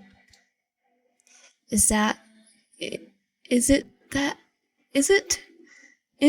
if that is something a vampire cares about? Then let's patch you up, so you don't assault my nose with that smell. Aki and Yuma sat together on the balcony as Aki gently tended to the cut on Yuma's hand. Wrapping it with a bandage, he watched her silent, unusually still. You don't have to patch me up, Goat. I had worse. Doesn't mean you should ignore it. When I was a kid, we didn't stop treating wounds. We didn't stop to treat wounds. You just got up and kept moving. No one gave us crap if you bled. Well, maybe the others in the gang. That must have been hard. Nah, it was normal. You fight for good food, sleep in broken buildings, eat whatever you could get. Like animals? Yeah, animals, rats. Whatever you didn't bite back too hard. It's like, or you did the ones that bit too hard, and you fought them tooth and nail too. I feel like he's holding something back. He looks so pained. This face he makes gives me a sting in my chest. Why do I smell blood again? Oh, he's clenching his fist so hard. The wound's reopened. You're bleeding again. You don't have to baby me, Goat. This little crap's nothing. Yuma? You were lecturing us about stuff like that, so what must take care of it? Doesn't matter. Even tough guys need someone to look after them sometimes. You said you were in a gang, right? Yeah, if you could even call it that. We were a bunch of street kids. Stole, fought, tore each other apart. If food ran low, after that I met Rookie and the others at the orphanage. A pretty crappy one. But then Carl Hans found me, and I got a whole new kind of hunger. Vampiric hunger. Yeah, that one. For some reason, when you're around, it gets stronger. You must be holding back so much. Why the heck did you pick me? Well, because your route was finished. I was like, Pick you? plus you're adorable. Yeah, I thought about it for some time now. Why was I at that tree? Not sure, but I'm starting to like you. You didn't lie to me. You never pretend to be Joe. You don't pretend to be anything. I thought you wanted me to shut up all the time. Oh, that too. Not all the time. Sure, you can be annoying, but I'd rather have someone real than someone perfect. Or someone pretend to be perfect. Cool. Cool. Huh. Good to know. He looks tired. I'm sure a little dull has exhausted him. Without thinking, she brushed a lock of hair from his forehead. He didn't stop her. I'm always surprised by how warm you are. And you're not as cold as you act. I'm getting too soft, goat. At this rate, I'll end up writing poetry or some crap. I love to read it. What the heck did you just make me say? Next time I start talking like that, knock some sense into me. Yeah? No, never. Darn troublemaker, you're enjoying this way too much. Maybe I like it when you're softer. Her fingers traced a low line along his jaw. She leaned in, so close that he could feel her breath, but did close the distance. You're playing a dangerous game, goat. Fane, since you're the one on the edge of the balcony. Are you gonna push me off or what? She pushes him off. Yes. Not if you behave. Then slowly Aki leaned in and pushed their lips to his. Yuma froze, just for a second. Then he kissed her back. One hand came to rest on her waist. The other one curled into the stone seat beneath him, as if he wasn't sure what to hold onto more. Darn. He didn't pull away. His grip on her waist tightened slightly, like a part of him was afraid she'd disappear. She pulled back just enough to look at him. Still think you're getting too soft? No, I think you're just poisoning me. Poison, huh? She traced the thumb slightly over his lower lip, making him flinch not from pain, but from the way it's sent a jolt straight to his spine. Darn right, sweet, addictive, probably joyful. You're gonna be the death of me, goat. I guess you have to stick around and find out. He just stared at her, mouth twitching at the corners, before he pulled her closer into a second, even deeper kiss.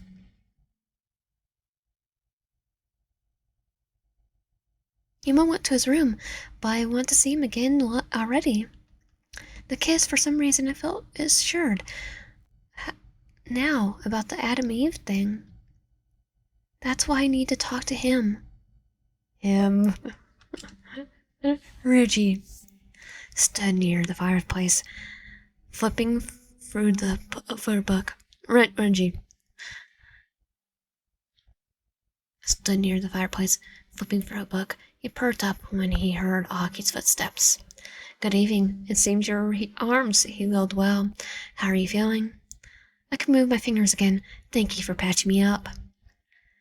So you finally let go of your rude behavior. Good. Now you only need to let go of the Marakis, and things can go back to normal and back to the Eve plan. Oh, you just want us to be your Eve, huh? Sorry, I'm choosing Yuma. I mean, I can't choose Shu. And as of yet, Server's route's not finished. So we're going with Yuma. And I'm gonna fight you tooth and nail for revenge for Yuma and Shu. Actually, I want to talk to you about that. Oh, how fitting. I received a report from Yaito and Yuri. It seems she's showing signs again. The project may finally bear fruit. You're still convinced that Marakis are a lost cause. Why? I know they are failed experiments, But no, our Eve has seated yet, so why can you say that with serenity? Reggie frowned.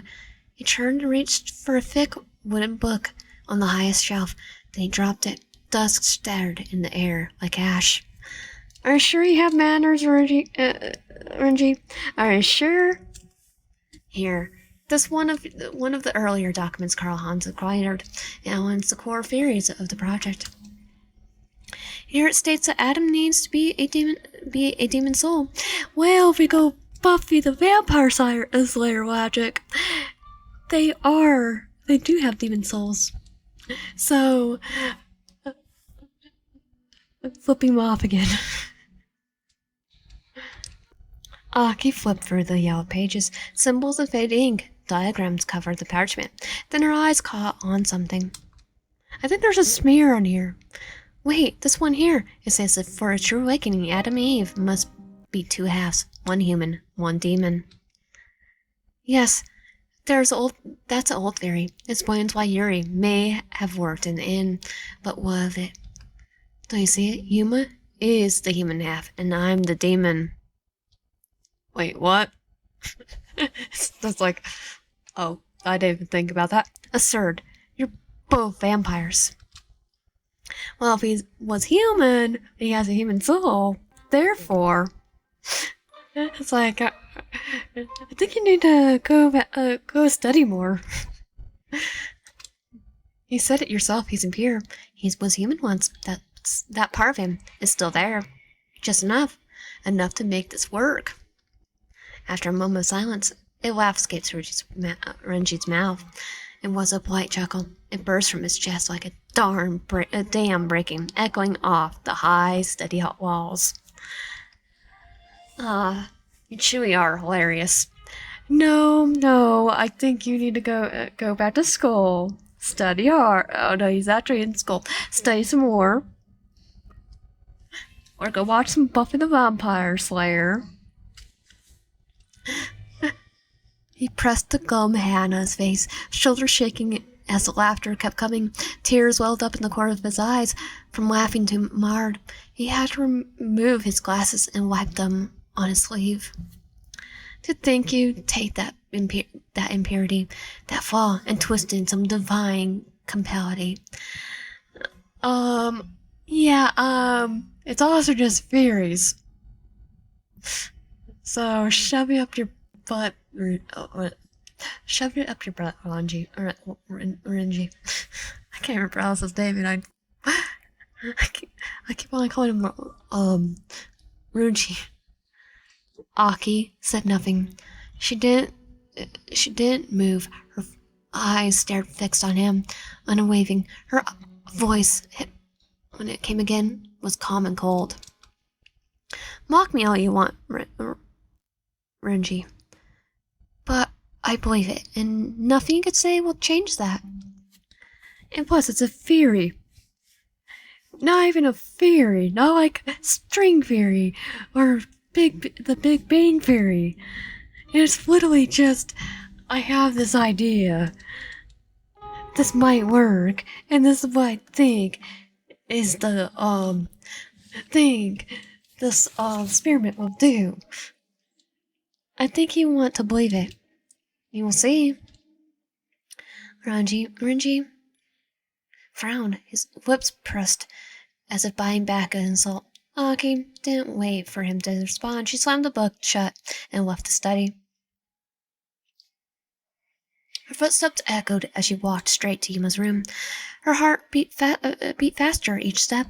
She hesitantly knocked on his door, but he did not answer. Yuma? He's asleep. Her gaze traveled over his chest. Apparently he didn't feel like getting dressed after the shower. Her gaze stopped when she saw something like a burn marks on his back. Yeah, that's because your brother you just talked to. You want to go get his face on him? Looks painful, but also like really old wound. Lay beside him silently. She said nothing. Quietly, she slipped beneath the blanket, lying beside him without touching. Yuma shifted to it in his sleep, his hands subconsciously brushing against hers. She stayed still, heart pounding. Let me stay like this. Let me stay like this. He suddenly grabbed her and pulled her into his arms. Aki froze. That she was suddenly surrounded by him. In a scent, she caught a glimpse of his face. He still seems to be asleep. I wonder if he sensed me in his sleep. I should get some rest as well. Sleep well, Yuma.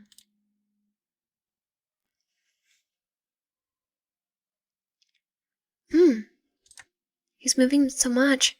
It woke me up. Is he having a nightmare? Aki. That's a surprise. Huh? Oh, he's dreaming about us. Now he woke up. Guess I ain't dreaming, huh? Nope. But you sure talk a lot in your sleep. Sneaking into my bed. Were you missing me that much? Silence. Silence. Don't say the obvious. You smell good tonight. Sweet. Dangerous. I swear if you try anything... Relax. I just want your blood. And that makes it better. Nope. Way better. You really have no shame. No one has shame here. Ranji sure doesn't have shame. He has foot and mouth disorder. You like that though, don't you? I mean, begin with he does in the actual game, so. Darn, you're cute when you're mad. You're impossible. Come on, goat. Shut up already. Aki sealed her mouth with his mouth with a kiss that became more and more tense. It took a moment for Yuma to return the kiss, but when he did, it was all the more intense. His teeth caught her lips to the point that she was bleeding. That taste of your blood has me practically burning up. His gaze, it's overwhelming, and yet I don't want to look away. Please stay here. I don't want to leave. Good. Yuma, SSC, chapter. The last 2 days have passed in the haze. After Wolftak, the vampires remain within the sealed grounds of Eden, waiting for the lunar eclipse in the human world. But it wasn't safety. It was status. A glided cage beneath blood-stained skies. This place again. Yuma? Yuma, please look at me. Say something. Yuma didn't move. He stood completely still, his gaze lost somewhere in the tree's bark. Aki's heartbeat quickened. Panic gripped her chest. Yuma, please say something. Suddenly, vines began to emerge from the base of the tree. Slowly they crawled upward and wrapped around Yuma's arms and legs. No! Aki rushed forward, trying to claw at the vines, tearing the bark and roots with her bare hands. Don't take him, please, no, stop! Aki jolted upright, drenched in sweat. A dream? No, a nightmare. Where's Yuma? He was with me. This room, the silence, it's suffocating. Finally, I found him. What are you two talking about? Nothing important. Is he feeling alright? We didn't expect you to be awake yet. Oh, please, I can see that something's going on. Don't let that bother you. How could I simply ignore it when Yuma looks so sad? Yuma, please tell me what's wrong. What are they hiding? Yuma, please tell me what's wrong. I feel like something's off. Just tell me. You don't give me those eyes.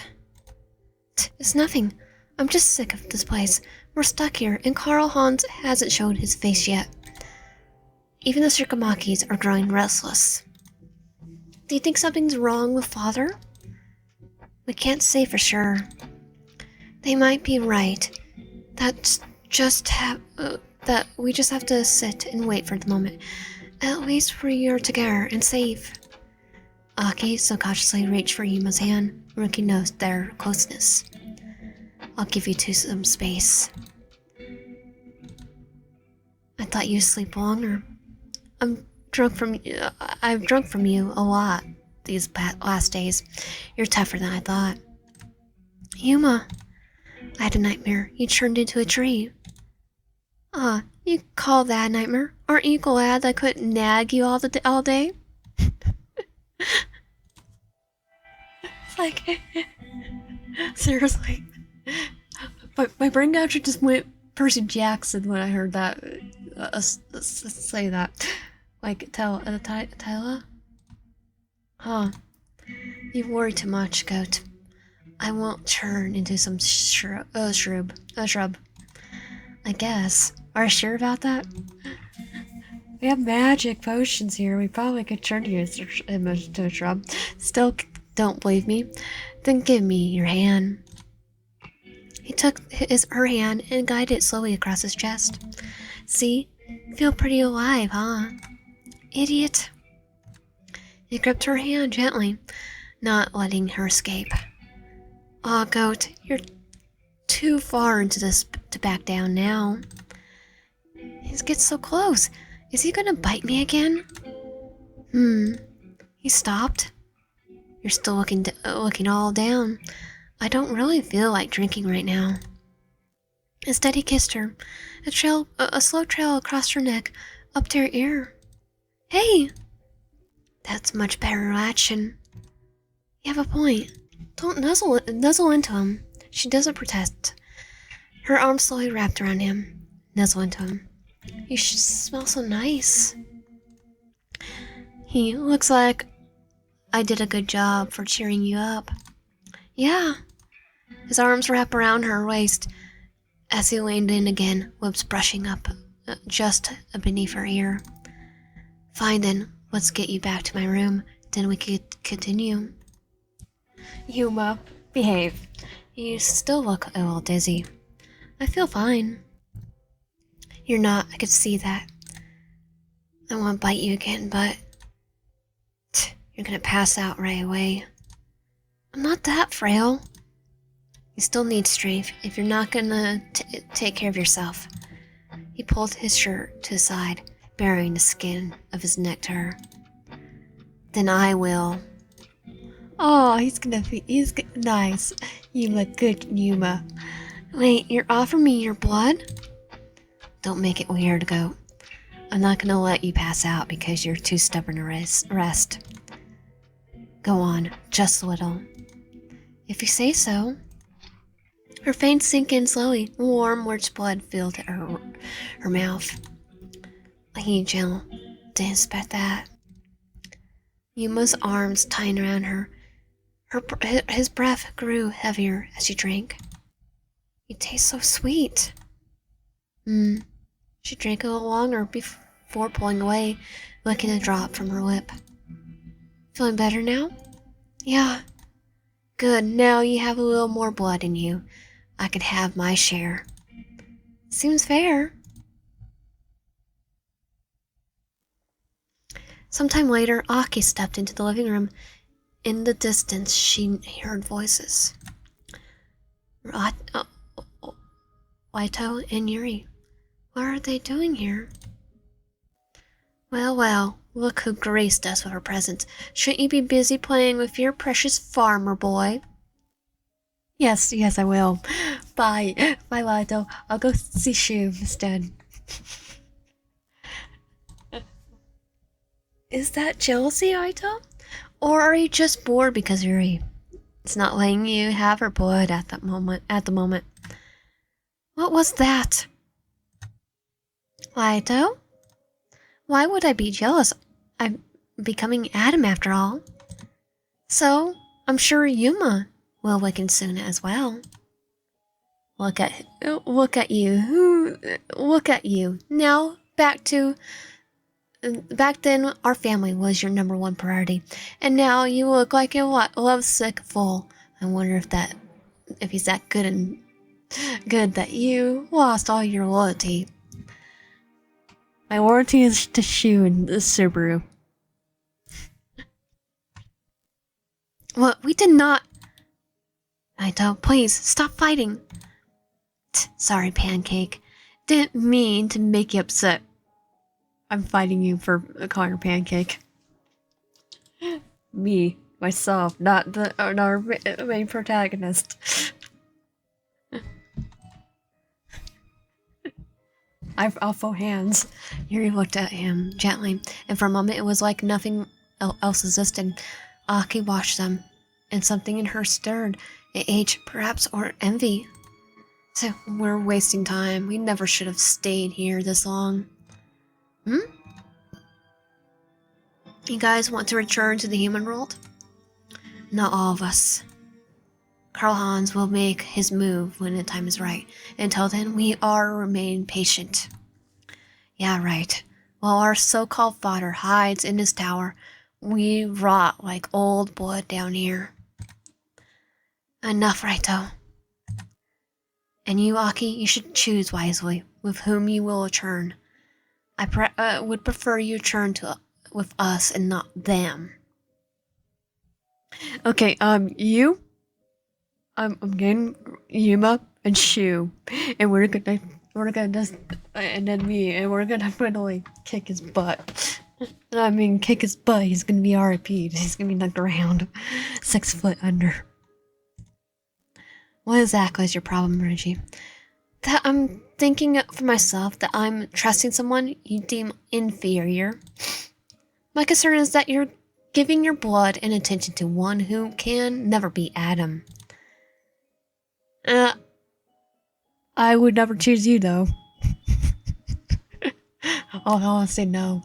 I'm gonna do his route, but I want my revenge for Shu. I also informed father about my research. I'm sure he will see that it's better to abandon the Murakami's brothers. No, the opposite will be that you get disowned.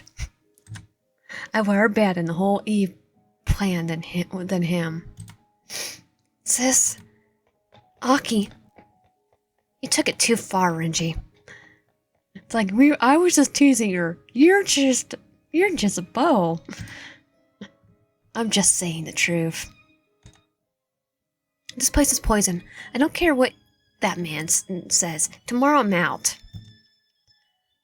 We'll leave once Karl Hans gives the order. Until then, stay in line. I do like him. I just like being a butt to him. Screw you. Screw you. I'm going home. Screw you guys. I'm going home. Sorry, I had to do a South Park reference. I haven't seen Vader since he took me to the Murakami's. Aki's gaze flickered towards a distant tower. Something in her was breaking, like ice cracking under the pressure.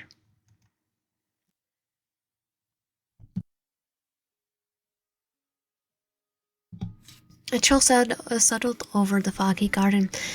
As the moonlight went through the clouds, Aki wandered deeper into Eden's labyrinth, trying to calm her thoughts. This place feels eerie.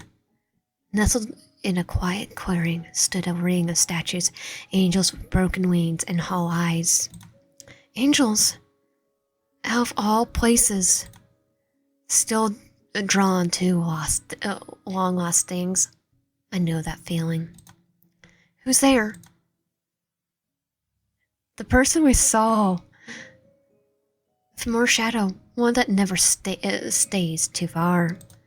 Oh, you. Richard, what are you doing here? Watching, listening, wouldn't believe how loud silence can be when someone starts to wake up. What? You noticed it too, haven't you? The hum beneath your skin, the way your blood doesn't quite sit still anymore. What are you talking about? You're close to something. That's why it keeps you here, why you're not allowed to move too far from the board. You mean your brother, Karl Hans, doesn't control me? But he built the game. And you're the piece that doesn't follow the rules. Nope, I'm just the one that decided, don't know the rules. So screw the rules, I'm doing my own game. And you're just taking riddles again. You're just talking riddles again. Richard, aka the Riddler. Am I? Actually, no, I probably would understand the Riddler more. Then let me ask you this. Let me riddle me this. Why do you think he never told you what you are, and why did he never mention your family? So I'm not a vampire? I assume it didn't matter. To him, everything matters, especially bloodlines. He made his plans decades ago, but you don't quite fit. You follow his story, yet your melody is off key. Then tell me the truth. Truth doesn't come so easily, but I can show you something. There's a room in Eden most never see, a place that reflects more than just faces. Richard turns his coat, brushing the frost-dusted glass, and began to walk towards the narrow path between two crumbling angel statues. Follow me if you want answers. This could be a trap, but I need answers. Especially if he's saying we're not, that we don't know what we really are. Are we a vampire? Aki followed him inside. After what felt like an eternity, they arrived at an old wooden door. After you. What is this place? I brought her to you, just like you asked. I think we shouldn't trust him. Actually, I definitely know we don't trust him. A face? Wolf. We can finally talk to you. Wolf? How do you know my real name? You don't remember? We already expected something like that. You see, Karl Hans is behind your memory loss. Actually, kinda figured that. Wrong. I lost my memory before I met him. How dared they try to badmouth my father? Now, one last time, who are you? We are your last remaining family. If you want to know more, let Mertez bring you to us. Mertez? Of course. You can count on me. Did he give them a false identity?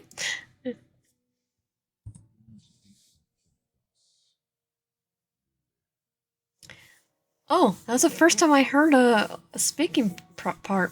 Don't disappoint us, love. I can't hear voices.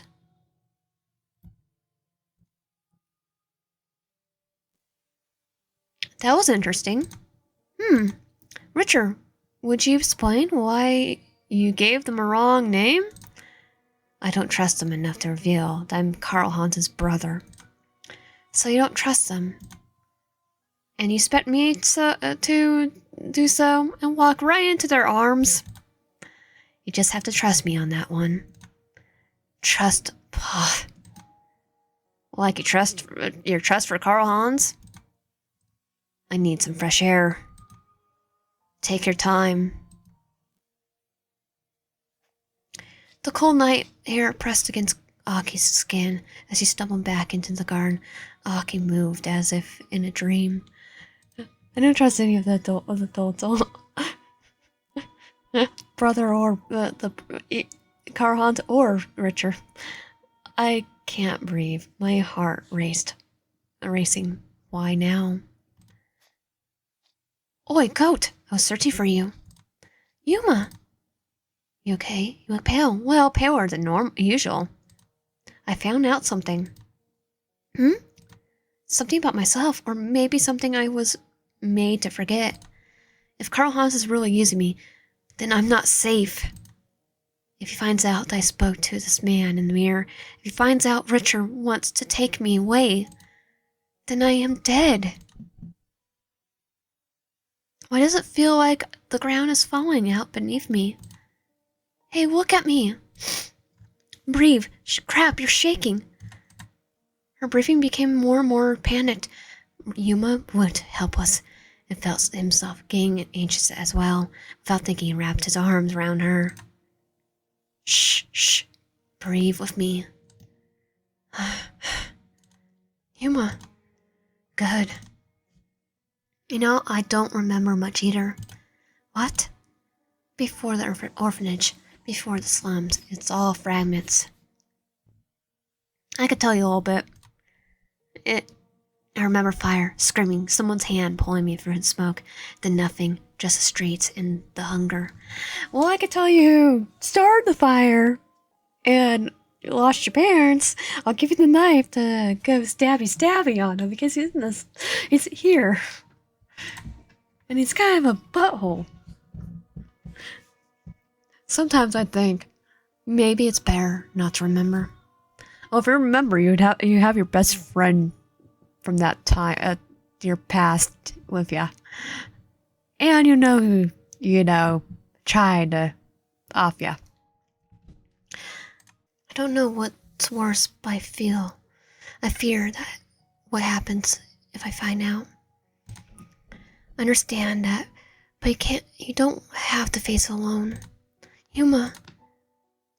Suddenly a faint noise echoed from behind them, before either could react. Yuma quickly turned around, stepping protectively in front of Aki. How sweet. I didn't mean to interrupt your little trauma bonding session. Richard, who the heck are you? Just a shadow of her past, or maybe her future, depending on the choice she makes. Not now. I can't. But you must. I will leave soon. Stay to Eden. Be the Eve Carl Hans shaped you to be. Or come with me and finally meet your real family. Family? Goat, what's he talking about? There's no hiding anymore. Yuma, that's why I want to tell you. I think he really knows who I am, where I come from. Yuma stepped closer, placing a firm hand on her shoulder. Then let's get things straight. Wherever you choose, I'm with you. If you stay here, fine. If you go to meet those people, your so-called family, I'll come too. And if they even try to hurt you, to say I'm not above burning down their house. I mean, I already have spirits. It's like turns around, Orangey. I know. Yuma. Or Orangey. Orangey. Yuma. Touching, but just words. Time's up, dear niece. Make your decision. Who am I supposed to be? Well, or go with Eve first, and then we'll go with Eve. This is all too sudden. I will stay here. You're making a mistake, Aki, or rather, Lilith. Richard suddenly grabbed her arm, his grip rough. Let go! Back off! Touch her again, I swear, your grip breathing near her. You regret this, both of you. He's gone. I didn't expect you to be so protective. Whatever would I do without you? I'll be kidnapped by Richard, that's for sure. You would probably burn the world down. You'd probably burn the world down. Maybe, but only for you. Let's go back inside. These statues give me the creeps. Really? No, word goat. You're back. Touching by a bush on her face, they had a nice walk. Go. Just saying. We received news while you were gone. Some of the Shurikamakis left. They left Eden? Yes, they returned to the human world. We don't know why, or if they'll return. If Richard forms this guy from the mirror, will they come after us? Come for us? The lunar eclipse is gone in the human world. Maybe it's better to return as well. We thought about it. That's why I've decided to speak directly to Carl Hans. Are you sure? If we want answers, we need to hear it from the source. Stay here. I'll be back soon. Let's get comfy around the fireplace. You two, got very close the last few days. I don't me. You practically glue yourself to him. It's kind of cute though, in a feral, obsessive way. Like a stray cat slowly warming up to head pets. Yeah, the stray cat, the cat's distribution service. Excuse me? She's not denying it, though. Don't compare me to a cat. Oh, fine, appreciating the nickname Goat. Yuma, you're really bad with nicknames.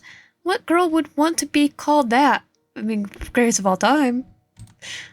Oh, what? She's simply the greatest of all time.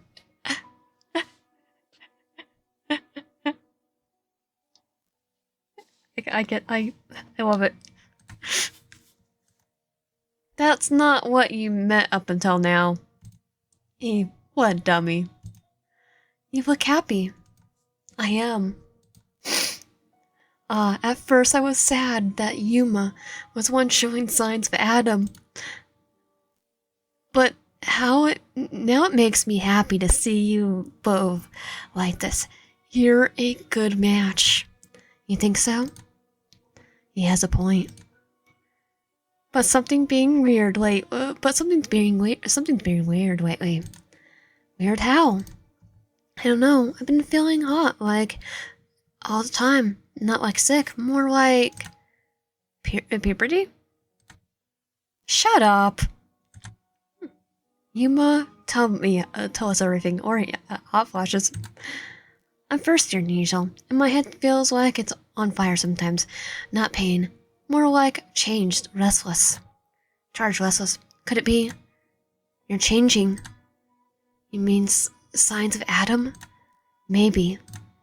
Time will tell. Yuri and Yato also took a long time, right? Compared to them, it worked kind of fast with us. I like optimism. Rook is still gone. He should have been back by now. I don't like this. If Karl Hans is up to something, we'll go after him. Yeah, I'll search for him. Not on your own, sir. I don't need a babysitter. I don't care. We'll go together. Fine. The study room, it's open. The book I saw when I was talking to Runji. Runji never believed you could be Adam. Typical stuck-up prick. Yeah, he's definitely stuck up. He's a reason for all your misery. But I do, and the more time we spend together, the more I feel connected to you. Don't get all mushy on me now. But thanks. Rookie, thank God. You were gone for so long we got worried. Karl Hans is not seeing anyone. The guard said he has scaled the throne chamber. That's not a good sign. No, it's worse than that. They also told me the magical barrier is weakening. What? I had a bad feeling too, like something is crawling closer. We may need to leave.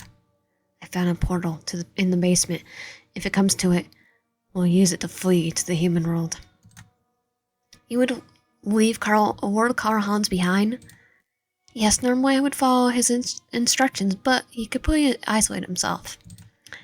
That's why I think fleeing would be the best option, best way to protect my family in the last resort. Oh, turning into a real rebel. Family first. What's us for churn to the others? That night, they stayed together in one room, the fireplace flickering low. Aki lay in Yuma's arms, her back warm against his chest. Theirs looked like they were about to sleep. Can't blame them. The last few days were nerve-wracking. Also sleepy? No, but you smell nice. Ain't that tickles? I'm so thirsty. Yuma, not now. Thought I'd ask. Did you hear that? Those wolves again. More howling than silence. Yuma, stay close, please.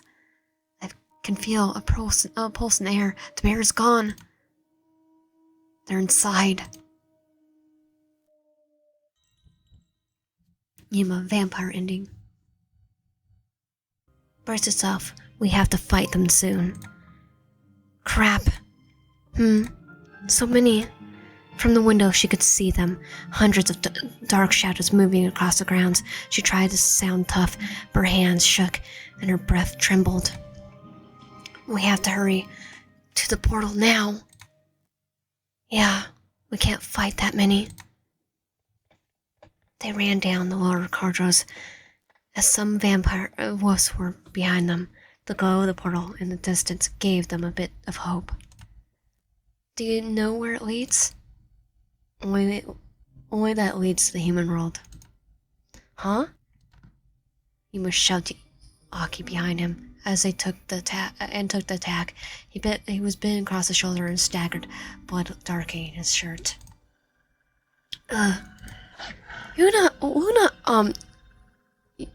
Yuma! He gritted his teeth and kept blocking the wolves, buying time with brute force. Yuma, don't! I won't let them hurt my family. Yuma! You two should go for the portal now. Yuma wrenched his head back, refusing to move. The heck? No, I'm not leaving you guys behind! You don't understand. You and Aki are too important to lose. We cannot afford to sacrifice you. Sacrifice? Yeah, Yuma, stop playing the hero. You and Aki-chan need to get out of here. Aki-san, take care of him. I don't like the sound of that. Aki helped Yuma to his feet. They swayed, pain clear in his face, and he hesitated.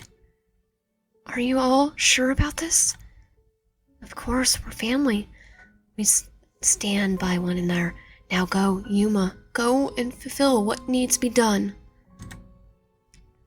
Aki grabbed Yuma's arm and pulled him towards the portal. Yuma, come on. We don't have much time. I can't. As it was launched once more, someone shoved them forward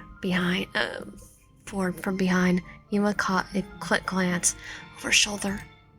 Rookie stood there, sad smile on his face, and Ko and Yusa braced themselves against the coming horde. No. The portal closed. Was that Rookie's doing? Crap! He punched the ground, where the portal once was, again and again.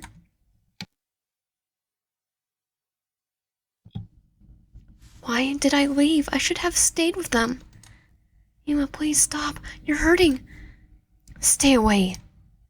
It's heavy, dangerous. What is that?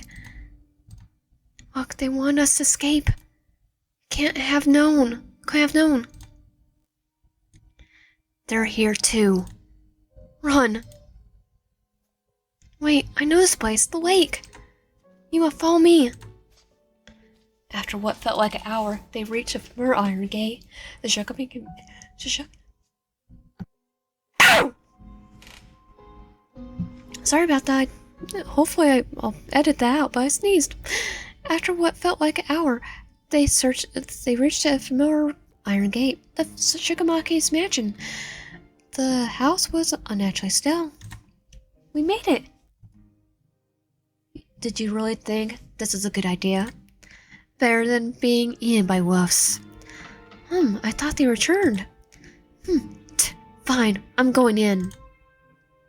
Aki, wait! Yuma followed her through the dim corridors. Everything felt wrong. Rookie said something of the birds returned before the attack, but they're not here. Can we stay here just for a while? You're exhausted, huh? Yeah. It feels off. If they were here, if it was Subaru or Aito, maybe, but I don't trust Reicher. He can enter the house. This house. Was it gonna be like you could have to be invited in? Because I think you're gonna. Yuma, do you trust me? Of course. We could take the cars and flee, just the two of us, somewhere safe. At least until the nightmare is over. What car? It's like... They probably will have a Tacoma, Kentucky Hilux. I would want Hilux. Aki-san? Aki?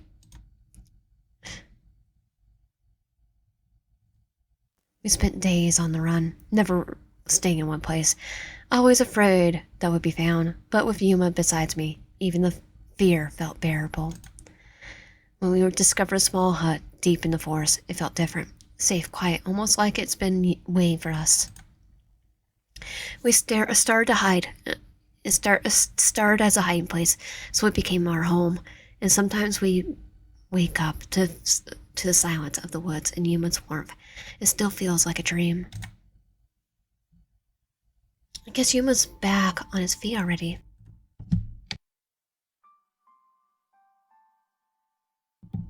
He stretched and noticed a bruise on her thigh. I told him to be more gentle. I will scold him this time. I could hear wings. Is that a bat? And they're familiar? A small note was tied to the leg. It's still unmistakable. She quickly untied the letter and opened it. Looks like it's finally safe. They're finally safe. I should tell Yuma right away. She found him just below the garden, beyond the garden, dirt on his hands, sitting beside the sapling. Yuma? We got another one from Rookie.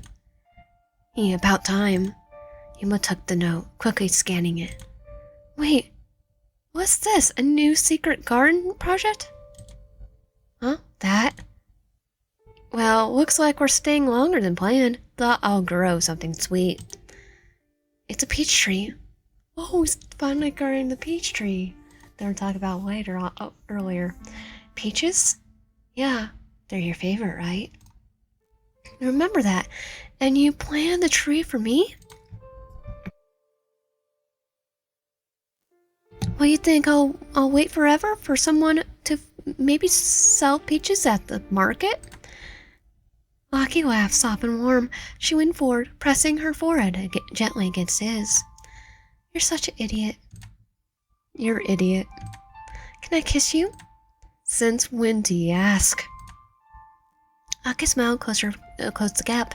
Their lips met next to the little peach tree. You're lucky. I'm too tired to drag you back inside. We just got up, you miss. And stop stop waking me up looking so damn kissable. Oh, maybe you're just weak for me. Without warning, Yuma gently pushed her aside, and they both landed on the soft grass, laughing. What now? Screw it. No, what? Screw it. I'll just take you right here. Ground's soft enough, and no one's watching. Yuma, are you insane? What? Nature's romantic. Shut up. Nah, not when you looking at me like that. This is gonna bite us. Yuma, I love this. Us here, like this, and I love you. Okay, well, this time. I want to find out about my past. Please take me to them. As you wish. Alright. Do we go now? Yes. I bet my brother already knows my presence. Under the covers of darkness, free shadows slipped through the Eden's ancient corridors. Aki followed Richard through the forest, Yuma at her side. They arrived at the ruin of the forest. Aki hesitated for a moment as the light suddenly swirled in Richard's command. Then Yuma and her followed Richard through it. Welcome to Ban Maiden. This place feels strange. Aki felt Yuma's hands tying gently around hers. He didn't speak, just gave her a steady look. He's here. I'm not alone. A long hallway stretched forward. The three vampires slowly walked towards the end. The further they went, the clearer the throne became, almost hidden in shadows. On the seat, cloaked in the shadows, sat a tall man. His hair was long and pale as snow. His golden eyes looked just like Aki's. Wolf stepped forward. Oh, we're. Now I know what we are. We're a first bred. Left step forward. She reached behind, grabbing Yuma's hand again, and pulled him forward. I still need to play the game that they are in. I have every single game, and I'm planning on it after I manage to get full translations to play. You stay with me. Getting cold feet? He wasn't supposed to be here. I bring one of Carl Hans's dogs to our doorstep. I'm nobody's dog. I asked him to come with me. Tell me who you are, and why you think Carl Hans is involved in all this. Come. This mysterious man led them into a grand room lined with ruined portraits, torn canvases, dust-covered frames, one large painting, damaged, still hung in the main hallway. The main hall. The royal family, main family of the founders. They showed the wolf couple. The queen's face was nearly identical to Aki's, the king proud and cold. And 3 children, a boy with white hair, another with pinkish brown, and between them a little girl, standing a bit taller, with her hands on their shoulders. King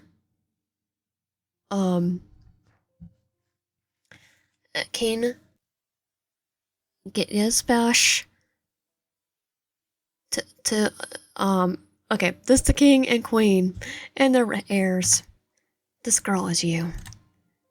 No, wait, a founder? I heard this name before, from the book in the basement. Founder or First Bloods? A low growl rumbled behind them. A massive wolf stood in the edge of the room, golden eyes locked on Aki's. Wolf, where did it? It doesn't attack. It lowers itself to the ground, head bowed low. Reminds me, when another wolf came to the mansion, it didn't attack either. Nissan, you don't seem scared of me. Nissan? Do you remember me? Before she could react, the wolf's form shimmered, turning into a young man. You're Shin, your younger brother. What the heck is this? What the heck is this? My brother? And I'm your brother, Carla. The children of the painting, in the painting. You don't remember? Don't remember? No. For centuries, we founders were trapped here, sealed by Carl Hans. Only the recent lunar eclipse crossed both demon and human skies, weakened the barrier enough for us to escape. But why wasn't I here, if I'm your sister? We don't know for sure, but the night our mother, who was usually bedridden, was found dead in the garden, you vanished, along with that servant. Servant? A man with blonde hair. He vanished the same night. We think he helped her break the seal, and just enough to push you out.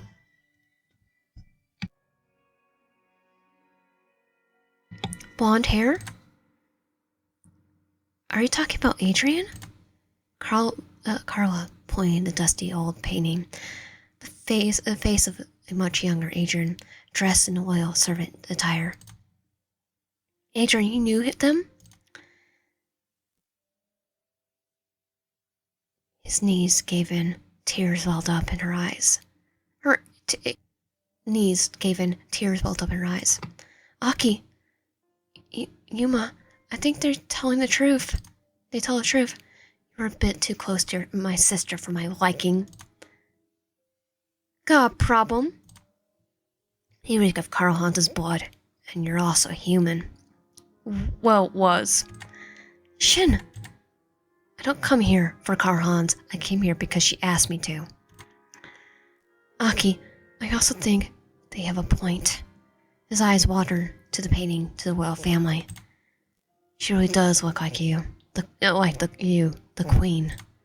Yes, she looks tired, even in paint. Like she knew something terrible was coming. Did she really die that night to save you? If she truly was my bar, I want to know where she rests. You wish to see the tombs? I want to honor her and maybe understand. It's not a pretty place. You might regret it. So be it. Follow us. The walls grew colder as they descend to the winding stone stairwell beneath the place. Torches were casting flickering shadows on the moss-covered walls. There seemed to be no end to the path. So many. Her feet moved on their own as if they were answering a call until she stopped in front of the old, detailed stone coffin. The cross of her neck began to grow. Aki, what's this? Why does my heart ache? Aki! Her knees gave way. Yuma rushed to her, but before he could reach her, she held onto the coffin and... No, Aki. My name's Lilith.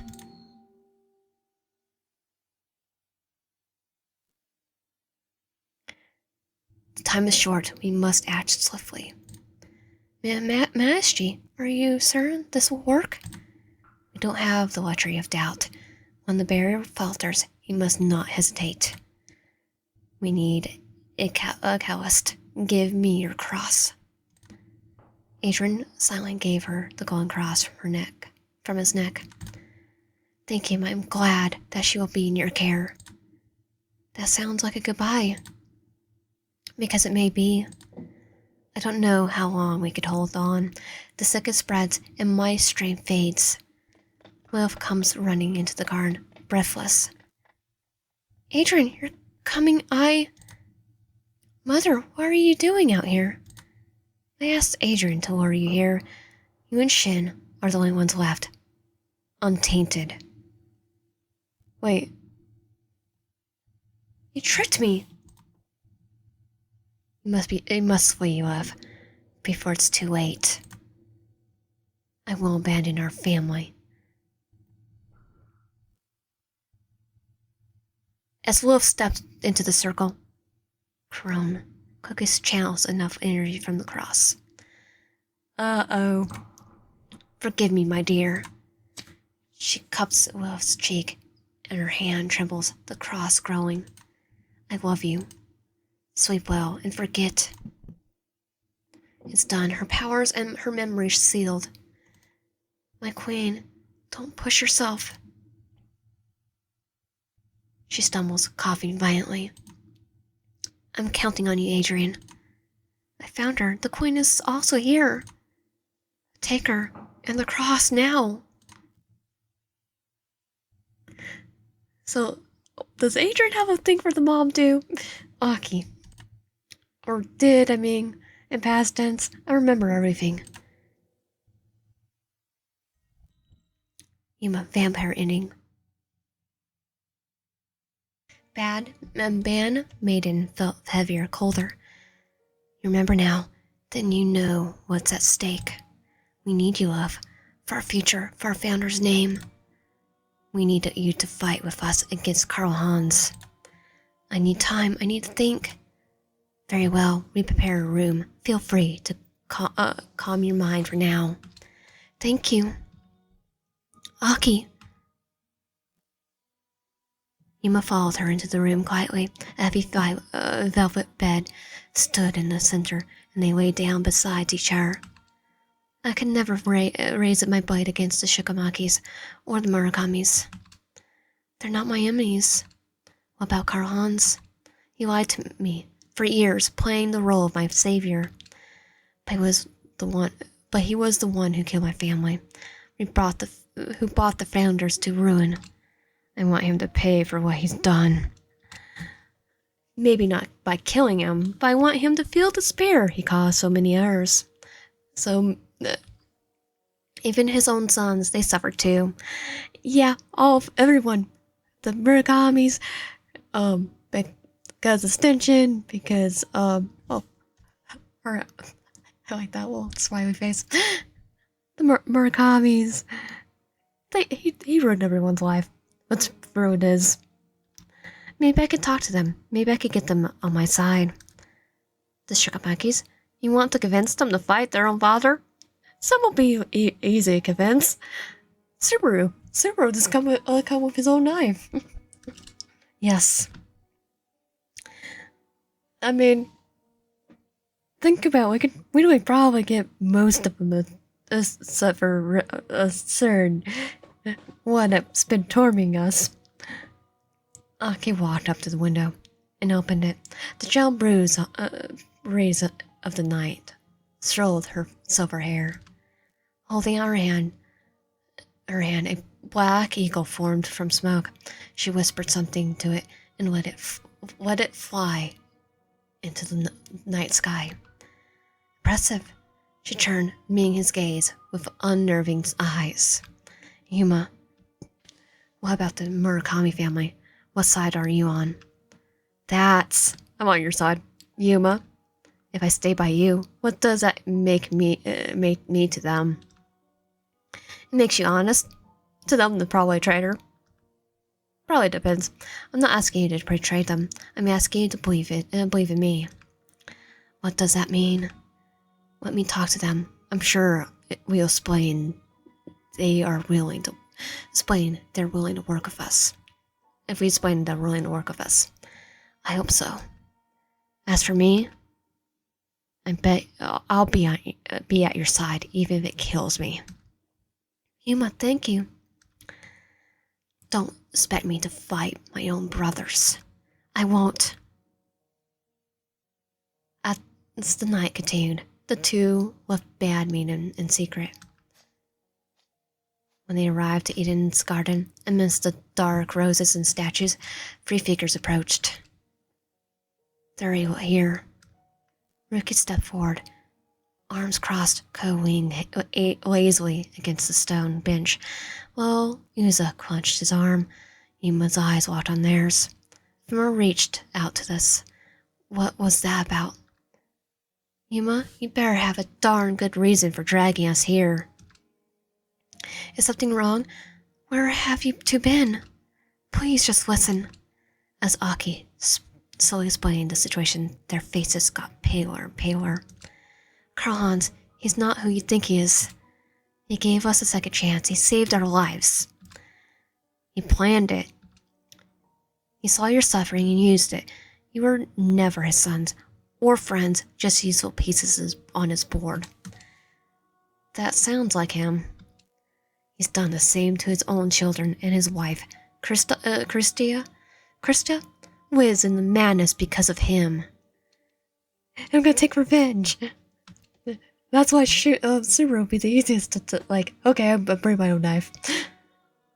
Uza took a slow step forward, eyes gentle.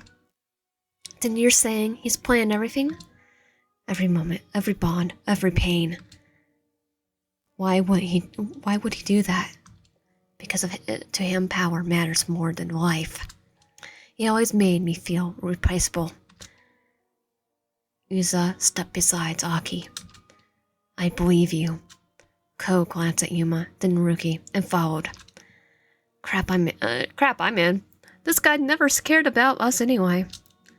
He gave us everything. Ruki, he gave you a cage and called it freedom. And I understand, I was full too. But now I want to stop him before he breaks more lives. Ruki looked at Yuza, then Ko, and then Yuma. He sighed deeply, and the first time he smiled. You're persuasive, Eve. All right, we'll fight with you. Thank you. Thank you so much. Thank you, guys. Now, we'll just have to talk to the Shikamakis. Oh, let's get Subaru on it. They left. Left Eden? When? Why? Yesterday, I don't know why. They said I'll send a familiar to the human world. I hope it reaches them in time. Anyways, knew they were cowards. Aki brought the Murakami brothers to the bandmaiden. Carla and Shin stood at the grand doors as they approached. You intended to let them inside our ancestral hall. They were Carl Hans's tools for so long. They are our guests and our allies now. Speak to them with respect. No way. It's bad enough that you let this tall guy in. Are you certain they're ready to fight Carl Hans? We came here of our own free will. We stand with Eve. Very well, then we fight together. Well, Nissan, are you serious? If you freely fight with us, why not? We could fight him on our own, maybe, but why risking a defeat when we could increase our forces?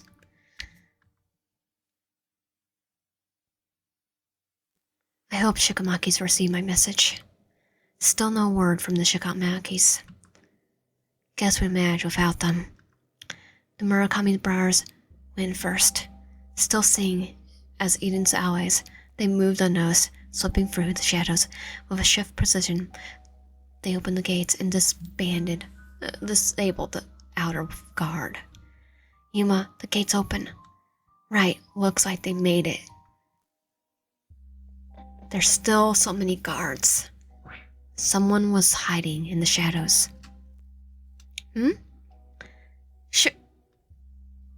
You're insane, trying to take him on? Subaru, come on, help us. Subaru? Don't get it twisted, I'm not here for you. I'm here for everything he ruined. For my mother, for us. I knew he would be the one that would destroyed. I love Subaru.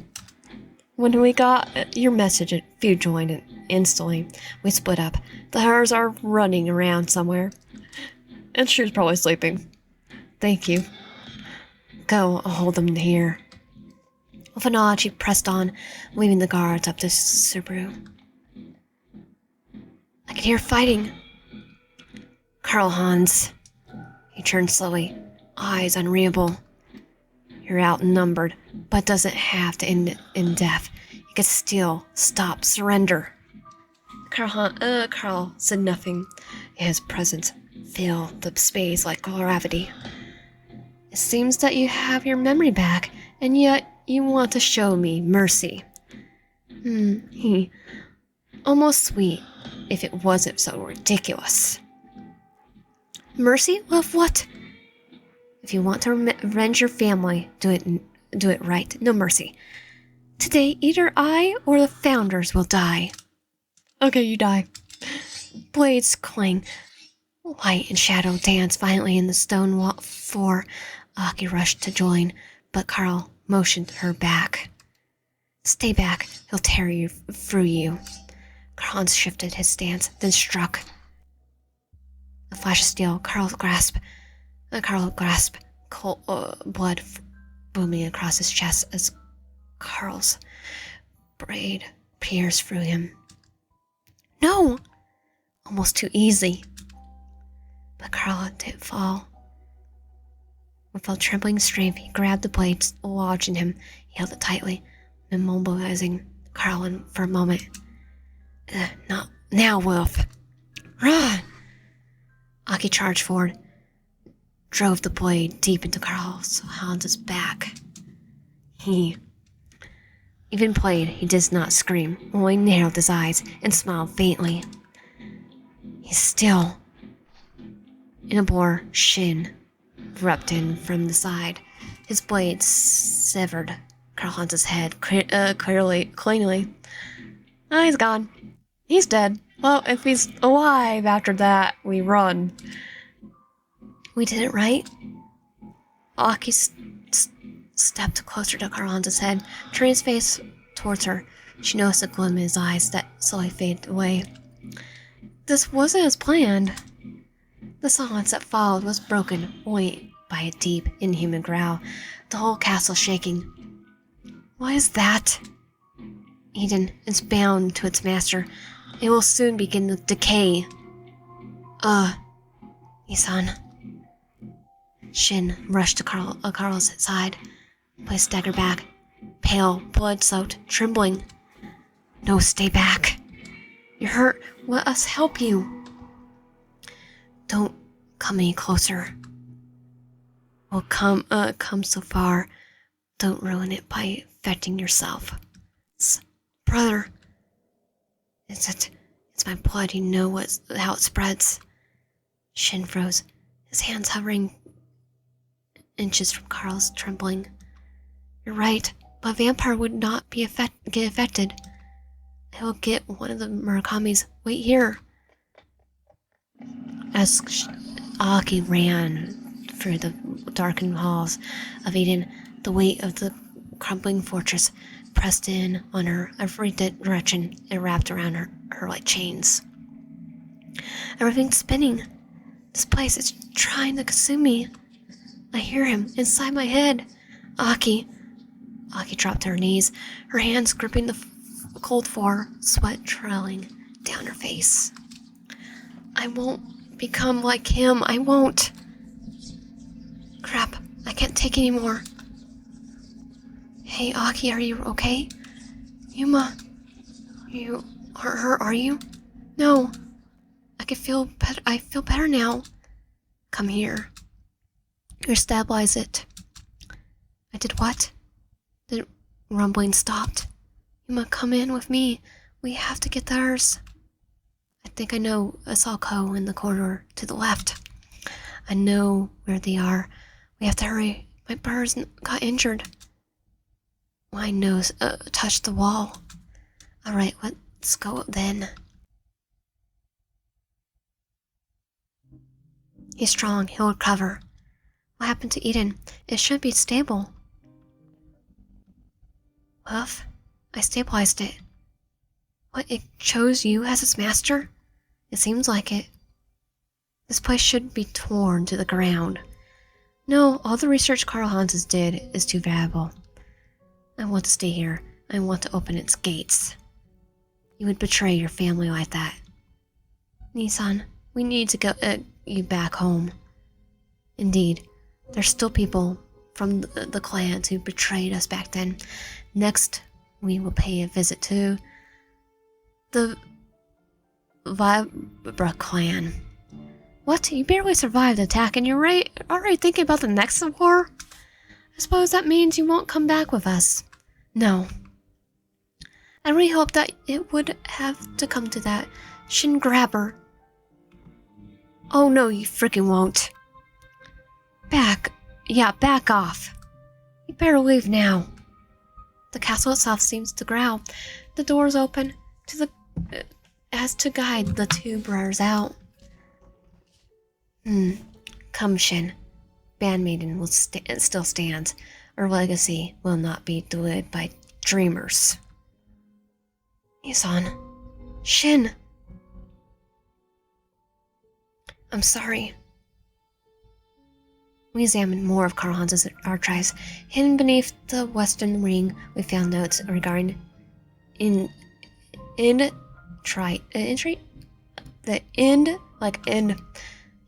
usable? Potentially. His early research mentioned genetic markers. He was trying to isolate the dormant strain. Yeah, that sounds like him. Praying God until it blew up in his face. But if he got that far, maybe we could finish it. If there's a cure, I want to find it. Maybe I should inform Carla. He deserves to know. He'd probably yell at you for being soft again. I'm getting used to that. Any word from the Vibra clan? No hostility so far. It seems your brothers haven't moved against them. Perhaps Alspet. Or they're too busy sulking in Bandmaiden. Shin looked sad when they left. Yeah. Well, screw them. We got weird little cancel now. Yeah, it's like a dark fantasy version of brunch. Okay. He's funny. maybe we could get cool cloaks now, or maybe a secret handshake. This is a fan club, Ko. I'll pay good money to see Rookie try his secret handshake. Do you ever take anything seriously? Only her. You're doing okay. Better now. Thank you for not letting me fall. I always catch you. Get a roomie too. First, we have to finish our meeting. Even in mid-war, bloodlines and burdens, this is a family we're fighting for. So I'm gonna end here for today. If you like my content, please subscribe. It'll help a lot. Comment down below. See you guys next time. And in the comments, let me know if you want me to do the rest of the endings. I did only 2 of them so far. And I'll see you guys next time.